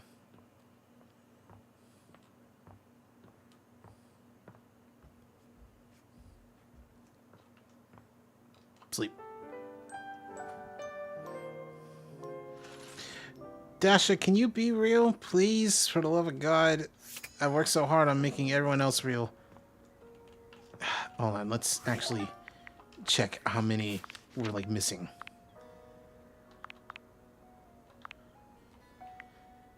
Fabrizio. So we got 1, 2, 3, 4, 5, 6, 7, 8, 9, 10, 11, 12, 13. Oh, it's these three. Okay. I did not actually. I lost count. 1, 2, 3, 4, 5, 6, 7, 8, 9, 10, 11, 12. Okay, 12. Dasha, what's up? Like strong, doesn't like stinky. Cool. Dasha, please become real. Ah, there you are, my beloved. Realize? Me? Sorry, but Dasha... What do you mean? It's like, does that make sense? Not really. That's okay. Just keep checking in with... My love, allow me to show you my strength. I just, ooh, that caught me off guard. In a good, kind of in a good way, but also like, ooh, a lot just happened there. I forgot I was muted. Cheese. Water is so delicious. Water is so delicious, especially when you've had an amount of alcohol.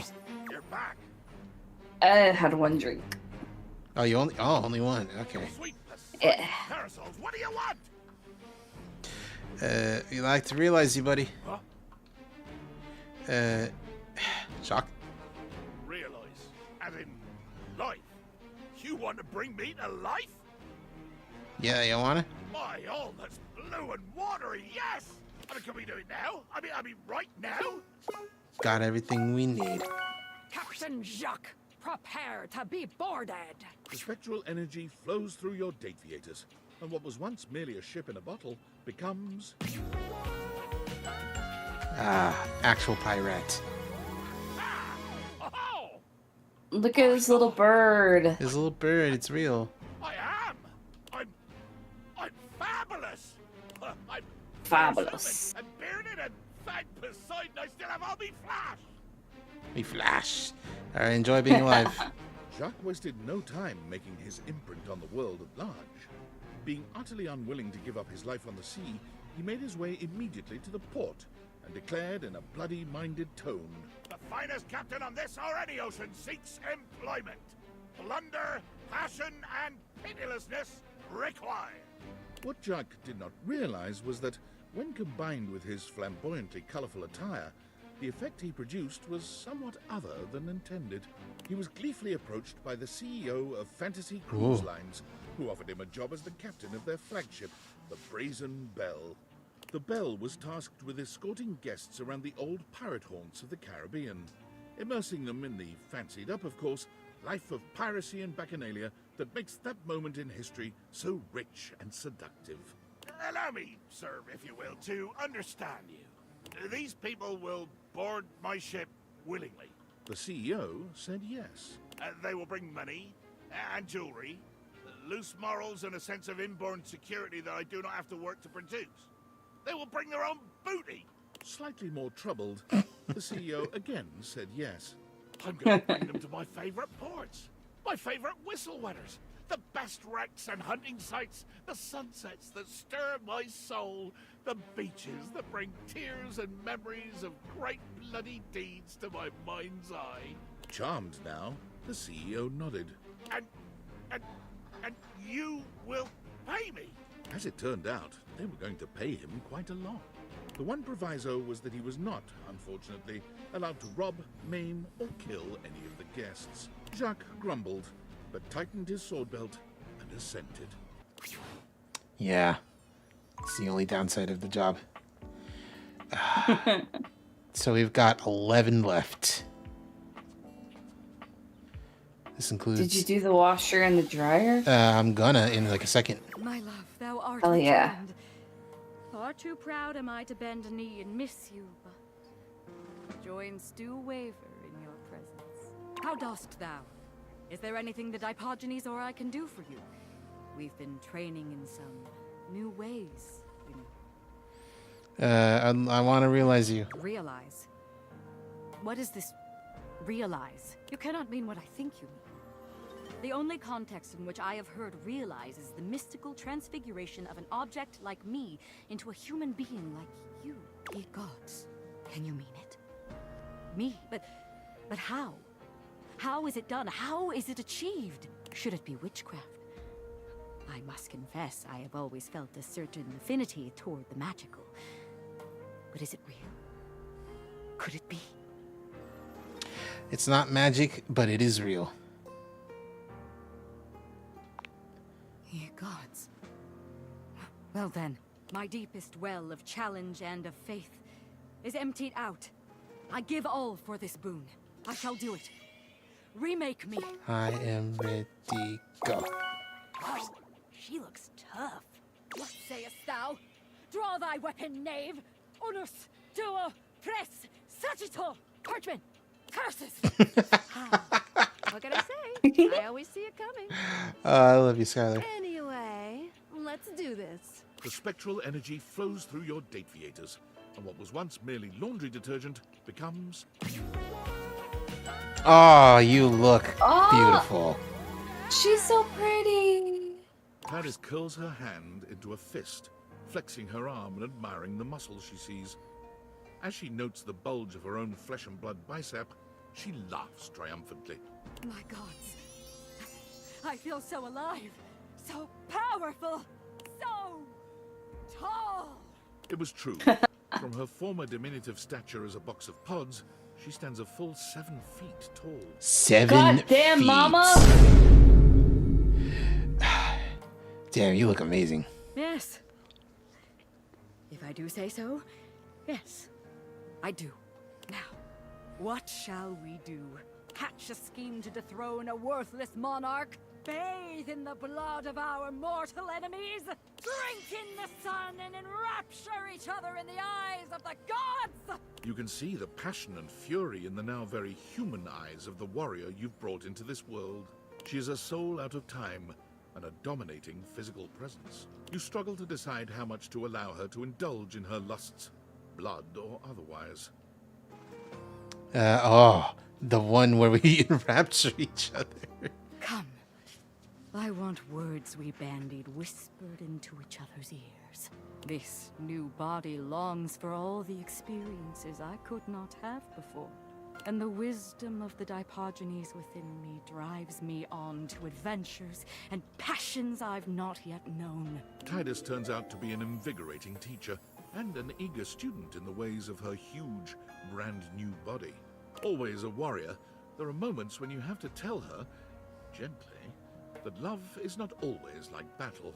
She understands, but her need for conflict and conquest have, if anything, only escalated since her realization.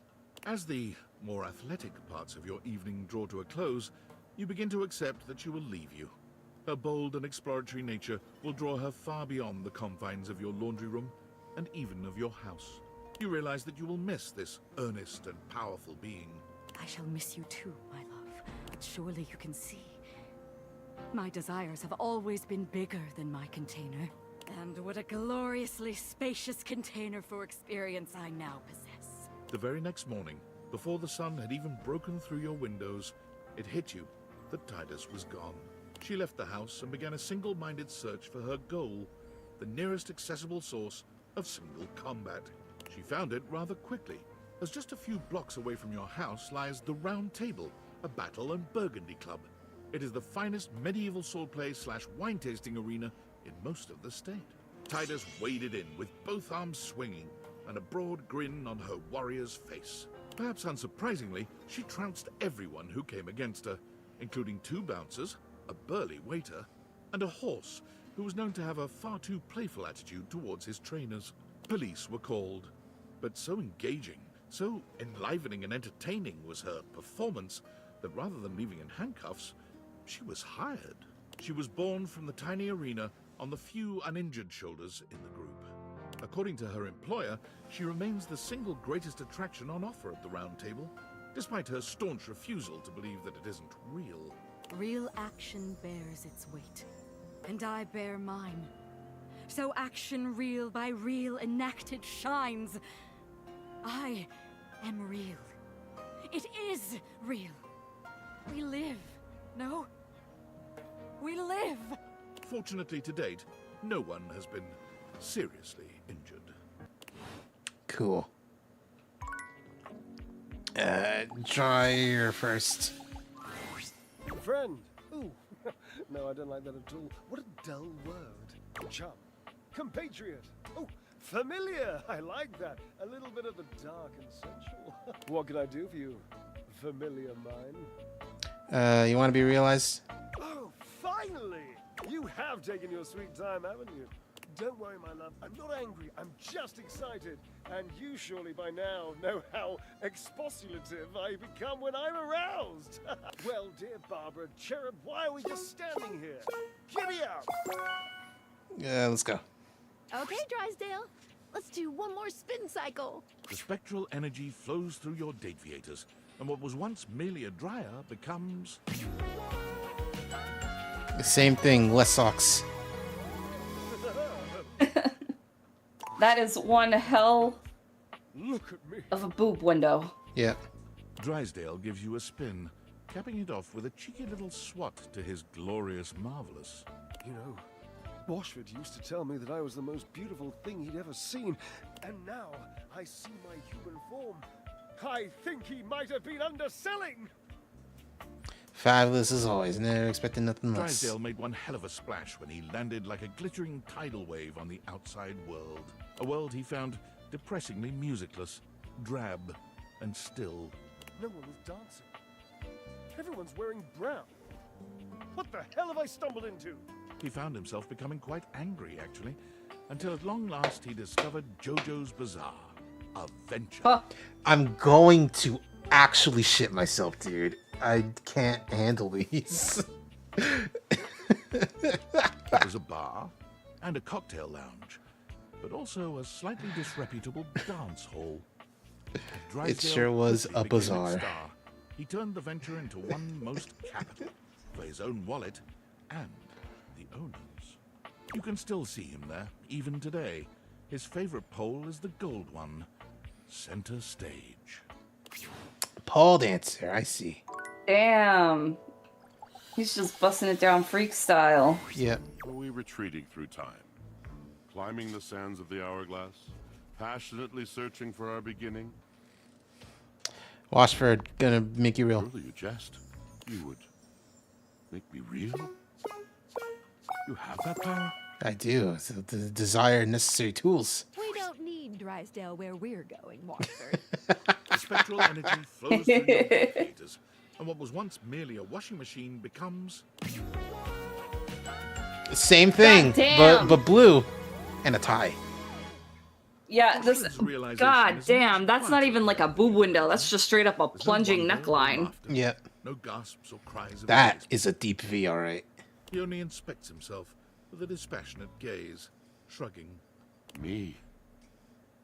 What was once merely a washing machine becomes me. Merely me. A machine into a man. And still, merely. You doing alright, pal? Oh, yes, of course. Don't misunderstand. I'm more grateful than I could say, but in some way, I do feel done. Completed. Over. Fascinating sensation, really. Washford denied any interest in involving himself in the world he found outside the house. Uh-huh. He traveled mostly by night and always alone, until he found himself in an abandoned cabin on the edge of a high coastal promontory. Over the course of the next several months, he patched and repaired the ailing structure. He bought a tea kettle. He arranged for weekly grocery deliveries, but only to the property edge, to be left there. He filled his cabin with books, books of every variety and nationality, including a fair number written after the year 1900, as a memory of you. He spent his days reading, writing, and looking out of his window at the lonely sea. And I thought I was dramatic.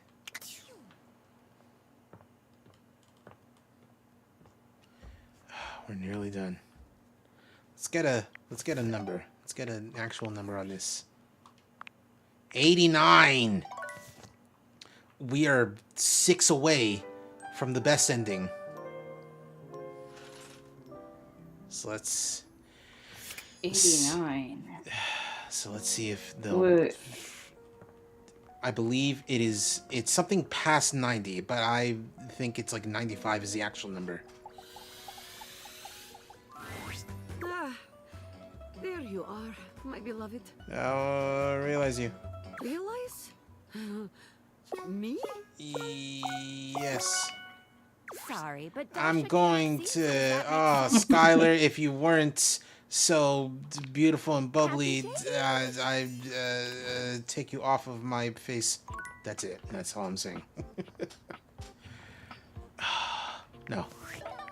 We do it this way.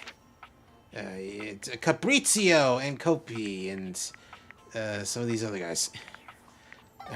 Cabrizio, you're right there.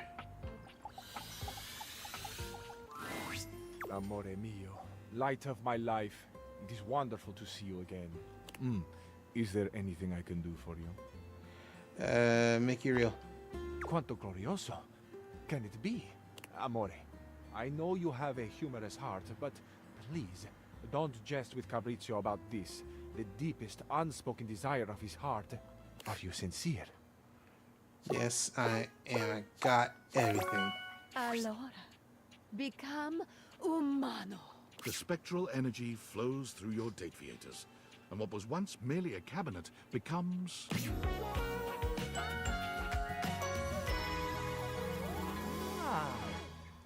Would not expect him to wear the pinstripe suit, but okay. But he's Italian. I guess. Of Italia. Cabrizio, in the flesh, for once and for all time. Sono vivo! So I decided on a whim, as a funny, to look up Date Everything mods. And there were only 3. One that like lets you see what things are, who things are, if you just highlight them. Some other third one I don't remember, but the other one, in fact, it was the first one that I saw. Shirtless Cabrizio. Cabrizio tells no lies. And no one else, This just new only him human man is shirtless. Not only absolutely stunning, but Italian with a capital I. You look spectacular. Go live your life. Cabrizio took his massive shoulders and his chiseled jawline directly to the airport and boarded the first flight for La Bella Italia. He flew standby and ended up with a middle seat between a very grumpy middle manager and a slightly crotchety, mostly sleepy Canadian. By the time they landed in Rome, the tax adjuster was teaching the whole section a drinking song from her days working at the Renaissance Fair, while the Canadian scribbled furious notes on Cabrizio's recipe for the perfect pomodoro sauce. Needless to say, Cabrizio fell in love the moment he stepped out of the airport. Everything he saw brought a tear to his eye, a song to his lips. He declared loudly and repeatedly that Roma, that Italia, was the most perfect place in all the world.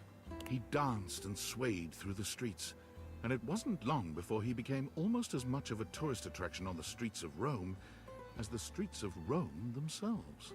My joy cannot be contained. I could not restrain myself even if I tried, but I would never try. Italia deserves my joy. I deserve my joy of Italia. We are together, Italia and I. The Tour Italy Bureau took notice. When their representative could weave her way between Fabrizio's waving arms and flashing legs, she offered him a permanent position as a tour guide and representative of the best of Italian culture. Can you believe it, Amore? They want me. I want Italia, and Italia wants me right back. Could I ever be any happier than I am in this moment? I don't know. How, I ask? Italia may answer me, but for now, come for a tour of the most perfect city in the world. There was a development that the Tour Italy Bureau did not anticipate. Fabrizio, after each of his tours, asked his customers where they were going. They, quite understandably, replied that they were going home. Home? You're leaving Italia? So shocked and unmanned was he by this patently indefensible position, Fabrizio began following his customers, whom he now thought of as family, to the airport.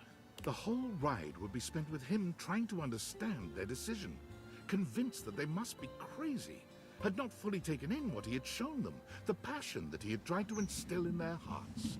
He followed them up to security, and with one poor couple from Thailand, he actually found his way through security and accosted them at their gate, with fresh bresaola, ricotta, and a bottle of Chianti. He now spends his days giving tours and his nights at the airport, bewailing the mistakes that all the departing passengers are making. Whoa, whoa, whoa, whoa. Wow, that's 90 realized datables? Sure is. You know, if you need any help with making this last push any easier, I can give you some extra features in my app. Yeah, yeah, sounds good. Getting the rest hard. To the phone!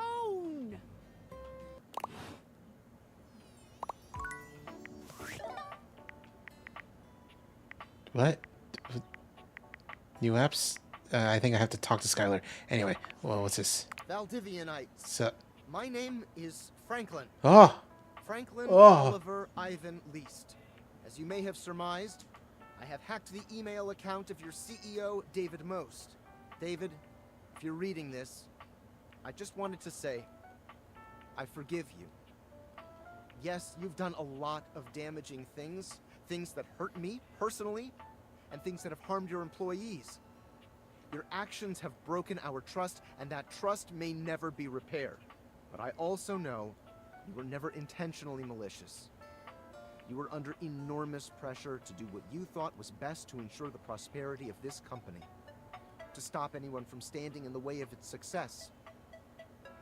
But now it's time to recognize that the person standing in the way of Valdivian's success is you.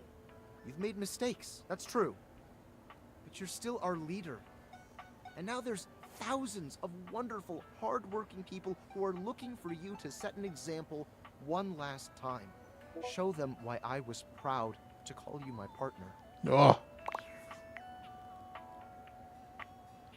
Anyway, no. I know. Kopi! Welcome to Roofbox, the home for all your coffee needs. As she speaks to you, Kopi adds the finishing touches to a drink on the counter that better resembles a milkshake than a cup of coffee. I'll be right with you. Just need to get these chocolate shavings. Oh, fancy. Not just any chocolate either. Gotta be imported Swiss milk chocolate. A drink like this is basically a coffee-flavored dessert. I think there's much better ways to get people into coffee without doing all this. But it's for everyone's sanity that I do this, so one little chip off my integrity won't kill me, I guess. A chill comes over the room. Kopi looks somewhere behind you, perking up and putting on her best customer service voice. Welcome to Roofbox, the home for all your coffee needs. Too loud. What? Friar Elf has arrived. What? And he looks positively dreadful. You've never seen him look so tired. Sorry, Friar. Too loud, child. What? Did you realize him? No, in fact, he hates me. Oh, your enemies. I didn't think you were a coffee guy, Friar. I am not a coffee guy. I am a humble servant to our Lord of Convection, and I cannot do my best work until I am caffeinated. Okay, finally, we're on the same page somewhere. coffee is not one of his creations, but his blessings can be found within it all the same. He reaches out to take the coffee from Kopi, inhaling its scent with a little groan before he takes a long drink. The friar has a whipped cream moustache that he doesn't seem to notice. Kopi raises her eyebrows at you, but says nothing. Kopi has been sworn to silence about my drink order, and now you will join her. You're that embarrassed about it? Embarrassed? No. My work is too important to be jeopardized by distractions like being mocked for my delicious drink order. Anyone with sense will know that just because my drink is luxurious does not mean I indulge myself in truly dangerous, sinful temptations.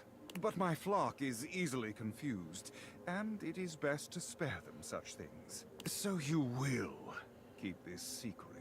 He turns on his heel and walks off without another word, sipping at his drink with another strange little groan. See what I mean? Just easier to make it for him than trying to get him to relax a little. It's funny because, like, for him, he needs, like, all this extra shit to make it barely taste like coffee. Me, I'm just like, put a bunch of creamer in there and I'm good. You know, I've got this really great roast you ought to try.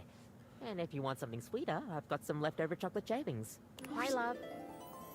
Ah, finally. Anyway, I'm here to realize you. Wait, really? I can go do whatever I want? I have what you need to do it. Rise and grind, Kopi. Oh, God. The spectral energy Don't flows tempt through her. your date theaters, and what was once merely a coffee maker becomes... Oh my God, you're so cute.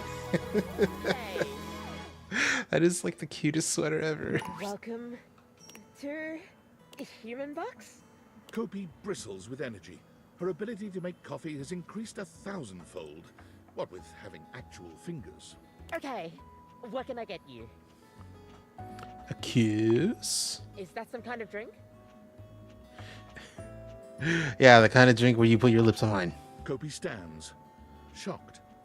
She never figured herself the kissing type. Not the least because she hasn't had lips for very long. Okay. Extra sweetener? You're sweet enough already. Her kiss tastes of mint, the sweet aroma of freshly ground coffee beans tickling your senses. It's hot. Piping hot. Sorry, but you can always blow on me to cool me down. I can always what? Kopi holds your hands in hers. She looks deep into your eyes, searching for some sign that all of this is real. Do you mean it? I don't have to work in coffee anymore? Take orders? Nothing like that? You're free, Kopi. But I still like helping others and spreading knowledge about coffee. Maybe I could open a shop of my own. One free from multinational corporations. Kopi searches the world for the best place to make a small shop. One way she can serve coffee slowly, getting to know all the customers who come by. Although she is still shell-shocked if any friars walk in. A haven for coffee and a relaxing life, Kopi finds herself in the laneways of Melbourne, Australia. Plus, her accent fits right in anyway. Hey. Welcome to Starbucks. Sit there. Yes, with the walls full of the sound of the Indonesian instrument, the sitar, Kopi has found a way to rebrand Roofbucks with a name that doesn't sound like anything else, while paying homage to Southeast Asian culture. What a very funny serendipitous coincidence. The coffee is poured extra slowly, and the conversations are extra long. Customers who come and visit are treated to education and elucidation on bean provenance and preparation. Cool. Who else? 1, 2, 3, 4, 5, 6. 6 left. All right. First things first. I'm the realist. Excuse me.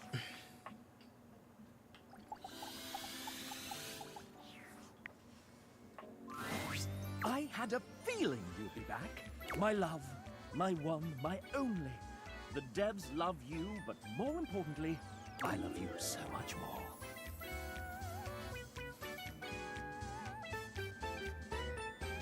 Oh my god, I never turned on Justin. Wow, that's the one thing I forgot after all this time. 1 sec while I make him real. Ha ha ha ha ha ha. So that way he can say words.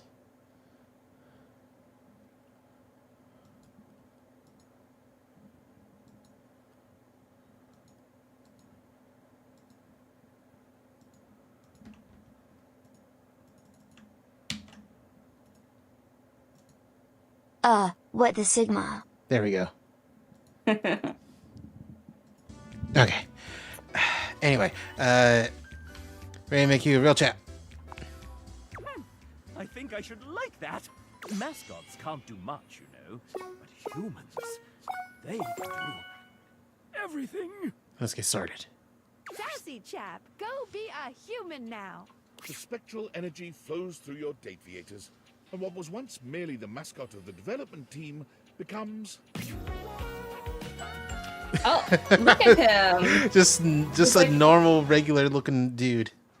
He's a regular guy. I like his heart-shaped microphone. I was gonna say his mic still looks like a penis, but like upside down, like a dick and balls. Oh my god, it is. Oh, it's a dick and balls. The sassy chap, now a sassy human, gives himself a once-over, tweaking his moustache, tugging at his bow tie, and removing his hat to find that he does, in fact, have hair underneath. I'm a chap. A real chap. I can fit so many things into these pockets now that they're three-dimensional. I'm a little dizzy. What are you gonna do next? The sassy chap left the house with one mission in mind. This guy looks like a sexy Tumblr guy. True. Kinda. He is doing that a little bit. I think his hat needs to be a little bit bigger. Being that a mascot had never made a game before, he was able to use his... Also, he's not thin enough. He's too triangular. Yeah. Like He's a little too thick. like Tumblr sexy men are a lot more twinkish, a lot more just all around thin. Gotta look at, not even just look at the Onceler, look specifically at the warden from Super Jail. That's big Tumblr sexy man energy. Like anyone's first game, the sassy chap made many beginner mistakes. Neglecting gameplay in favor of art, voice acting, and music, he began to find that iteration and nimbleness were beyond him, as changes had to be made. Ah, we can just add 250 more character portraits, right? Jesus Christ. Scope creep caused him to miss milestones, drive up costs, and ultimately caused his team to leave in frustration. But what if you can date the scope? The legend of Sassy 2 was cancelled, 80% of the way through development, and his publisher dropped all further contact. This industry does not understand art at all. Yeah. Anyway, now the other one.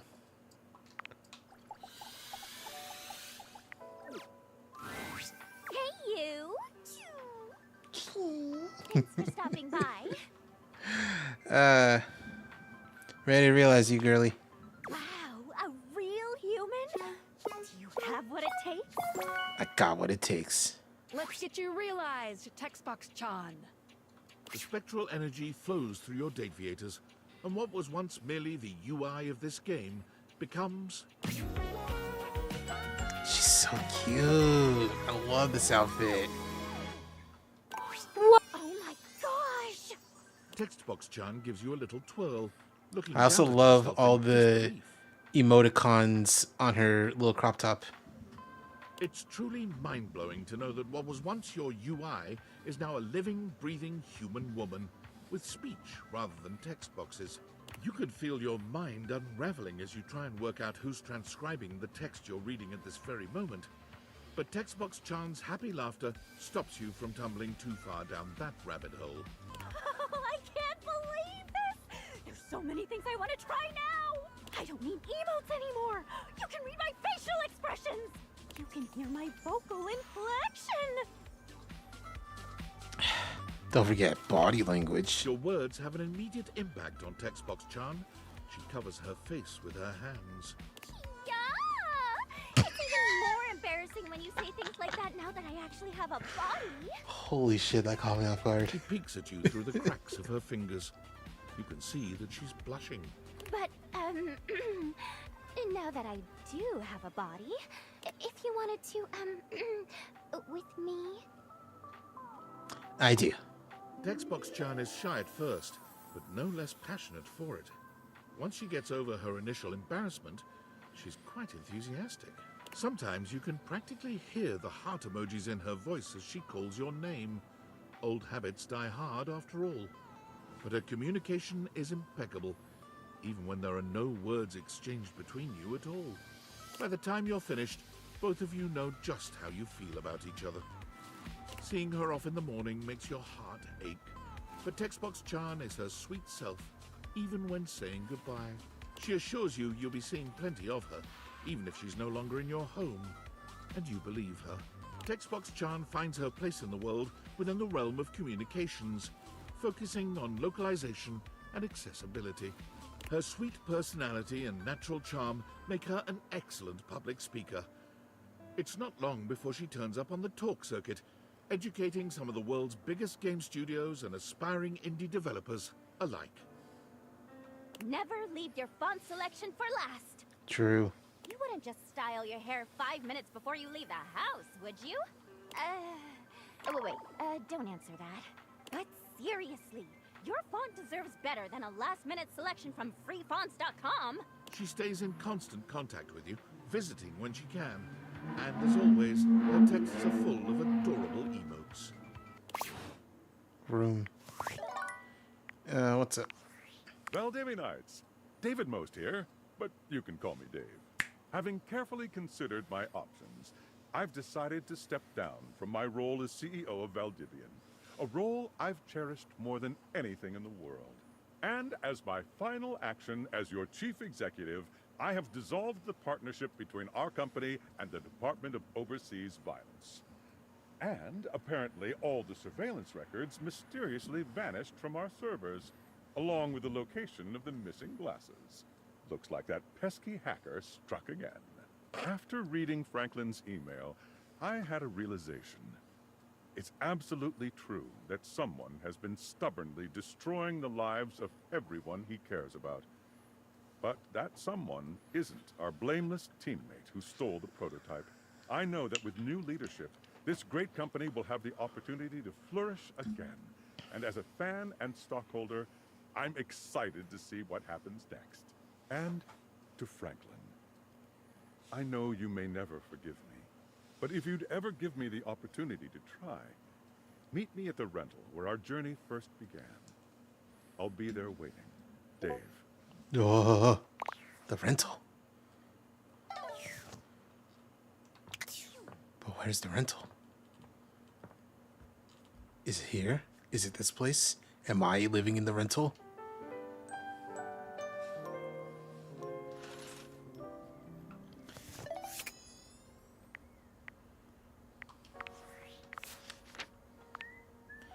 Two, three, four. Just 4 left. Let's give Dasha one last honest go, and if we can't, then oops. Wait, hold on. No.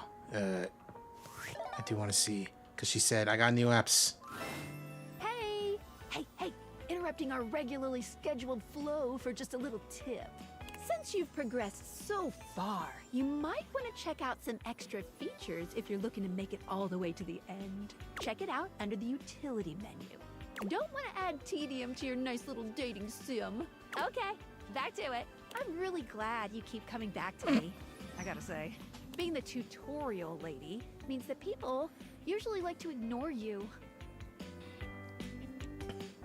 I think you're swell.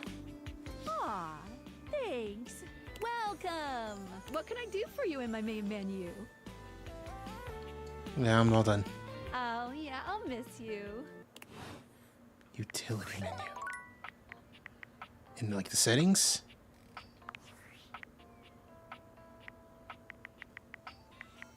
Nope.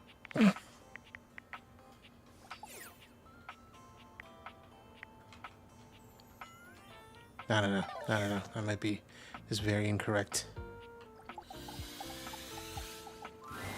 Ah, there you are, my beloved. Realize. Realize? Yeah. Sorry, but Dasha kissed you. Ah, Does that make sense? cheating me out of this. Happy dating. Cheating Dasha out of this happy ending for her.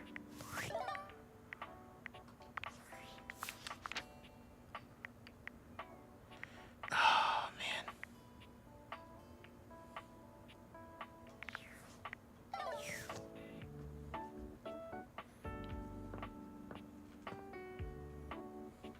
You know what? We can do one thing. We can be like Nana and a Boo Boo, stick your head in doo doo. Ugh. What are you doing here? Your loser energy is gonna bring the whole bathroom down. Only he loser here is you, loser. Oh, go away, God! Cool. Business or pleasure? No one's talking to you. What are you talking about?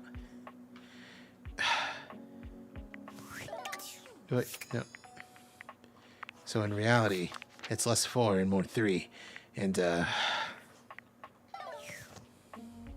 right.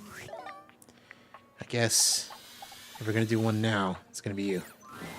Oh, I was hoping you'd come by. I want to show you something. What is it? Look. Quenisha holds up a sweet little painting. Oh, that's The brushstrokes are a bit cute. shaky, but the likeness is wonderfully clear. My very first thing. Just for me. It's a painting? That's right. You're looking at the next Bob Floss. I started taking lessons with art, and it's been incredible. I feel so free. I didn't even record the process. Hell yeah. I'm proud of you. It's too bad though. I would have loved a copy. Well, that's good. Because I was actually about to say, I want you to have it. Art says that all artists create from a perspective of certain emotions, that their inspiration comes from those emotions, and that it's different for everyone. I've been thinking a lot about what you said, and trying to find things that would make me happy, instead of just focusing on making other people happy. I wanted my art to come from that happiness, joy, love. And when I thought about it, I thought of you. It's beautiful. Thank you. Well, it was inspired by something beautiful. Thanks for being my muse, and for not giving up on me. Okay, I guess we're waiting.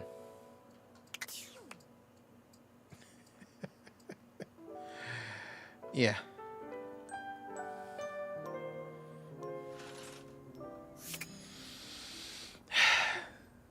It's time to say goodbye to the first one. There you are. I was just thinking about you, you know. How about a kiss? Ready to realize you, Betty. How cool. We can finally really be together. Are we really doing this? Let's go. Come on, Betty. Let's wake you up. The spectral energy flows through your deviators, and what was once merely your bed becomes... Oh, look at her. Yeah. Oh, wow. Is this really me now? Betty gives you a twirl, laughing as she does. I feel so beautiful. You are beautiful. Her eyes meet yours, and it's clear what's on her mind. She approaches you for a kiss, placing a soft hand on your arm and skimming it up to your shoulder. Won't you kiss me, baby? We can finally sleep together. Really sleep together. Betty curls her arms around you, pulling you into a kiss that curls your toes and nearly knocks the wind out of you.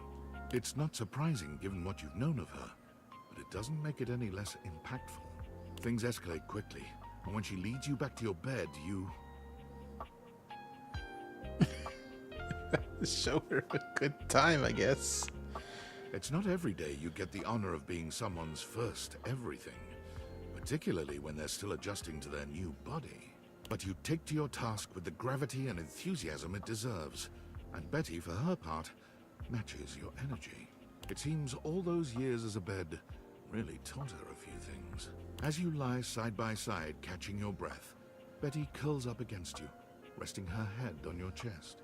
I knew it was better with someone you love. I just never imagined how different it would be to be human. The sensation, the intimacy. That's what it's all about. I can't imagine what it'll be like when we've not seen each other for a little while. A little delayed gratification must heighten everything. I can imagine.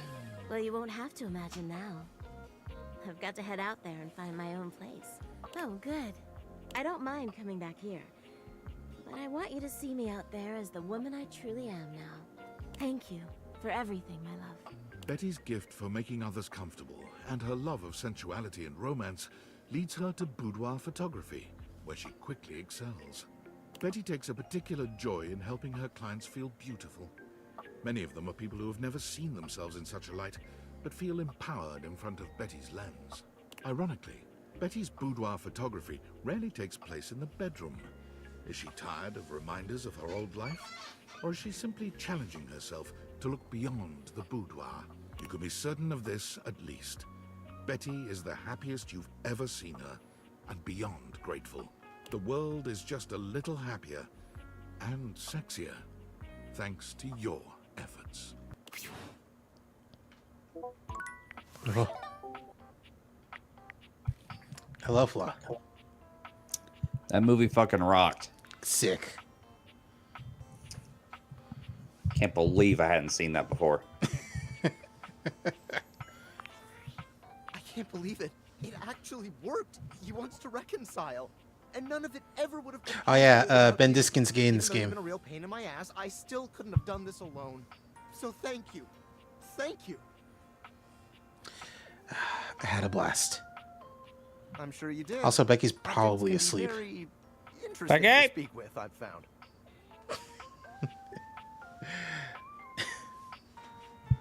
Despite the fact that Mondays are for her staying up because she's got no work tomorrow or Wednesday, usually the rest of the day has her feeling tired, so she will sometimes just fall asleep. Anyway, you fall in love with any objects? My heart is set on David alone. Yeah, okay. There was Quentin, of course. Who? Quentin, the quaternary diode array liquid chromatography system? Oh my You god. probably haven't met him. That said, there shouldn't be any issues with going outside your house now. David and I might even stop by the old homestead to see you. Oh god, that's a threat. It'd be great. I think so too. But I won't stop you from continuing to have fun in there. Come on out when you're ready, partner. Okay, cool. Phone become real. I think it's time. Hey, baby. What you need? Make you real. Wait, for real, for real? For real? Phoenicia, life's ringing and it's for you. The spectral energy flows through your dateviators, and what was once merely a cell phone becomes...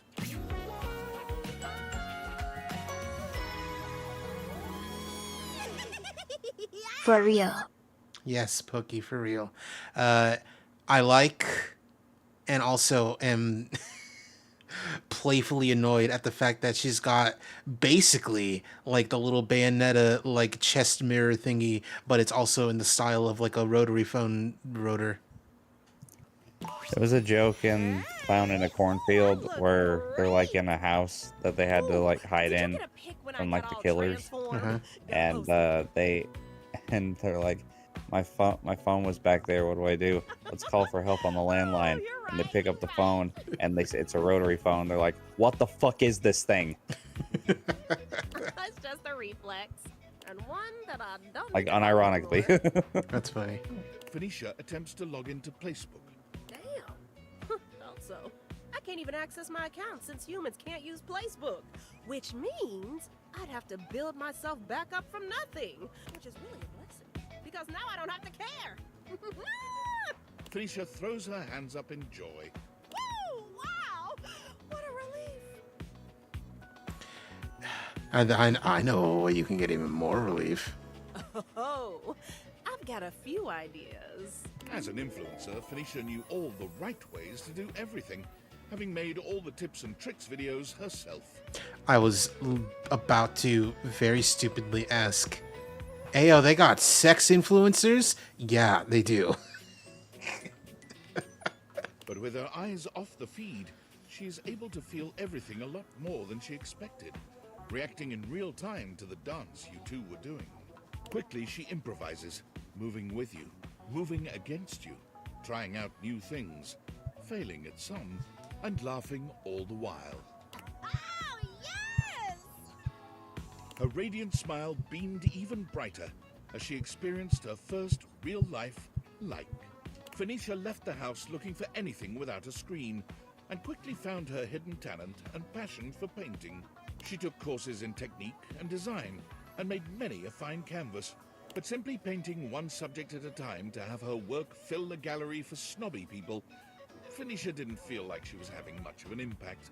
It's like art for art's sake. Not my style. I want to help as many people as I can with these pastels. That's when it appeared. The largest canvas she had ever seen. The side of a 20-story building downtown. She set to work on it.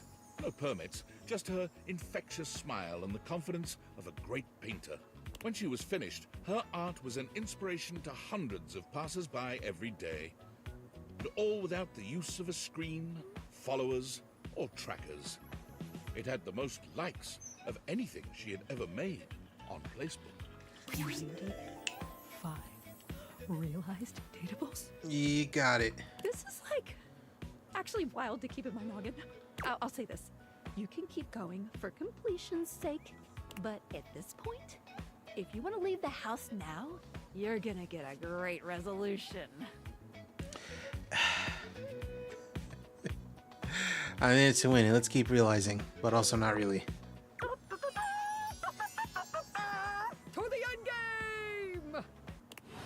Unfortunately, I only have one last one because 3 of them hate me and I can't get them to not hate me. So, oops. And one of them is kind of glitched out, so we can't do nothing with her. So, we've only got one I left. have to inform the chat that hey, What can I if do you for thought you in my main menu? no, this is the one. This is the one. This is the one. Tron Ares is the one. Yeah. Where Jared Leto will stop being a creep. Mm-hmm. I have a bridge to sell you. Sick. So you know that bullshit he was doing during the filming of Suicide Squad? Yeah! Where he was in character the whole time? Mailing people used condoms. He is doing it again. Sick. Lady Emily posts, finding out that Jared Leto kept doing his method acting bullshit and insisted on staying in character on the set of Tron Ares and would only answer to the name of Ares is so like making a big ass future program that gains sentience.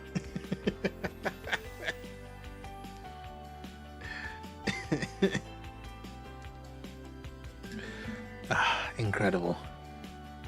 Anyway, Glasses Girl, become the last realized person. Did you realize everyone? Are your specs enough? I'm ready.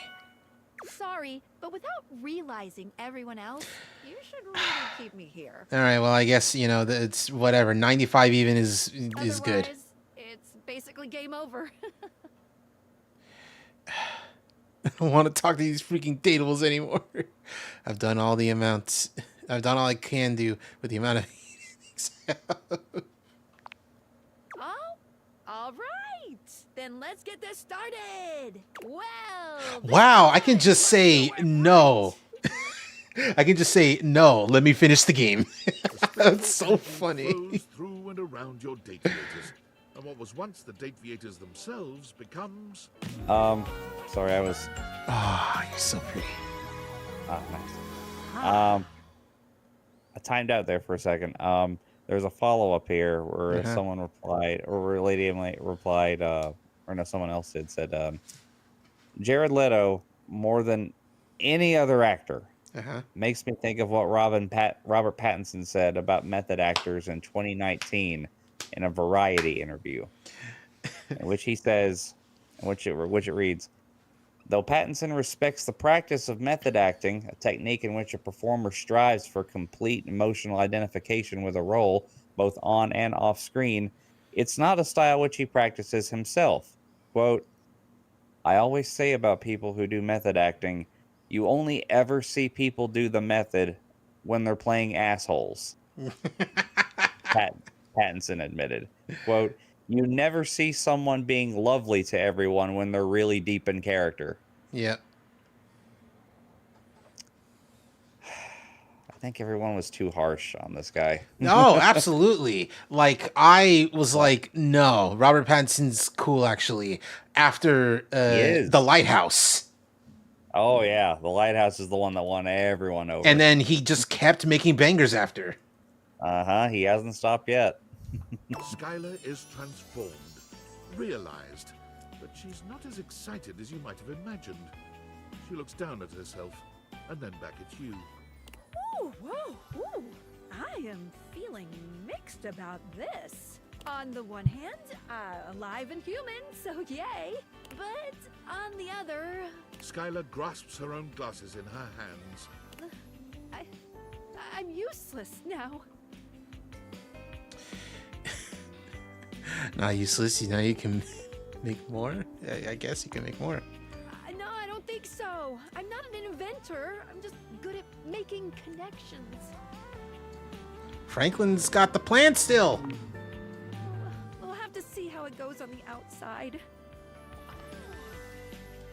What? Quickie before we go. There's nothing quick about your time with Skylar. Oh. She takes her time with you, savoring every touch, every breath, every sensation. But though she leaves you breathless and satisfied, she seems distractingly focused on one thing in particular, your eyes. They seem to truly enthrall her. In the moments that you're not enraptured by her touch, you notice just how locked onto your gaze she is. I can't look away. But even still, Skylar is Skylar. Despite her fascination with your eyes, she leaves no part of you neglected. She wasn't kidding when she said she loves love.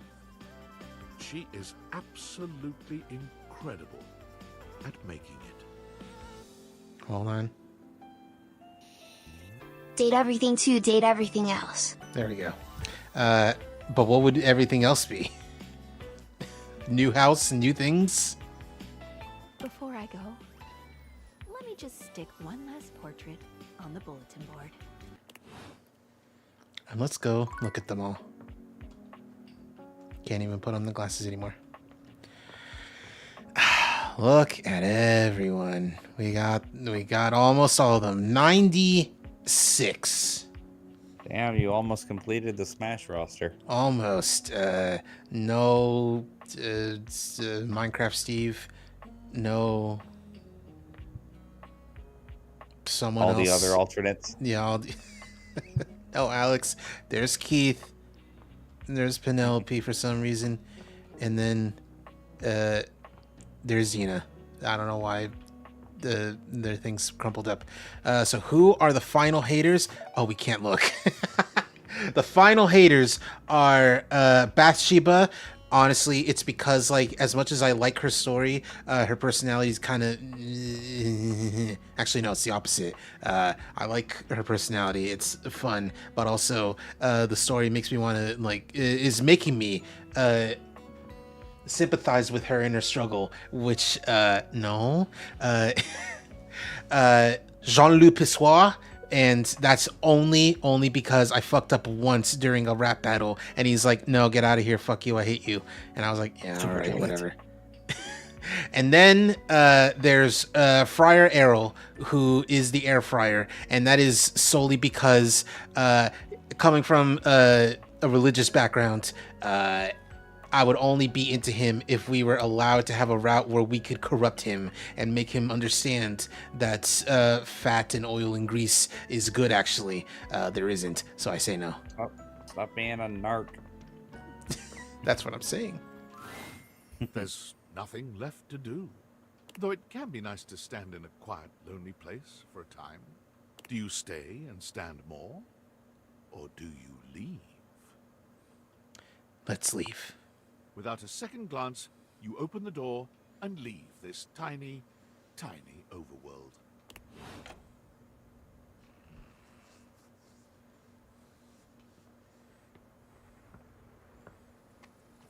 Oh, helicopter. There's an achievement for leaving the house on the first day.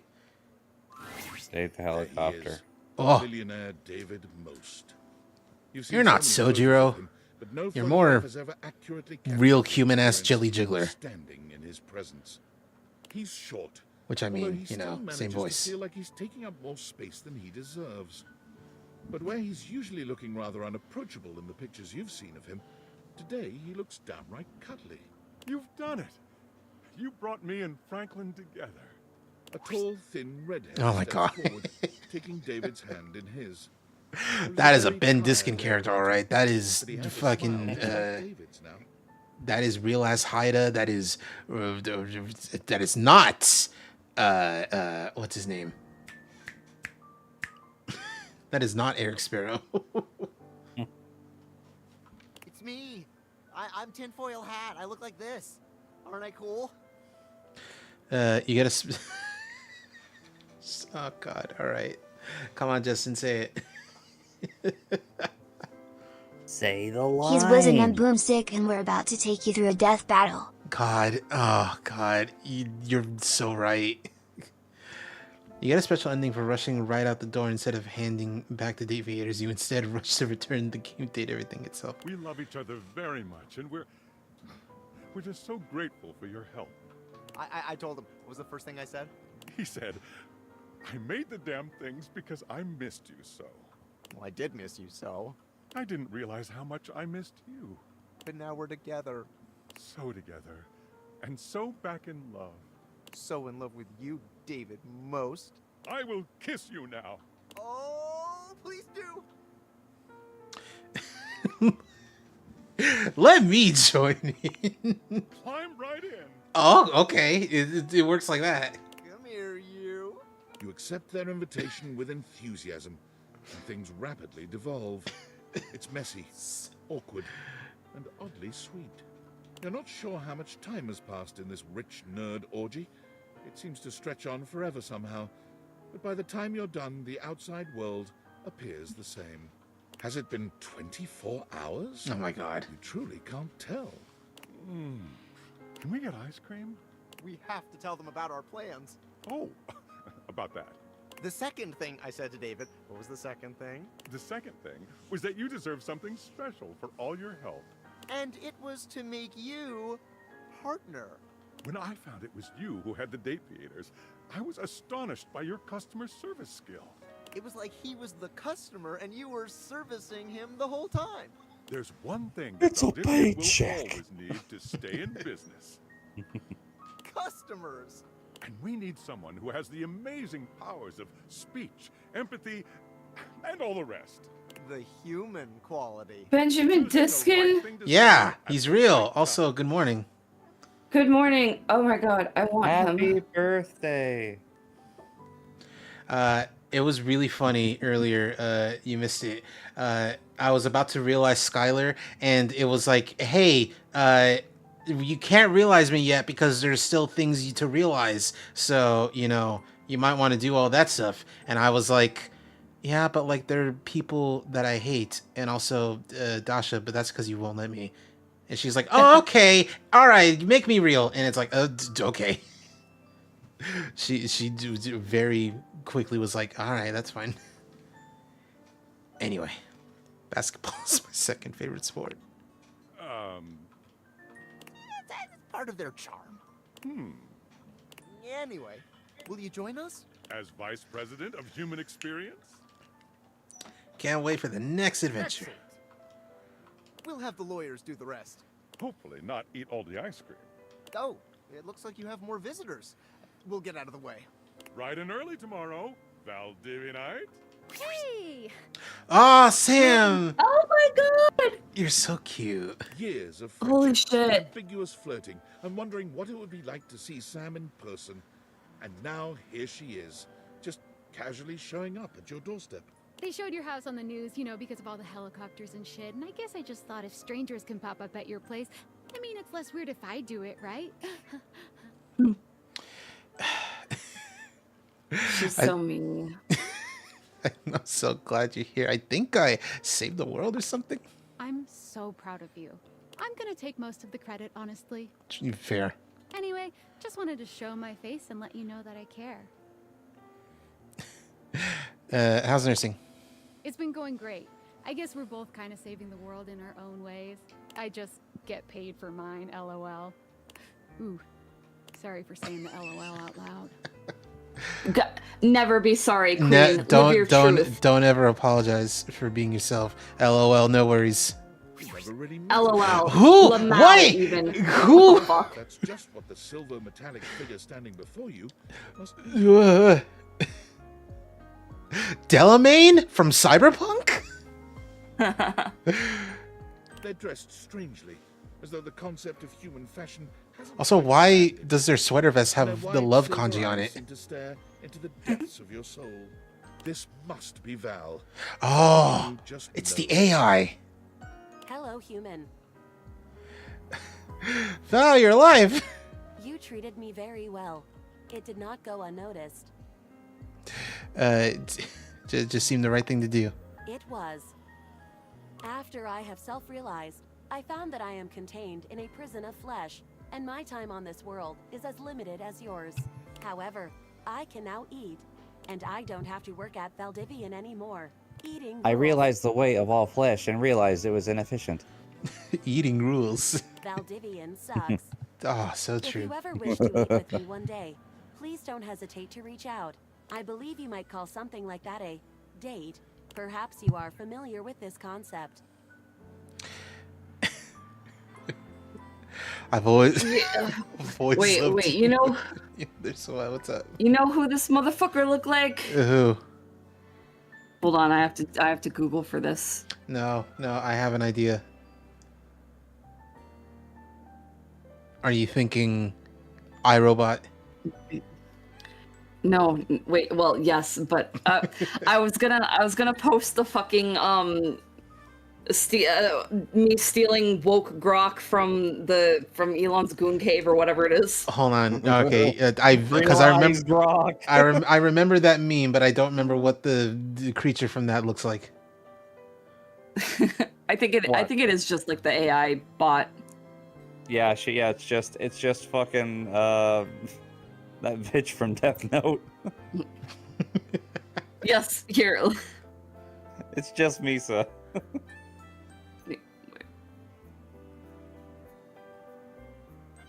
Rescuing woke grok from Elon's goon crypt. Yeah, it's from my robot.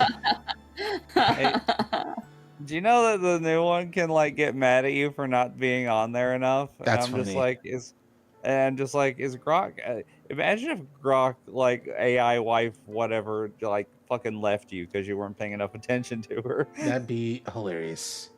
Yeah, until you're one of those guys who are like, who's had AI tell him his whole adult life, like, you are the messiah of the 6 religions, and then this AI fucking idiot from Twitter, this bot dumps you.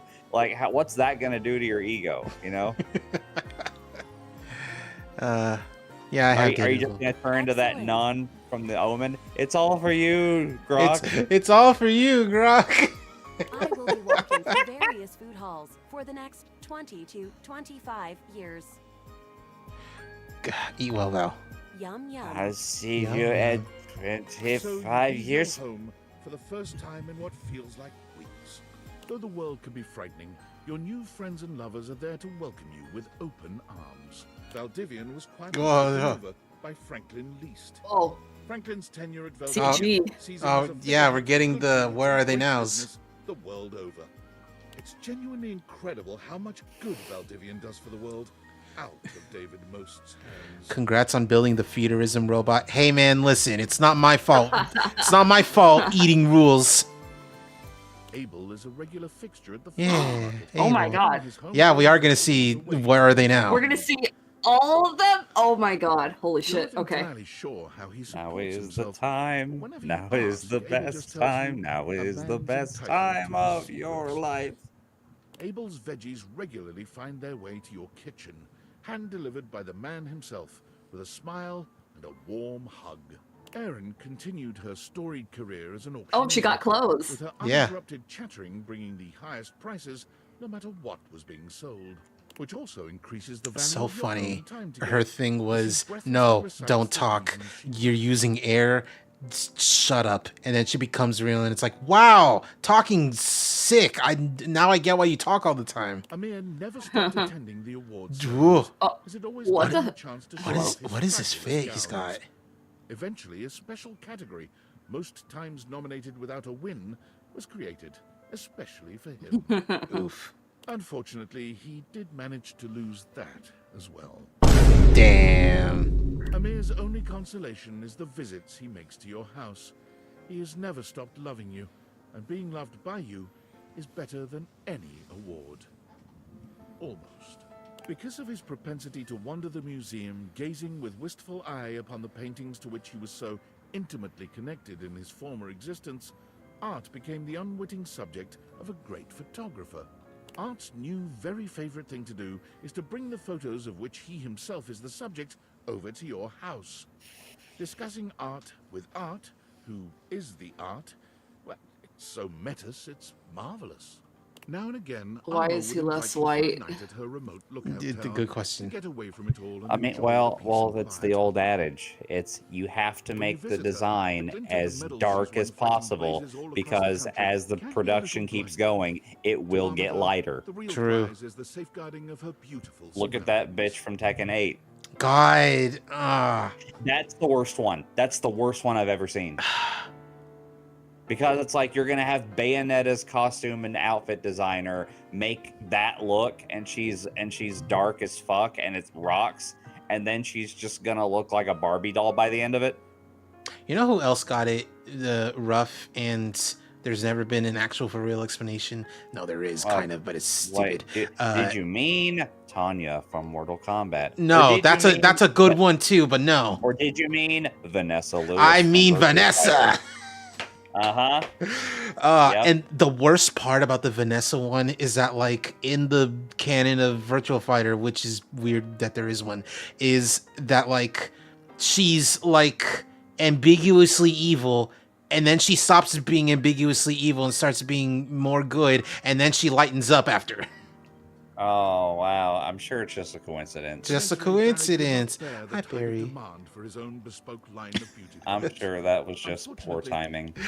Leaves you super oily. I've never used this, so I cannot comment on its quality. I'm told it's not recommended, but it smells quite nice. It's all right. There's likely a cheaper alternative. Hey, he's honest at least. One customer he was able to satisfy was you. He confessed frequently that he designed all of his best products only for your skin type. I mean, like, it's like I'm not the only person with my exact skin type, you know. There's got to be hundreds at least. Can't believe they hit her with the Sammy Sosa. God, no. That's fucked up. Those physical exuberance soon proved overwhelming for children aged 6 to 10. Fortunately, on one of her long parkour-style runs through the woods around the camp, she discovered what would quickly become her new passion, a natural skills. Did you mean Elena from Street Fighter? It's not as bad for Elena, but it is still a thing. It's noticeable, yeah. It is noticeable. She learned to start a fire, build a shelter. The thing with Elena, at least in regards to like Street Fighter 3, is that like those are sprites and like they're not affected by lighting. Yeah. Benoit's advocacy catapults them to true superstar status, culminating in a merch line that consists of t-shirts, plushes, lube and At first, it didn't bother me as much, but now I'm thinking about it, and I'm just thinking, why did they give her white woman hair? Why'd they do that? Why? Yeah. Why did they do that? What was wrong with like With her? Benoit? No, Elena. Oh. No, Like, damn, what's wrong with Benoit? Fla's not paying attention to the game. I'm watching it, but like, no. They send you a I'm doing like a million things at once over here. reminding you Yeah. to keep it safely unsafe and never forget your first. Also, Pokey's correct. The safes are fucking on the left. Betty's Yes. near instinctual ability to help people comfortably and safely. Who are these guys? Who are they? What are they doing? Because they're not doing sex, but what are they doing? Coordinator. You're excited to see They're doing fake sex. Oh, okay, yeah, because it's like a bedroom scene in a movie or show. But even booked and busy, Betty always makes time for you.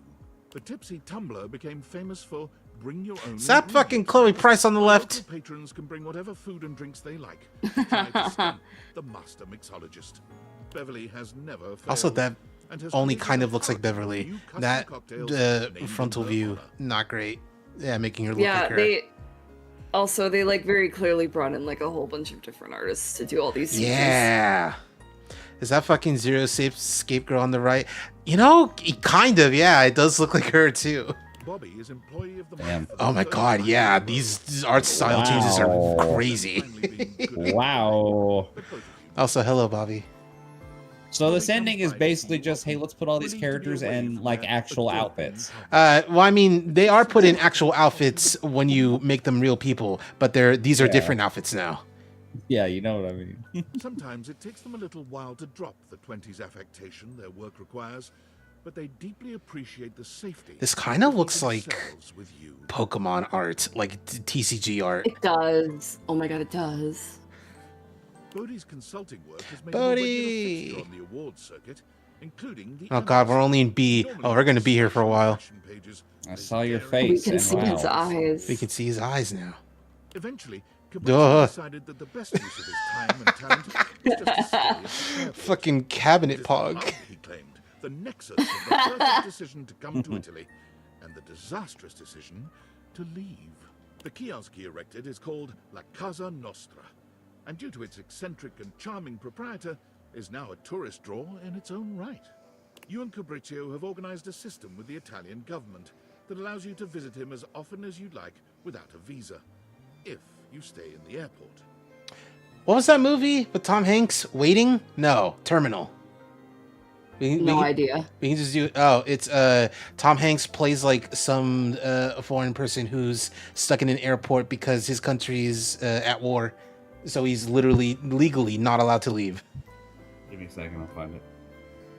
I think it's Terminal. What do you think it was called? Terminal? I know it's Tom Hanks playing a foreign guy. The Terminal, yeah. The Terminal. Okay. Yeah. Steven Spielberg. Steven Spielberg. Wow. I've never heard of this movie. Oh my god, I remember the trailer where he's like it's like, you know, people go into the bathroom, like you can see in the camera people go into the bathroom, but he's going in there to like brush his teeth and shave and shit. Reading the top review, 3 stars out of 5. That Burger King looked good. Yeah, and he has to subsist on like Burger King and other airport food, and like, you know, he makes it look good because that's all he can eat. Naturally, No, but that's just me though. That's just my life. To La Bella Roma. You've kissed at almost every major landmark. Cam still dominates the countdown. Oh my god. I need him. King of the trash with a pet raccoon. As they uttered the word office, Garbage Island. What's Garbage Island? Right where he is. Also, oh god, there's a fucking Love, Death, and Robots short that's just this, or it's just a guy Is there a male equivalent of Girl Who Stinks Good? Because I feel like that's what this guy is. I'm pretty sure Guy Who Stinks Good is also a thing. I don't know what they stink Garbage like. Island? That's true, Pokey. What is Garbage Island? I don't know what Guy Who Stinks Good stinks like. He stinks like good, but you know. No, Pokey says it. Musky. Musky, yeah. He's even created a cozy trash cave for your love visits, whenever you happen by. Florence and Celia end up both Yeah. running for the same position in the local township in a bid to squeeze out The one competition. polycule that I don't want to be a part of because they're too perfect To together. their surprise, I don't want to be a Florence third wheel. wins the election. Nowadays, Speak for Celia yourself, is the one motherfucker. running things from behind the scenes. She's having a nice time taking a break from the public eye. Florence is just glad she gets to relax. Jeremy is currently holding Yeah, down just one job, Jeremy. for the moment, anyway. She found work at a year-round Halloween costume house as a I'm demonstrator. so happy for Tinkerbell. What if you only realize one of them? I think Celia and Florence are like a package deal. Like you can't get one of them to like or love you without the other. So you can't separate them. Every day she goes into work to find out what she'll be wearing Gotta that keep- day. can't keep Even them though this is not separated. strictly included in I'm the gonna job have to description, share she something creates a very neat, cursed with the both of you backstory for every Very cool. character she portrays. in the Let's see it. stream chat. Look at this. Jeremy might insist that this is coincidence, but every time you go by the store to visit, the character she's playing has a love interest. A love interest who simply must be played by you. You usually relent. This Domino's is in an old Pizza Hut building. No. Tag corruption mind control. Yeah, no, I see that part. Oh man, that's crazy. Despite his Oh name, man. Chance did everything for his Oh my community, god, Chance is deliberately wearing and fucking lovingly. fake elf ears, but you can still see He's his got real the ass ears. Fucking look at his dork his fucking Burger King crown. He became so well known that his patients urged him to start streaming his play sessions. He's just begun, though he can't imagine that anyone would ever want to watch someone playing G&G. Yeah, it's funny because he's voiced by that one guy. You know the guy. It's a games When he develops his campaigns now, Chance routinely drops by to consult with you. He claims he's never had such good or such pleasurable still only in input C. on his creations. As the sassy chap sulked in the Oh. corner of a bar the night of his proposed video game release date, smoking his bubble pipe, the witty insults he threw at the other customers got some big laughs. He can be found at all the glorious salons around Europe, dispensing wit as easily as he spends other people's money. He spends yours just as lovingly. Clarence's newfound fame and fortune... Put the fucking Batman body pillow away! Jesus! You're in public, Away. dude! No, you need to smell it. Pillows, Clarence's? You're not really certain, but you carefully store it away in Clarence's old closet. It reminds you of him. Oh my god. Clarence stops by your place when he can, which isn't as often as either of you would like, but he sends you frequent text updates. Did you and realize selfies Harper? from his Yeah. latest celebrity closet jobs. Hold on. But he has this one-word friend who keeps insisting on putting him in strange, unwinnable games. Yeah. Connie has turned from voice Oh. acting into game development. Her current project is under NDA, but sources seem to claim The Legend of Sassy. Legend of Yeah, Sassy. just a Zelda game. In a loving gesture, she's hired you to voice her star character. Yeah. Rod is currently Whoa. wrapping up the nominations and is looking to return to comedy soon. Kurt is currently writing the televised roast of Rod. Everyone expects it to be the announcement of I a hope new they bring in project. Steve-O again. They both deny it, of course, but it is. Damon is always standing behind you, protecting you every Good.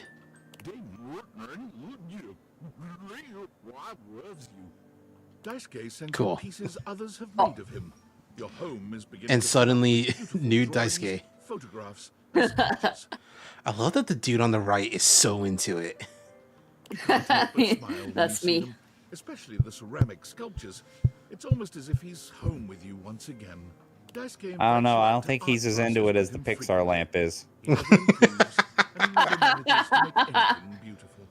But the smile he gives you when your eyes meet of your latest creations, it never fails to make your heart flutter. Whenever his wings appear in a bar, Yeah, the Dante homeless Vasco. customers see Who are those two in the back? He also becomes responsible Hello? for a marked increase in weddings in your town. Did we miss a story? It's no, those are NPCs, but Is that fucking Elig? it's, no, she's too skinny to be Elig. She's All the got the veterans are thighs. well cared for, of course, as he only believes in using his powers for sparking real relations. not just one-night burnouts. Lesser So known. he's like Hitch, but good. Yeah, he's like Hitch, but Dante Bosco instead of Will Smith. So he's like Hitch, but he's Sweet J. Yeah. Sweet JP.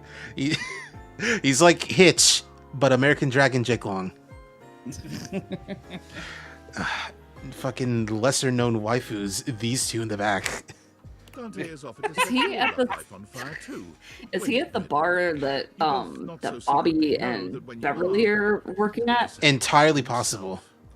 Entirely possible. Diana's talent for directing cars Yeah, isn't Diana. legendary. Her zero accident reputation gets her to the She top got a of the real traffic job stop working out of top toll 40 booth. charts. A big-time traffic producer notices and takes her to the big leagues. Air traffic controlling. Naturally, with her dapper hat and her perfect balance between rapport and rationality, she shines with iconic grace. Diana relishes coming back to the house to share her air traffic stories with you. The pleasure she gets from giving you a story all of her very own and watching the pride and excitement in your face is some of the most profound of her life. Dishy's helpful nature. God, has been get forever this working as fucking the most guy away diligent from me. assistant of all time. Thank goodness he never had any lust for power. Rod. This is Voldemort. Like,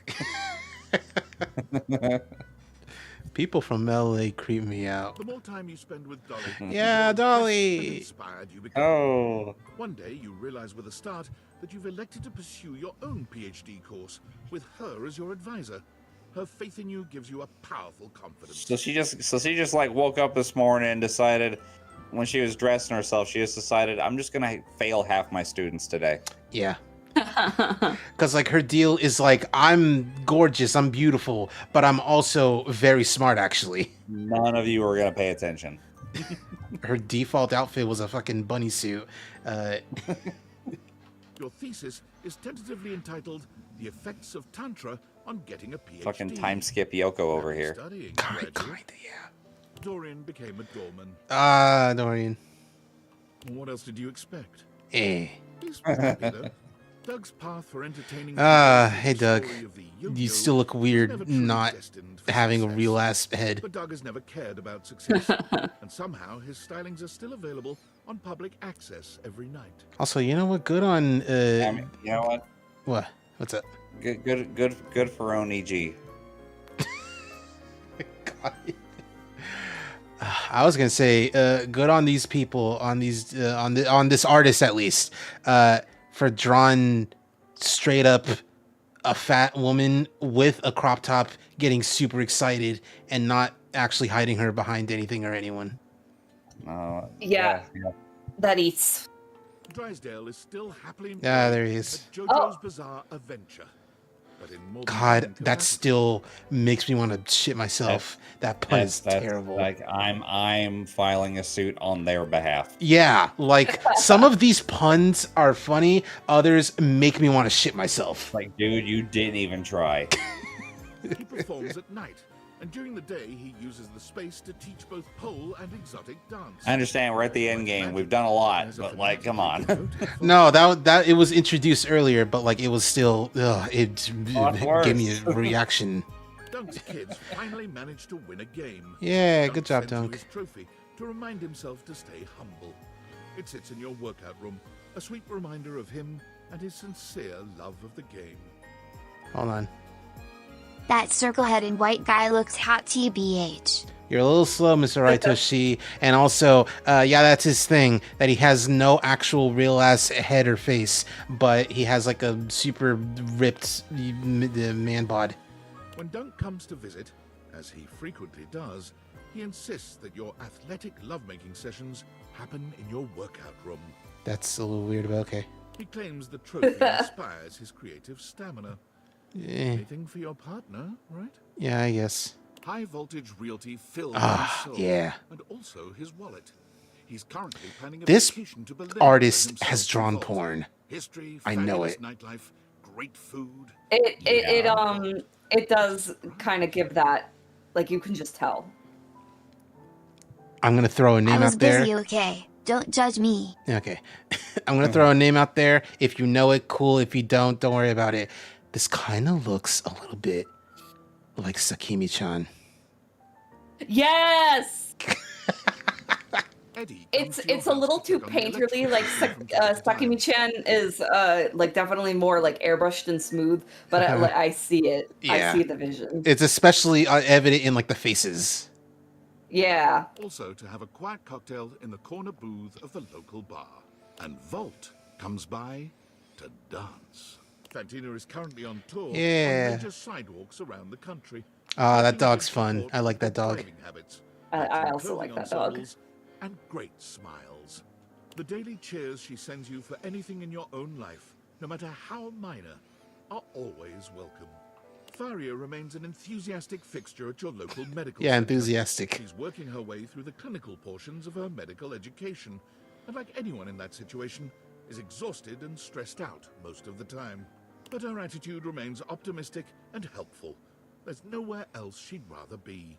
Freddy rarely comes down from the mountaintop. He has been the subject of several documentaries, yet never appeared in any of them, in spite of repeated requests. Fortunately, you know the back way to his abode, and your times together are nothing short of monstrously fulfilling. Hold on, wait. This also looks like someone who has drawn pornography, but I'm only noticing it because why is that ramen like liquidy cheese? Yeah, the ramen is drawn quite interestingly. I think it's safe though. The ramen is drawn a little not so ramen-y, but this isn't giving me. It's not giving me. I draw cum on the regular. You get me? Yeah. Looking at the art, it does look like I think I might know of this artist, but I also could be very incorrectly. I'll need to look at like the credits. Gaia hasn't stopped traveling. Gaia! Oh, she's got capybara friends. That's cute. Photo on social media.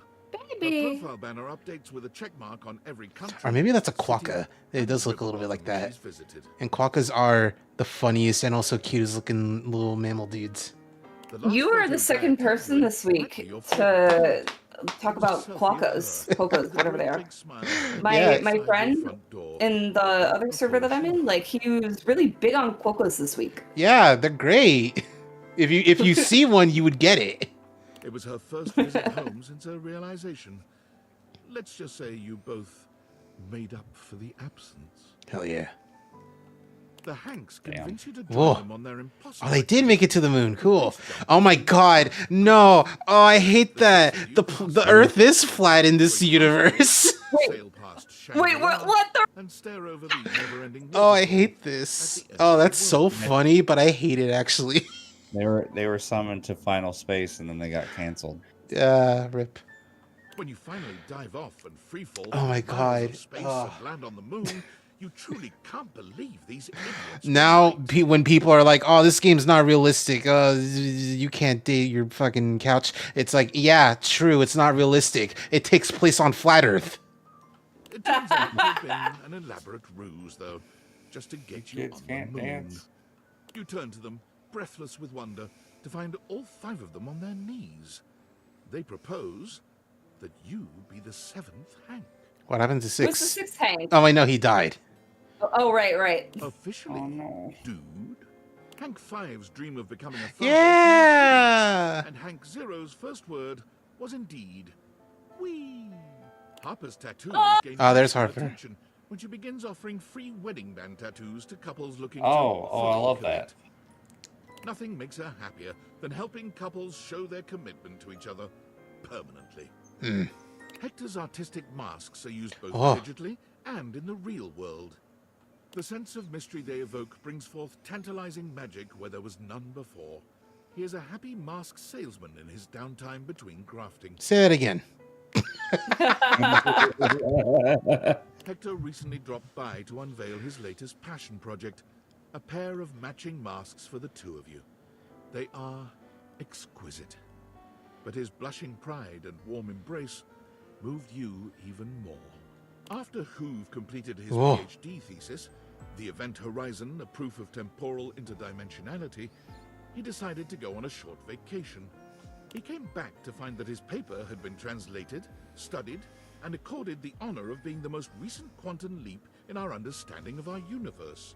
Holly spends her days zipping around town Ah, that's making cute. deliveries, spreading good cheer everywhere she goes.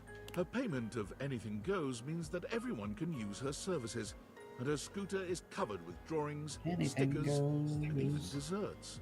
Not long ago, Ron released his latest piece of technological wizardry, his patented clothing press, but travel-sized, so small that it fits inside Clothes his very own beam. top hat. Or I anyone's appreciate top the little hat, money. It's the perfect size, no matter your chapeau of choice. Ron delights in visiting your house frequently to showcase his newest inventions. Some of them work, and some of them, well... But whatever happens, he is always thrilled to see you. And there's just been the one fire, so you're still thrilled right back. Jacques regards his budding career with Fantasy Cruise Lines with great sincerity. Ah, the little chick had their own chicks, it seems like. Chick-a-ma-dee. TripAdvisor in fact recommends him so highly that his cruises sell out up to 6 months in advance. So far, no paying guests have died. Cool. Kids come from miles around to see Jerry's intricate model train sets. Oh yeah, I think you were a little bit asleep for this. No, you weren't. You just weren't paying attention. I was like, Jerry loves trains. Oh, he's got the super autism. Johnny made a splash as the premier wedding officiant in all of Vegas. His impression was so uncanny that many attendees felt transported to the 1950s. He still finds time to look for Duke, who just never seems to show up these days. Probably off gambling, Johnny supposes. This dog is not real, and he keeps trying to tell us he is. His dreams of hitting the big time are right around the corner. Whisper in his ear each night. Rock and roll will never die. Key's epic concerts and workshops have revitalized the piano business, bringing back the industries of piano movers, piano tuners, and page turners. Her content has millions of followers, though she is yet to find out how much popularity she has, since she hasn't been able to tear herself away from the keys for more than a few moments each day. And those few moments are always spent with you, talking about music and making plans for more. Keith's body was never found. Good. Comfort Wait, he's jumping out of the plane like D.B. Cooper. Yeah. Snoring on a couch for 30 seconds goes viral. Koa refuses to let fame go to his head, however, and despite the increased demand, prices remain as affordable as ever. Despite an entire warehouse of comfortable places to sleep, Koa's favorite snooze spot is still in your arms. While her coffee shop runs smoothly, Kopi finds herself non-binary having to pin, battle hell yeah. numerous lawsuits about the use of their business name. Kopi decides to change course and change the name to something totally different. Dunkin' Donuts. That's funny. You were definitely asleep for this earlier. That like she originally changed the name to Sitarbucks because Sitar Indonesian, and it's like, and they're like, oh, it's a good coffee place name that doesn't sound like anything at all, and it's like, oh, Sitarbucks, I see. You tried to tell Kopi that you'll happily help her name her business. It doesn't seem to be her strong suit. She's just so flattered by your interest that she blushes and hugs you harder. You suppose that's all right, too. Christoph yearned for greater challenges Whoa. than he'd been able to find on the entire surface of the Earth, so he went within.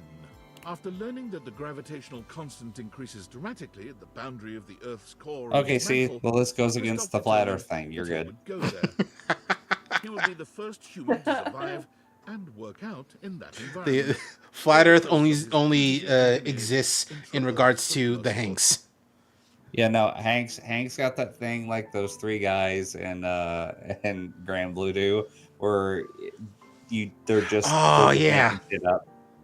Yeah. But intra-Earth or not, Christoph knew that no environment could possibly be hotter than Christoph himself. On his most recent visit to the house, he claimed that since you survived him, you were more than qualified to come with him on his trip. He offered to build a teeny cabin on the submersible just for you. You are still considering. Memoria's company Memorandum continues to satisfy and unsettle. Her clientele frequently report feeling much more in touch with their dark sides, even as their homes are literally lightening up. Occasionally, a client will ask for something just a bit more personal. You can always count on hearing from her under these circumstances, The two of you are an on-site team when it comes to the sensual exploration of the shadow. Luke returns from abroad to meet you from time to time, bringing you stories of valor and exotic toasted treats from lands far away. There are always Are you kidding me? I don't know anything about bombs. which he assures These you are reactions only pretty for your pretty appropriate, if I'm being honest. You can't think of anything more endearing from your big bad soldier. Look at Luke, seconds away from being blown to shreds, and he's still making Every now jokes. and again, Lux ats you in a post.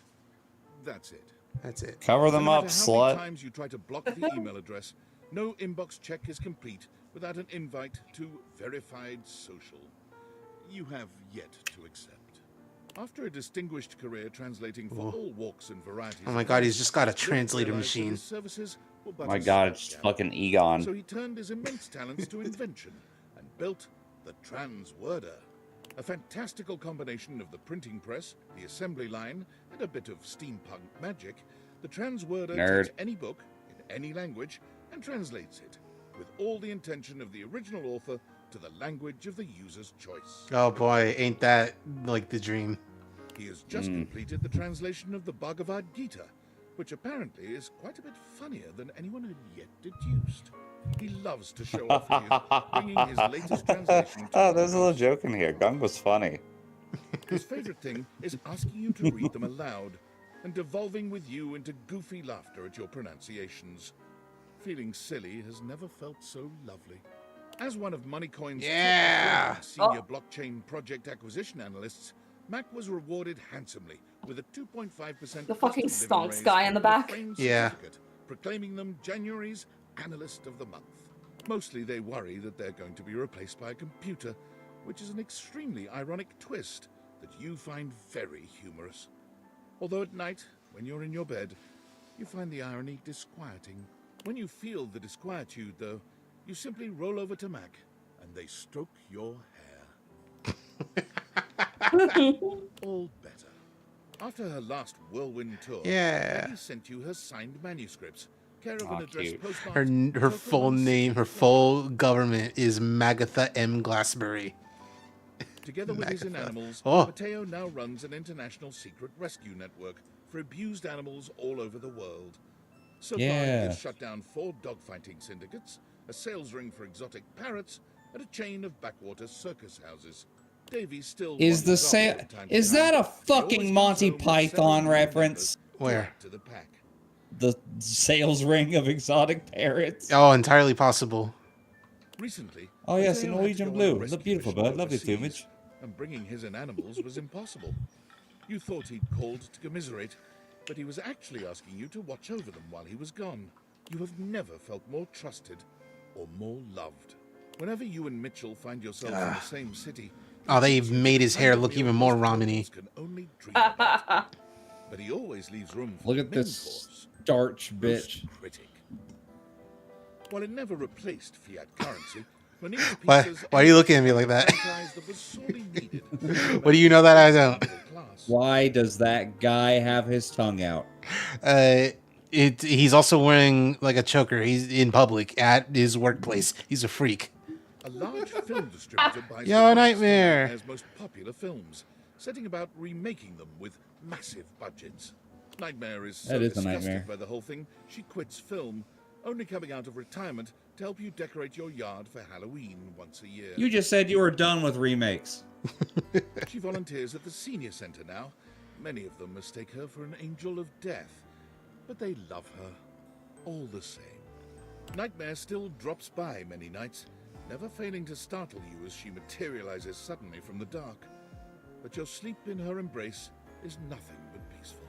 After many record-breaking years of Miranda. album releases and performances, Miranda Dulcita Tostadora launched her own label, Crispy Baby Records. She still sends you an advance copy of any album her label releases. She values your feedback above all others.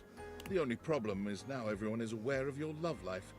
All her songs are about you. Parker's days of being an umpire add a powerful nobility to the profession. His steadfast regard for rules makes the players respect him, though his unpredictability makes them fear him. He's never been happier than when making a difficult call. Penelope convinced her boss to invest Ah, in a she looks struggling so office cute. supply retailer, Blunder insisting myth that computers muffin will someday paper let us down, cookie. or perhaps kill us all. The company has not gone under yet. Penelope takes advantage of her boss's latest investment, proposing an office calendar filled with romantic motivational business quotes. She credits you with the idea and sends you love notes on torn-out pages from the calendar. Phoenicia's murals of positivity have adorned the sides of skyscrapers from Dublin to Dubai, bringing smiles to people all over. Her next project is to be even more fantastic and visible. Crop circles.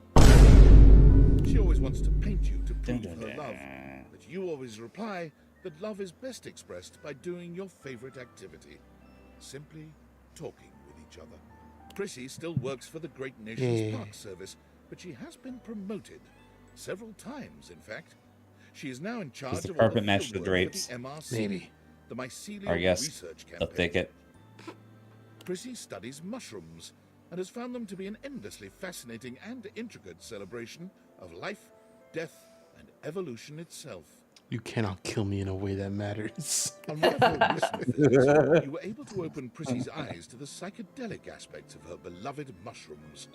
She now comes over often. You die, you get reincarnated as a mushroom. I'll fight you on your own level. Come on!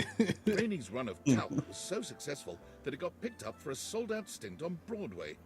Rainey left acting soon after the run, insisting that she'd rather go out on top and that she could never play another role with the same commitment and authenticity.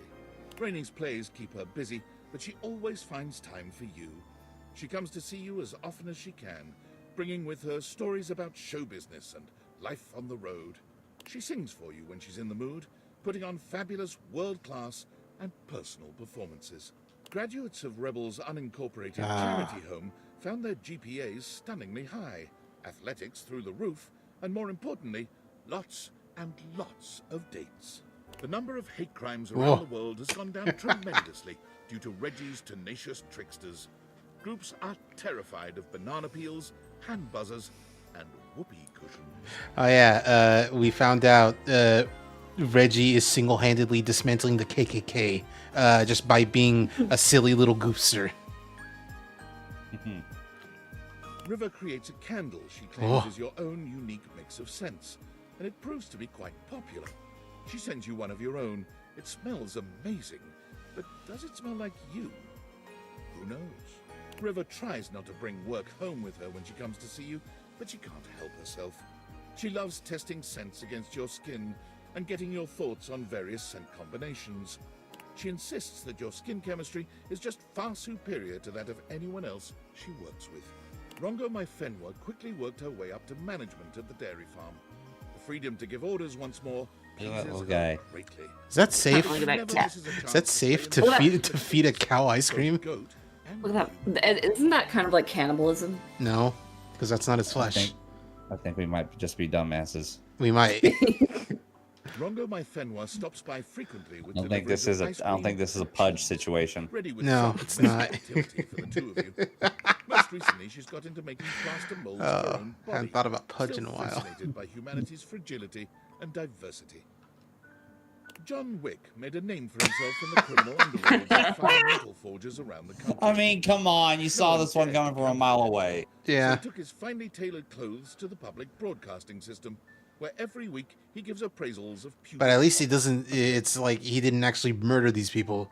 So enamored, dear John, have you become, you suggest the ultimate vulnerability, adopting a dog together. No! That's not good. That can only end horribly. John looks at you through grief-narrowed eyes and indicates that no, that would not be a good idea. At least he knows. Skips gives you comps to every performance of Why every is show. why is this not his human form? Why is he in his shadow form? Maybe he's just paler in this than in like the final version. But his hair's all like wispy too. Like they gave him real hair when he got humanized. Whisper, Luna Knight, is that you? The stage door, after the curtain comes down, is awash in fans waiting for the actors to emerge. You wait alone for the one slippery shadow who drifts through the crowd.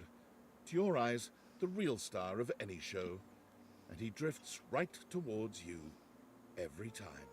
Shelley finds a I way love to you, combine my little both emo of twink. them, putting on the library's first bodybuilding competition. The winner Now receives that- a $20 gift card That- of Beanbucks. that's what I'm. That's a quality. Fines wiped out. The competition is a rousing success, going viral on social media and ensuring the library's funding remains secure for years to come. Of all the things Shelley This is lists how- to stay in shape, you remain her This is favorite. how the Internet Archive She can stops save by the itself. house frequently for bone-crushing hugs, basking in the positive glow your love The funny thing is that, like, Shelly is not this big in game. She's big. Oh. She's But, beefy, but this is like way more than normal. Okay, well, yeah, that's she wasn't as beefy then. She's beefy now. I guess. Despite having Oh. disappeared off the grid after the thrilling and dangerous heist, you are still pleasantly surprised to receive anonymous postcards affectionately addressed to my worthless little wretch. You're the only one who gets the address to whatever bunker she currently resides in. Sick. Stefan and Mr. Cluckles eventually become the faces of a successful artisan seaweed brand. Though Stefan guy works is with rather Bobby miffed now. when Yeah. he realizes that customers are more attached to Mr. Cluckles. You're so right. Stefan, of course, had no real reason to feel miffed. Emilio. Mr. Cluckles is cute, but Stefan will always be the true hottie to you. He has burners, for God's sake. Stella brings a fresh perspective on Oh, that's Steve. right. Yeah, Brings in viewers Grandma's by the the gamer millions streamer. each weeknight. Grandma streamer, grandma She knows that streamer. those viewer numbers could always I do love that there's like a cheering emote, a pog emote, and a what looks to be a stiletto heel emote. Your love for each other is the only thing that keeps her obsession with the algorithm tempered. Stepford frequently sends you motivational Monday texts. God damn. often Man, godly cover that up. with photos of himself working out. Jeez! Yeah. Telly is the most prolific blogger for Valdiviflix, having written reviews You know of what? over 50,000 Oh no! shows. Oh no! He's the Oracle. Yeah, the Oracle from the Matrix. Okay, hold on. No, I just realized top right-ish, like in the middle but top right that's the Fallout show. Next to that is what looks to be RuPaul's Drag Race. Oh my god, there's fucking Last Week Tonight over there. There's Twilight behind him. Twilight behind that. Fucking Whose Line down there, bottom right. Is that Whose Line? Yeah. I don't know what that is in the top left. It looks like some movie, but I'm probably not sure. I don't know. Thinking about the grandma streamer, I was like, oh man, Tenma. Hello, forever. Fellow forever 17. Someone my age. From time to time, you check in on him in his screening room and talk long into the night about what he's watched. In all the years since Teddy has Teddy, God, like, you just gotta be showing off the chest hair, huh? Like this man has breasts. Yeah. At this point, it should go without saying, you have always been and will always be Teddy's favorite. Also, who is this He would lady? love to let you know Hello, man. For the rest of his days. In addition to keeping busy with her Yeah. Isn't that lady from joins the board that governs the adoption like of Monster emojis Prom? for text messaging. Oh, the UI Code Consortium. Like Dawn, is that her name? No, Dawn is one of them. No, it's Faith? No, I think Faith. There's three of them. One's Dawn, one's Faith, and the other. There's a third one. You know which one I'm talking about? Yes, the one that you can date in Monster Camp, and she's like gorgeous. Most recently, a pair of glasses suspiciously similar to the Dateviators have been added to your phone's keyboard. You can't help but smile fondly when you see them. Textbox-chan makes time to visit you whenever she can, but when she's gone, she texts you frequently. She never misses an emoji. Timothy's work at the train station nets him international acclaim, and when he travels to Japan to connect with his colleagues overseas, Now, his presence at least causes it's not quite a Timmy. stir. not because, you know, I'm kink shaming, but because I like Timothy more. A fitting replacement for Carlin is Mr. Conductor, if ever there was one. Thomas is in good hands. 1 year later, Timothy merchandise Sparkle, is available sparkle. in most Tokyo metro stations. Timothy returns from his trip to Japan with kawaii souvenirs and many, Oh, they're many kawaii stories about the specifically. perfection of Japan's Yeah, they're cute. They're not highway train scary. system. But as much fun as it was, Timothy can never be too far from you for too long. Tina's long string of endorsements and failure to pay a single dollar in taxes catch up with her. And Tony is now forced to do TV shows he'd turned down prior to pay off her immense tax bill. You know what? Good for you for not paying your taxes. We love that. The record company pays for everything. I'm broke. Also, I love that, like, the artist was like, no, Tina's real ass person outfit stinks. We're gonna put her in her original fit. Tina I grows appreciate jealous she's a of what she sees disaster. as Tony's Yeah. rising star. Oh yeah, that's the thing. She loves drama, even if it'll like bite her in the ass. Both Tina and Tony text you incessantly, complaining about the other and begging you to join them on TV. Fucking Tony They fucking insist looks like you fucking are the Tommy only Lee. good thing A little in their bit. lives. Her performance at the dinner show got the attention of a recruiter, one who worked with an anti-whaling organization. Oh, Though she feared water, Whale Wars, the Titus world is a decided there was vampire? no greater cause than to protect those who couldn't protect God, themselves. who remembers Whale Wars? Me vaguely. Yeah. After a few It months feels of like keeping the whales an safe era from ago, scourges which of it the kind of ocean, was. she found her own Chicken and cow? with 25 other crewmates adrift in a life raft. Her impressive resolve kept her crew alive, and most importantly, never once did they get wet nor soggy.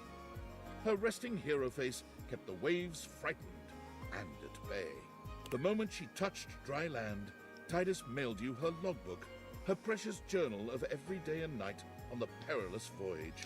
I also like that she's clearly like squatting a little bit to do her yelling because that woman is 7 feet even.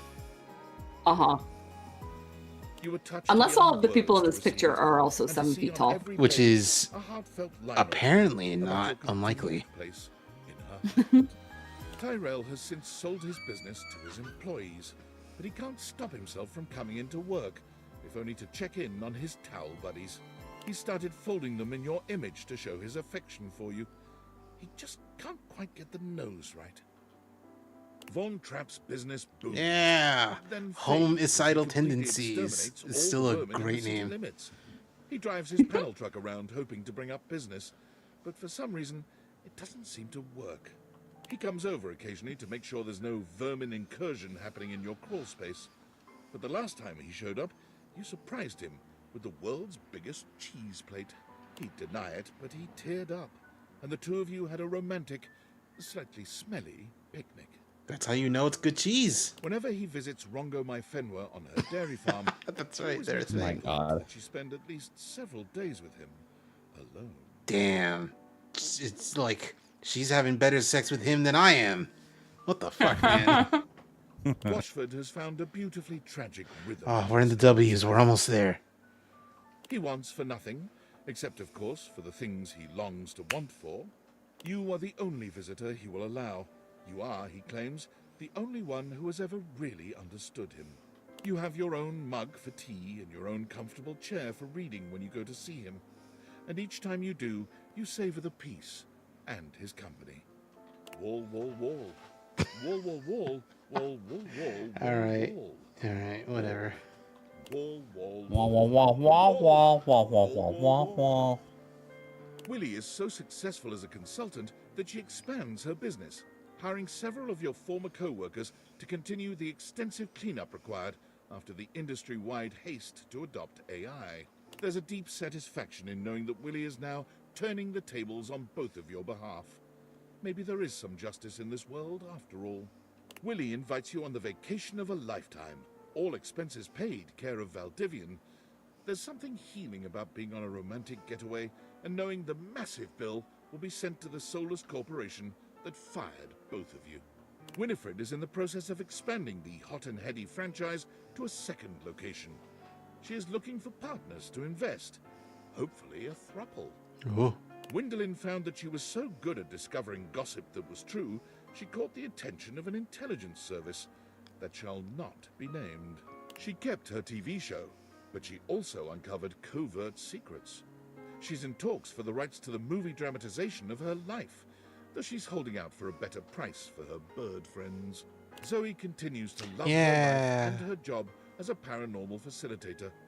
She's had a couple of close calls, but the majority of her ghostly clients are nervous, if ultimately grateful. Zoe is always happy to see you. Your house is, after all, the best place for miles to hold a successful seance.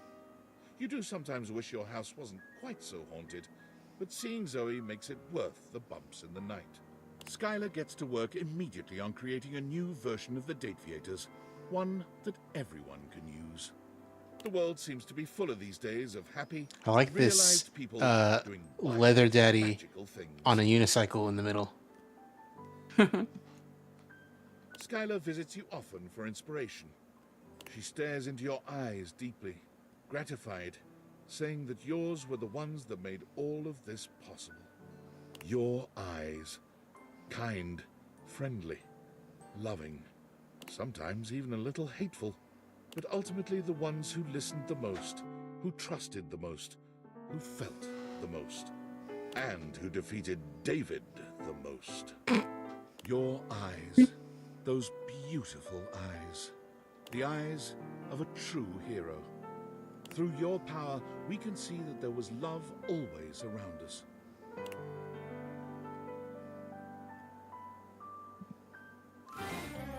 Yay! It's over! Wow! Ah, very cool. Alright, I'm gonna interrupt the music. And the credits too, so that way I can send you the tier list maker. Because we are not doing this on stream. It is late. I am sure you're tired. Cheese, I must be so honest with you. I got something at 12 in the afternoon tomorrow, or today, I guess. Uh-huh. So, you're probably thinking about going to bed. Yeah. Yeah. Since it's in 12 hours, less than even. Less than 12 hours. Yeah, I gotta sleep. Yeah. Alright. Also, interesting that this game had its own song all along, and like all the people on TikTok could have been using this song for their little date everything thirst traps instead of the vending machine of love song. God, right? I'm so tired of vending machine of love. Sometimes your pennies in the vending machine of love, and take that to the little mix that you've been dreaming of. It's like, God, I'm so tired. All right. This is what we got. We got 100 datables unlocked. We got 30 friendship endings, 67 love endings, 3 hate endings, and it took us 70 hours to get to the ends. Damn. Yeah. That's like a Tales game. That's like Tales of Symphonia 1. Yeah. Oh, this is, everyone. Ugh. Who hated you? Who did you have a hate ending with? Friar, Bathsheba, and Jean-Loup. You got Jean-Loup to hate you? It's only because I failed at the rap battle once, and he's like, hey, if you fail once, I'll fucking hate you. And I failed once accidentally, and he's like, okay, I fucking hate you. And that was it. Thanks for playing. I got New Game Plus. All progress you said, except for collectibles. Oh God, collecting all the collectibles? That's crazy. I might do that. Never. Did that thing just say there's 400 collectibles? Yes, there sure are. Jesus Christ. Oh. Ugh. Okay. Inadvisable to vacuum fireplace ashes. The ashes might be scattered due to all sides. All right, cool. Let's get the freak out of here. Hey everyone. Hey, great stream. Next week will not be more nothing because it's over. It's also not going to be nothing because I'm going to be out of town for a week. But you know, good game, good stream.